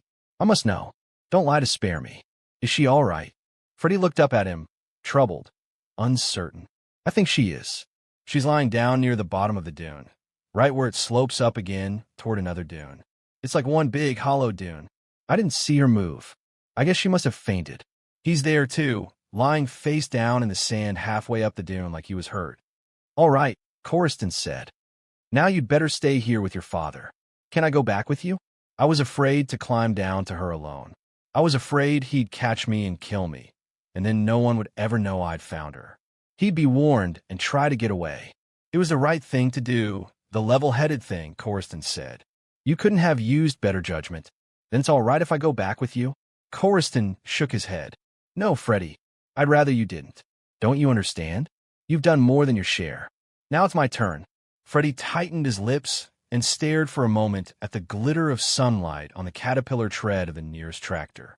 Finally, he said, All right, Lieutenant Corriston. If it's an order. It's an order, Freddie. Corriston gave Freddie's shoulder a pat. Then, after the briefest pause, he said, There's no substitute for the kind of fast-thinking resourcefulness you've just displayed, Freddie. In a dozen years, you'll be heading an expedition, and it won't be the kind that gets bogged down after the first 1,000 miles. You can take my word for that. He turned then and walked toward the ship. In a moment, he had passed the ship and was moving out into the desert beyond. And Freddie wondered how a man could remain so calm in an affair of life and death such as this. It was just as well, perhaps, that he could not see Corriston's face as he moved still further away from the ship into a loneliness of desert and sky. She was lying in a wind-scoured hollow beneath a 70-foot dune, her head resting on one sharply bent elbow, a look of utter exhaustion on her face. Her eyes were closed, and even from where he stood, Corriston could see that she was breathing heavily. He could see the slight rise and fall of her bosom, the trembling vibration of her oxygen mask. She was completely alone. He stood for an instant absolutely motionless on the summit of the dune, staring down at her, noticing in alarm the hollow contour of her cheeks on both sides of the oxygen mask and the slight tinge of gray that had crept into her countenance. Then he started downward. Almost instantly the sand rose like an unsteady sea on all sides of him, and a warning signal sounded in his brain. He could connect it with no cause. Beneath him stretched only the wind-scoured inner surface of the dune, dazzling his eyes with its brightness, mirroring the sunlight like a burning glass. For a moment the brightness deceived him, and he did not realize that there were shadowed hollows directly beneath him, dark fissures in the tumbled sand wide enough to conceal a crouching man. He did not even see the shadow creeping toward him over the sand. Only the dazzle for an instant and the gleam of sunlight on Helen Ramsey's tousled hair. Then, suddenly, he was aware of the danger, fully awake and aware. But realization came too late. Abruptly, without warning, a knife blade flashed in the sunlight, and he felt an agonizing stab of pain just below his left kneecap. A dark shape rose before him, and then dissolved into the shadows again, darting downward and sideways as it disappeared. Corriston threw himself backwards and froze into immobility, thrusting his elbows deep into the sand behind him, using that moment of surprise forced upon him by his assailant to lower his eyes and seek him out. He saw Sadler's face clearly for an instant, saw the gleaming knife and the hand holding it, and the wavering outline of the man's crouching body 3/4 in shadow. He heard Sadler mutter, "I'm done for, Corriston, but I'll get you first." It all seemed to happen in slow motion. Corriston's hand went to his hip, but with a nightmare feeling of retardation, and his fingers seemed to move without any assistance from the motor centers of his brain. Then even more slowly, he was facing the hollow with the gun in his clasp, and the weapon was exploding into the shadows, filling the hollows and windy places with reverberating echoes of sound. There was complete silence after that. No groans, no outcry, nothing but silence. It went on for so long that Coriston could not shake off a numbing sense of unreality. Surely only a dream could have had so violently unreal a beginning, so terrible an outcome. Then he looked down and saw the blood on his leg where the knife had grazed it, and knew that it could not have been a dream. He was still facing the hollow, with 2 bullets left in his gun, but he knew that he would not have to fire again. Sadler was lying on his back on the sand, his eyes wide open, his jaw hanging slack. There was a spreading red stain on his chest, and a rim of blood around his lips. The wind which was blowing across the crest of the dune seemed suddenly to turn malevolent, striking out at the dead man with a sudden, down-sweeping gust, ruffling his hair and making him seem to be still enveloped in violence. Coriston felt his throat muscles contract. He forced himself to bend over and search for a heartbeat he knew he wouldn't find, remembering the other times when the outcome had been less fatal, when only a man's face had changed. As his palm rested for an instant above the dead man's heart, the stirring of the sand immediately beneath him seemed to increase, to become a loud and continuous rustling sound that filled him with a vague sense of disquiet. He could not quite dismiss from his mind a feeling that he was still in danger, that in some strange, almost terrifying way Sadler was still a menace, and that the terrible reality of his death had not destroyed all of the hatred and savage violence which had forced Coriston to kill him in self-defense. Suddenly Coriston realized that what he heard was not the wind stirring the sand at all, but something quite different. It was closer to him than the sloping rim of the dunes, and it was accompanied by movements directly under his hand, a sudden tightening of the dead man's skin, a contraction more pronounced than could have been produced by the abrupt onset of rigor mortis, however freakishly violent or premature. The rustling continued for perhaps 10 more seconds. Then, abruptly, it stopped, and the heads of 2 lampreys came into view, moving slowly across Sadler's unstirring flesh until their writhing mouth parts were less than 2 inches from Coriston's outspread hand. The sight of them brought an instant of terror, an awareness of peril so acute that Coriston's breath caught in his throat. His hand whipped back, and he leapt to his feet with a convulsive shudder. It was suddenly very still on the dune again. Coriston stood for a moment with his body rigid, fearing to look downward, his mind filled with a growing sense of panic. Had Helen Ramsay been attacked by lampreys too? No, she was all right. She had to be. Everything confirmed it, her quietness, her steady breathing, the simple fact that her eyes had been closed and not opened wide in torment. He descended the dune like a man plowing in frantic haste through a snowdrift, sinking to his knees and floundering free again, lurching backward and sideways, sliding a third of the way. She was all right when he got to her. He dropped down beside her and lifted her into his arms, and for an instant there was complete silence between them. She just looked at him, looked up into his face steadily and calmly, as if she could read his mind and had the good sense to realize there could be no more certain way of reassuring him. Then her arms tightened about him. "Darling," she whispered. "Darling, darling." Coriston started fumbling with his oxygen mask, and suddenly he had it off. He held his breath and more slowly helped her free her lips so that he could kiss her.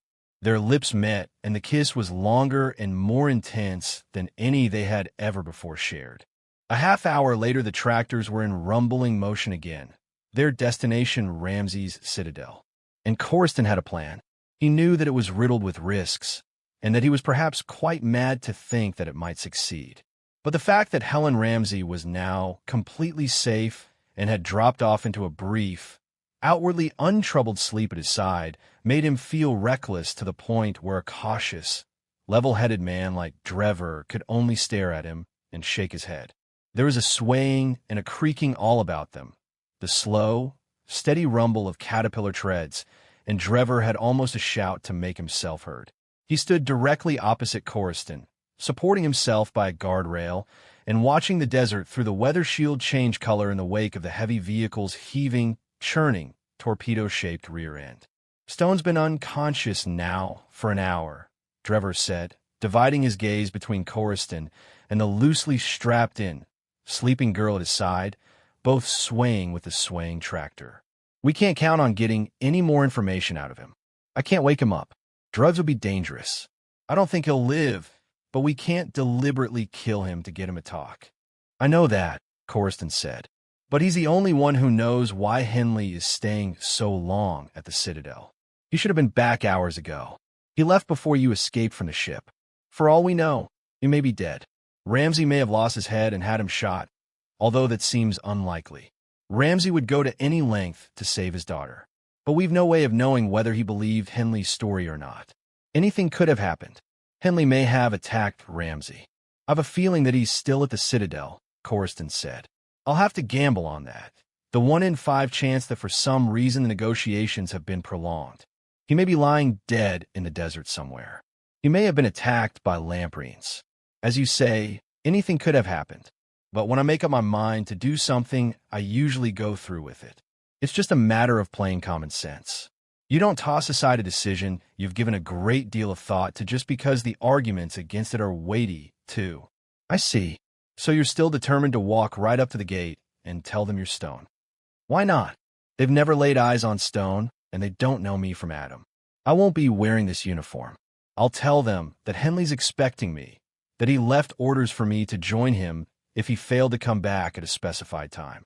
I'll watch the guard's face and change my story a little, if I have to, as I go along. It's a very long gamble. I hope you realize that. It's either that or no gamble at all. And we've got to gamble. We're holding at least 2 high cards and a joker. Henley has had the ground shot right out from under him. He's completely alone, and the only thing he has left to gamble with is his nearness to Ramsay, his ability to terrify Ramsay by making him believe that his daughter's life is still in danger.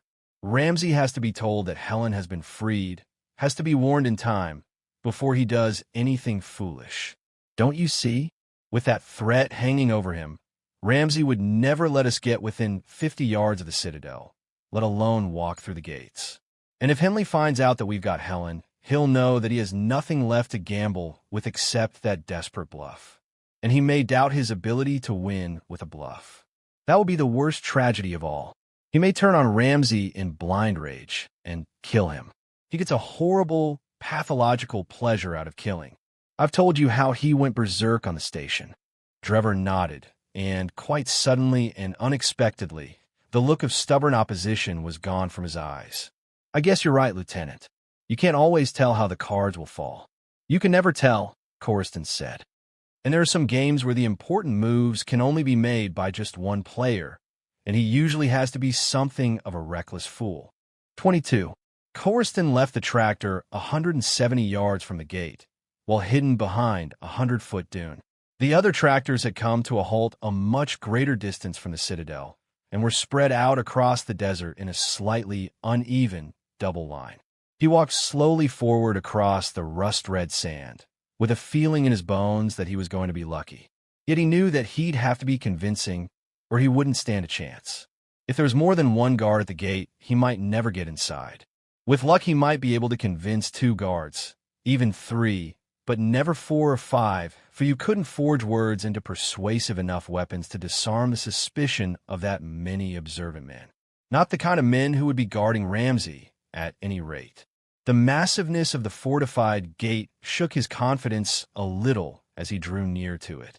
It was at least 50 feet in height, a solid oblong of inches-thick steel with a desert-mirroring surface. He could see his own reflection as he advanced, but it did nothing to reassure him. He knew what he'd have to do, of course. Walk right up to the gate and trust to luck that he could find some way of announcing his presence without getting himself killed. How did you gain entrance to an impregnable fortress?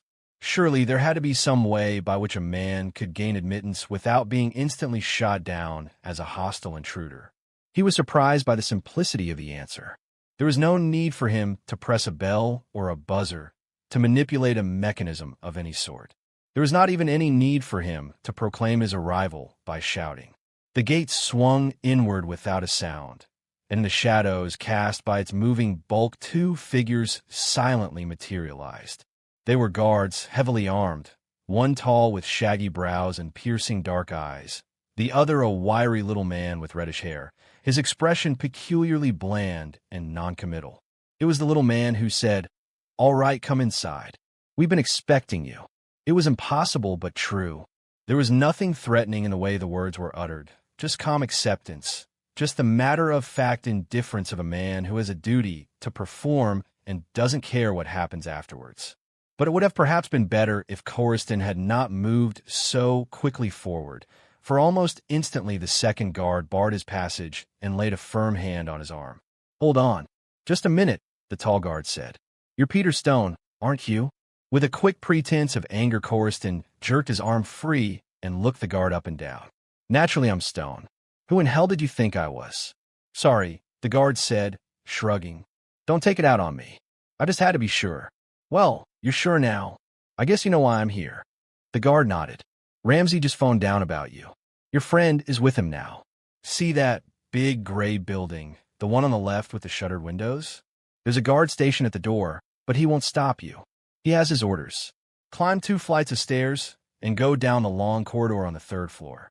Ramsey and your friend are in the last room on the left." Coriston drew a deep breath, wondering if the guard had noticed the tightening of his facial muscles. He turned away from the gate slowly, staring out over the interior of the fortress, letting his emotions of the moment take complete possession of him.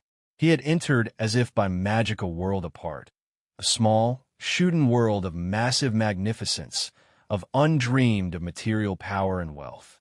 There were 5 buildings within the encircling wall of the fortress, each monumental in architectural sweep.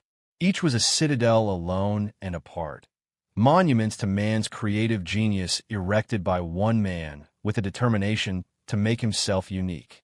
It was a folly almost beyond belief, a terrifying distortion of human creativeness that could lead only to ultimate disaster and defeat. But greedy and cruel and ruthless as Ramsey undoubtedly was, there still burned in him a little of the spark that had created Athens in white marble. Had it not been so, he could not have even commissioned men of creative genius to transport to Mars the materials for such a project and have taken pleasure in its completion. "Your friend got here 2 hours ago," the tall guard said. "They've been talking ever since. He came down to the gate once and said we should let you in, you and another man. Sadler, I think his name was. I see he's not with you." "No, Sadler is not with me," Coriston said. "What happened to him?" "The big gray building with the shuttered windows, you said. If the guard tries to stop me, what do I say? I told you he had his orders." Coriston looked up at the massive gate swinging shut behind him. For good or ill, he was completely trapped, completely at the mercy of the armed guards inside the citadel. They hadn't taken his gun away from him, but, nevertheless, he was trapped. What chance would one armed man have against 75 or 100 guards? They were keeping out of sight, all but the 2 at the gate. But at any moment, they could converge upon him and shoot him down. They could choose their own moment, precisely as a research medical man could choose his own moment to experiment upon a laboratory animal, knowing that the creature was safe in its cage and couldn't possibly get away. Coriston's lips tightened, and from a shadowed corner of his mind came a determination to brush all that aside, to ignore it completely. The guard at the gate might very well be telling the truth. It stood to reason that Ramsey would have remained secretive about his daughter. Kidnappers do not like to have their ransom demands discussed too openly. If Ramsey had been a complete fool, he would have gone down to the gate and taken the guards completely into his confidence. But Coriston could not believe that Ramsey was that much of a fool. In all probability, Henley had threatened Ramsey and provoked him almost beyond endurance. There had arisen the questions of how the ransom was to be paid, the girl set free. Damn it, Coriston thought. The thing for me to do now is to go straight toward that building and straight up the stairs to the 3rd floor and straight down the corridor until I'm confronting Ramsey face to face. I'm Peter Stone. I'm one of the 2 men who helped Henley kidnap the girl, and I've come to help Henley convince Ramsey. I've come to help him really put the screws on Ramsey. I can improvise from that point on. He moved away from the guards without looking back. Within the citadel, there was silence, stillness, the 5 massive buildings cutting a rampart of pure, fragile design across the sky. There was a strange kind of perfection about the interior of the citadel. It was akin, somehow, to the perfection of solitude, and even the sky seemed hushed, expectant, remote from reality, as if awaiting the unfolding of some impossible event, some terrifying drama of violence and retribution that could take place nowhere else. But Coruscant's reason told him that to believe any such thing would have been the height of folly. The sky inside the citadel was just as real, just as cloud-flecked and palely blue as the sky outside, and the notion that architecture or scenery of any kind could influence events was absolute nonsense. Things would happen exactly as he willed them to happen, provided nothing stood in the way of immediate drastic action, and the kind of luck which had saved him at the gate continued to smile upon him. The big gray building with the shuttered windows continued to occupy most of his attention, and he walked very resolutely toward it, his eyes on the glimmer of pale light which marked its wide doorway. He was still 50 feet away when he saw the guard, standing very quietly just inside the door with his hand on his gun holster. Coruscant's lips tightened, but he did not moderate his stride. He had a reply ready if the guard challenged him. He preferred to believe that he would not be challenged, but he had no intention of taking anything for granted. He continued on until he reached the doorway, and then he stopped abruptly. He waited for the guard to say something, but the man did not speak at all. He simply stared quietly at Coruscant for an instant, and then stepped quickly back into the shadows. Coruscant went on past him, and advanced along the wide corridor that stretched before him. The wide central staircase that circled up did not seem appropriate to a building that was not a residence, and Coruscant found himself wondering if Ramsay had turned the other 4 buildings into similarly unusual expressions of his own strong-willed orientation to reality. The buildings had undoubtedly been designed as administrative units of an industrial empire, a beginning empire in a new world. An empire predatory, avaricious, merciless. Yet Ramsay had seemingly allowed his desire for a home to gain dominance here, had allowed the emotions common to all men to influence his taste in interior architecture in at least one of the buildings. Chalk up that much to Ramsay's credit. In that respect at least, he was superior to Henley. In that respect, at least a man of good could take sides, all apart from the personal issues involved. Henley was a predatory vulture on all counts, his talons constantly spread, constantly crimson-tipped. Ramsay was a vulture too, but in the depths of his mind he knew it. Part of the agony was shared by him, and in one desperate, despairing part of his personality, he had tried to be creative. Coruscant ascended the staircase swiftly, casting one brief glance at some murals and then ignoring them.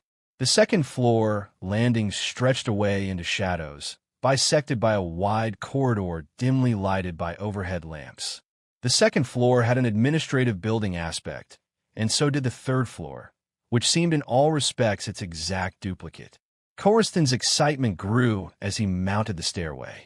He felt like a man poised on the brink of a precipice with no assurance that he would not be hurled to his death, a man aware that tragedy would not strike him like a thunderbolt at any moment, and yet also like a man who thought and felt differently from the trapped and the desperately despairing. He felt very confident, very sure of himself, and it seemed to him that there was no danger that he could not surmount, and deep within him there was something that exulted in the thought and kept him moving steadily upward. The third floor was like the second, its long central corridor dwindling away into shadows. Down it he moved cautiously, remembering what the guard at the gate had said. The third floor, the last door on your left. Ramsay was in conference, but it wasn't a conference of industrial associates planning a division of spoils. Ramsay was talking to a killer under duress. Coruscant was halfway down the corridor when he heard the shot. It rang out in the stillness with a terrible clarity, sending echoes reverberating throughout the building, stopping Coruscant in his tracks. For an instant the silence remained absolute, as if the shot had somehow silenced all life within the building. Even Coruscant's breathing was affected by it, so that for an instant he remained like a man horror-blasted into immobility, frozen, a statue with waxen features and widely dilated eyes. Then, abruptly, he ceased to be a statue. He broke into a run, heading for the door from which the shot had come. He came to the door and saw that it did not slide open on a panel. It was massive, with a knob jutting out from it, and when he grasped the knob, it swung inward instantly and soundlessly, and he found himself in a large, blank-walled room brightly illumined by 3 circular overhead lamps. Ramsey was sitting stiff and straight before a desk that was cluttered with reference files, manuscripts and folders, pens, pencils, and other writing materials. His face was drained of all color, and his eyes were wide and staring. He was looking directly at Corriston, and yet he did not seem to see Corriston. He did not appear to be staring at anything in particular. That small, shrunken, unimpressive-looking little man with graying temples and a look of blank incomprehension in his eyes that chilled Corriston to the core of his being. Shaking, wishing that the eyes would close or brighten with relief, or do anything but remain so stonily indifferent, Corriston moved closer to the desk. He saw at once that Ramsey was close to death. He had been shot in the chest. There was a dull red stain on his chest, and even as Corriston stared it widened, a butterfly pattern of red, like a Rorschach seen through the eyes of a homicidally inclined psychotic. Suddenly Ramsey moved. He caught hold of the desk edge and swayed a little, but his eyes remained filmed, blankly staring. Corriston was bending above him when a familiar voice said, "He's done for. Nothing you can do for him. We had an argument, and he lost his head. He just couldn't see it my way. So I made a mistake and shot him. It was a mistake, all right. I lost my head. Now I've got nothing to lose by killing you." Corriston raised his eyes slowly. He had 1 chance in 100 perhaps. He knew it. He sensed it. Henley had somehow managed to stay out of sight for an instant. The room was very large. There were shadows in it, and Henley had apparently flattened himself against the wall behind the desk, in deep shadow. But now he was standing very straight and still behind the desk, ignoring the shuddering form of the man he had shot, little dark death heads dancing in his eyes. Henley's nearness did not bother Corriston. Death at 10 feet could be no more final than death at 100 yards. Only one thing bothered him. Events could move fast when you were close to a killer. He didn't intend to let them move fast. Not for him, at any rate. He let his eyes rest for an instant on the gun in Henley's hand, his thoughts racing. He knew that he'd be as good as dead if he made a single concession. Don't let him know that the gun worries you. Pretend that the odds are even though he's got the drop on you. Corriston said, "How do you know he's fatally wounded? The wound's 3 inches below his heart. You're taking a hell of a lot for granted. You just said you made a mistake in shooting him. If he's rushed to a hospital, that mistake may not be your last. You'll have a chance to go to work on him again." Henley shook his head, his lips tightening. "Don't be a fool. He'll be dead in 5 minutes. "I'm not being a fool," Corriston said. "What will you stand to gain by shooting me and letting him die? You've got his daughter, but a dead man won't be able to ransom her." For a moment, nothing happened. Henley had made no attempt to draw his gun, and he did not draw it now. He stood very quietly staring at Corriston, breathing heavily, a strange, withdrawn look in his eyes. Perhaps he was thinking over what Corriston had said. Corriston wondered about that for an instant, and then dismissed it from his mind. You did not take anything for granted when you were standing that close to a killer. It was probably too late to save Ramsey. But for the first time, he was standing very near to Henley with a weapon beneath his hand. If he drew his gun instantly and shot Henley through the heart, Ramsey might have a chance. Otherwise, somehow he couldn't do it. Not without giving the other some slight warning.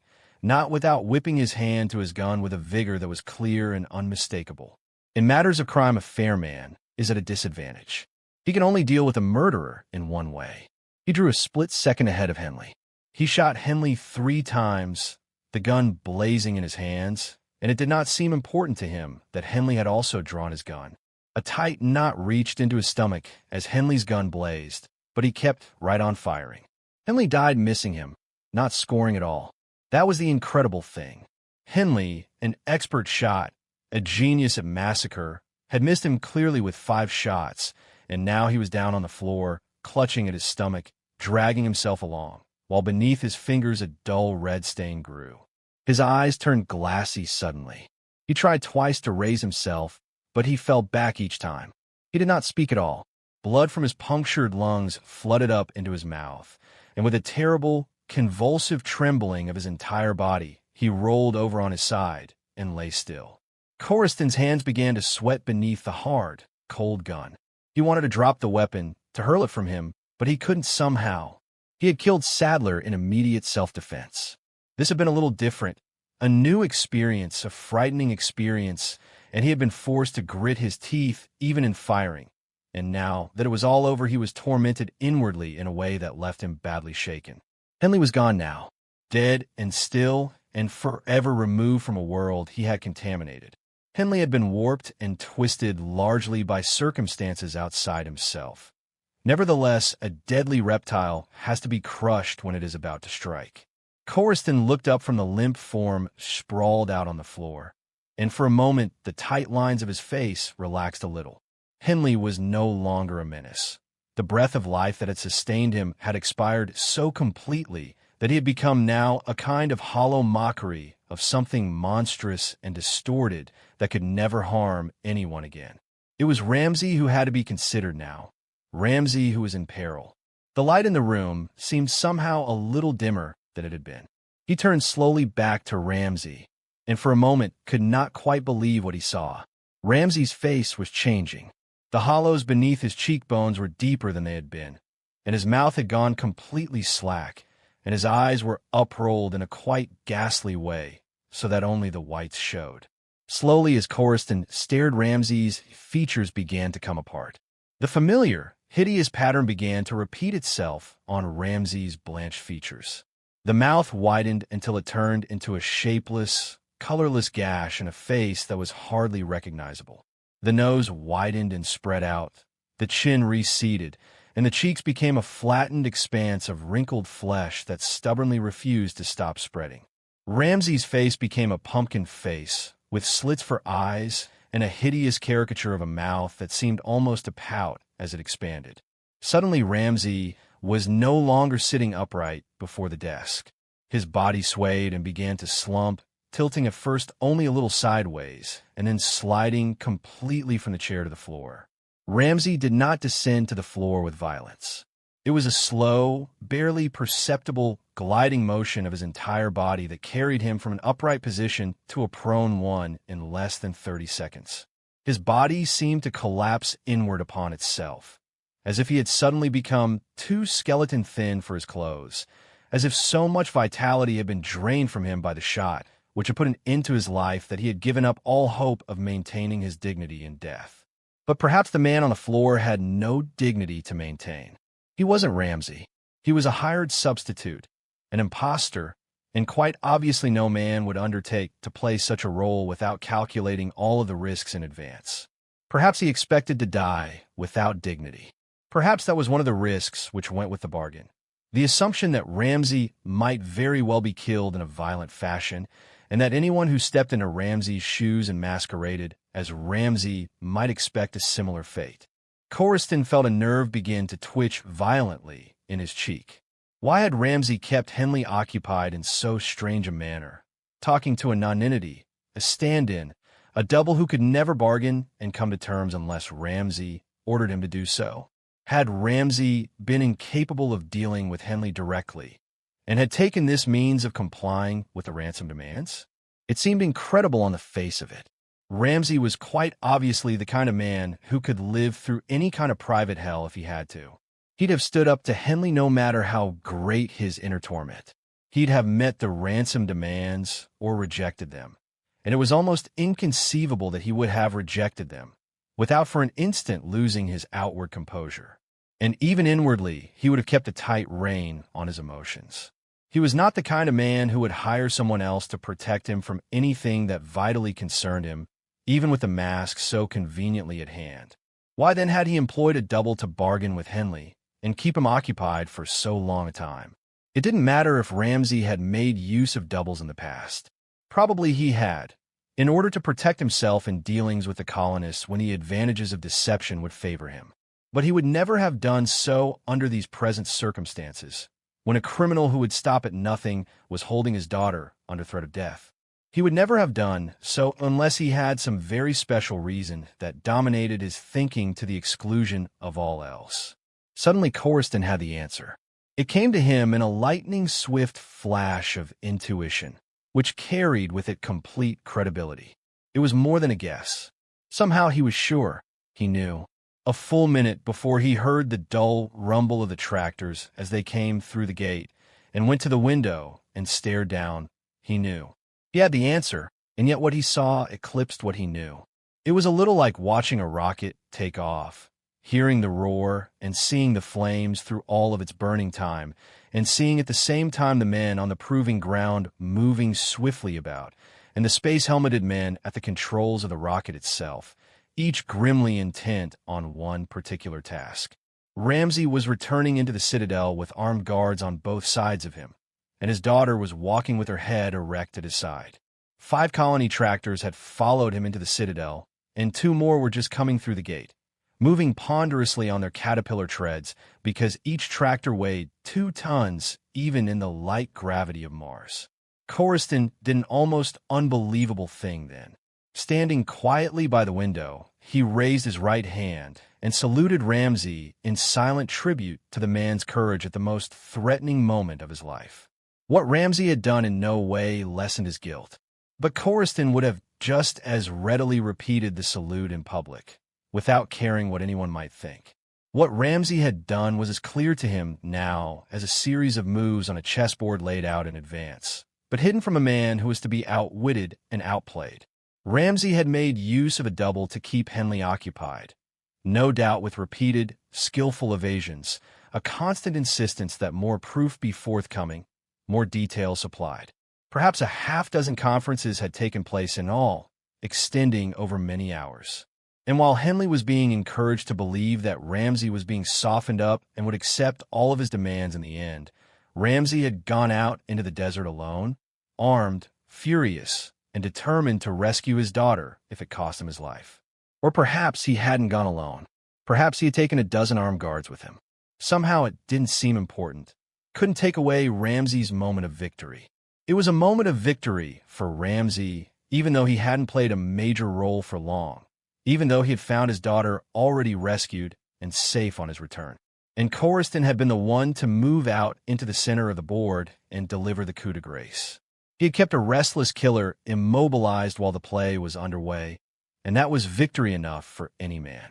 Corriston suddenly realized that neither Ramsay nor the colonists had any way of knowing that Henley was dead. They had probably joined forces outside the citadel for the sole purpose of rescuing him from the deadliest kind of danger. And he wasn't helping them at all. In another minute, they'd be trying to get to him with tear gas. It didn't make any kind of sense, but when Corriston went down the wide central staircase, he wasn't thinking about the colonists at all. He was wondering only how Helen Ramsay would look standing alone on a strange dark headland at midnight. Then the vision dissolved, and another one took its place. She wasn't on a headland anymore. She was standing at the door of a small, white cottage, and there were a couple of kids beside her. A boy of about Freddie's age, or maybe a little younger, and a little girl with golden curls, her hair like a crown. He realized suddenly that it could never be a small, white cottage. There are no small, white cottages on the station, and never could be. But the station would be all right for a married man with kids. The kids could come and visit him, and his wife could be with him about 1/4 of the time, both on the station and on Earth. What more could a happily married man ask, if the station was so much a part of him that it was never wholly absent from his thoughts? He'd have to ask her, of course, at least a dozen times to make sure that she really wanted that kind of man for a husband. But he knew what her answer would be even before the vision dissolved, and he was soon out in the central square between the 5 buildings, holding her tightly in his arms. From the way she kissed him, he knew that she must have endured an eternity of torment just from uncertainty, just from not knowing whether he was dead or alive. For an instant, he could think of nothing else but the wonder of it, the absolute reassurance which she had brought to him with her closeness, her gratefulness, the intensity of her concern. Across the square, they could see the tractors, looking in the dazzling light like massive blocks of metal standing almost end to end. There was a great deal of movement and shouting between the buildings, and Corriston knew that in another half-minute they would no longer be alone together, that the closeness couldn't last. A change was coming over her face, and he was suddenly afraid for her, afraid that when she was told the full truth about her father, just the pain of knowing might make her withdraw from him, even though it could never really come between them or separate them for long. So there it was. He could see it in her eyes, the fear, the shadow, and because he had no way of knowing just how much she already knew, he decided that only complete honesty could keep the shadow from lengthening. His hands moved slowly up over her face, and he drew her chin up and said, very gently, "There's something I'd like to say now about your father. Without his help, Henley would have finished what he started out to do. There are different ways of paying off a debt, and your father—" She raised her hand as if to put a stop to his words. "Darling, I know he's in serious trouble. Don't try to spare me. There's no need to. There will be a trial, and we both know what the outcome will be. He'll never walk out of the courtroom a free man. But he's not afraid, and neither am I. These last few terrible hours have changed him. He's not ashamed now to admit that he loves me. All the hardness, the coldness is gone." Something in her voice stilled the questions he wanted to ask. She seemed to sense what was in his mind, for she said quickly, "I don't think Father has any enemies now on Mars. He's going to give the colonists back their land. Not because he has to, but because he wants to. They came to his assistance when they could have used the way he cheated and robbed them as an excuse for not helping him at all. There are few men who wouldn't feel grateful, who wouldn't be shaken by remorse. But I think it goes deeper than that. Even now, I'm not completely sure, but I think he knows it's the only way he can free himself from the prison he's been building around himself since I was a little girl." She was silent for an instant, while the pain in her eyes seemed to deepen. Then she said, "I can't leave him now, darling. Not right away. It would be too cruel a blow." Ahead now, Corriston could see 3 of the colonists coming toward him. They were less than 40 feet away. "I think I know how it is," he said. "When you've been through too much, you just go dead inside. You can feel sympathy for someone very close, like your father. But that's about all. Darling, that's not what I mean. We'll be apart, but just for a little while. It will be so short a time we won't even miss it later on. 2 or 3 weeks at most. And this time you won't have to wonder about me at all." Corriston noticed then for the first time that her hair had been blown in all directions by the wind. He remembered how, on their first meeting, it had been disarranged in much the same way. She'd been wearing a beret then, and just the casual tilt of her hat had done the fluffing. But wind or no wind, he'd always liked the way her hair looked, the gold in it, and the way it set off the great beauty of her face. "I'd be more than unreasonable if I tried to pick flaws in a promise like that," he said.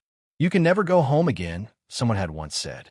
"You can never go home because people change and places change with them, and familiar scenes take on an aspect of strangeness as the old, well-loved landmarks fade. But in space, the landmarks are as wide and deep as the gulfs between the stars, and it is not too difficult for a man to return to a steel-ribbed Gibraltar in space and experience again the emotions he felt when he first sighted it, and hear again the long thunder roll of the ship's berthing and taking off. The ship which was bringing Corriston back had begun to loom up behind the telemetric aerials with her bow slanting forward.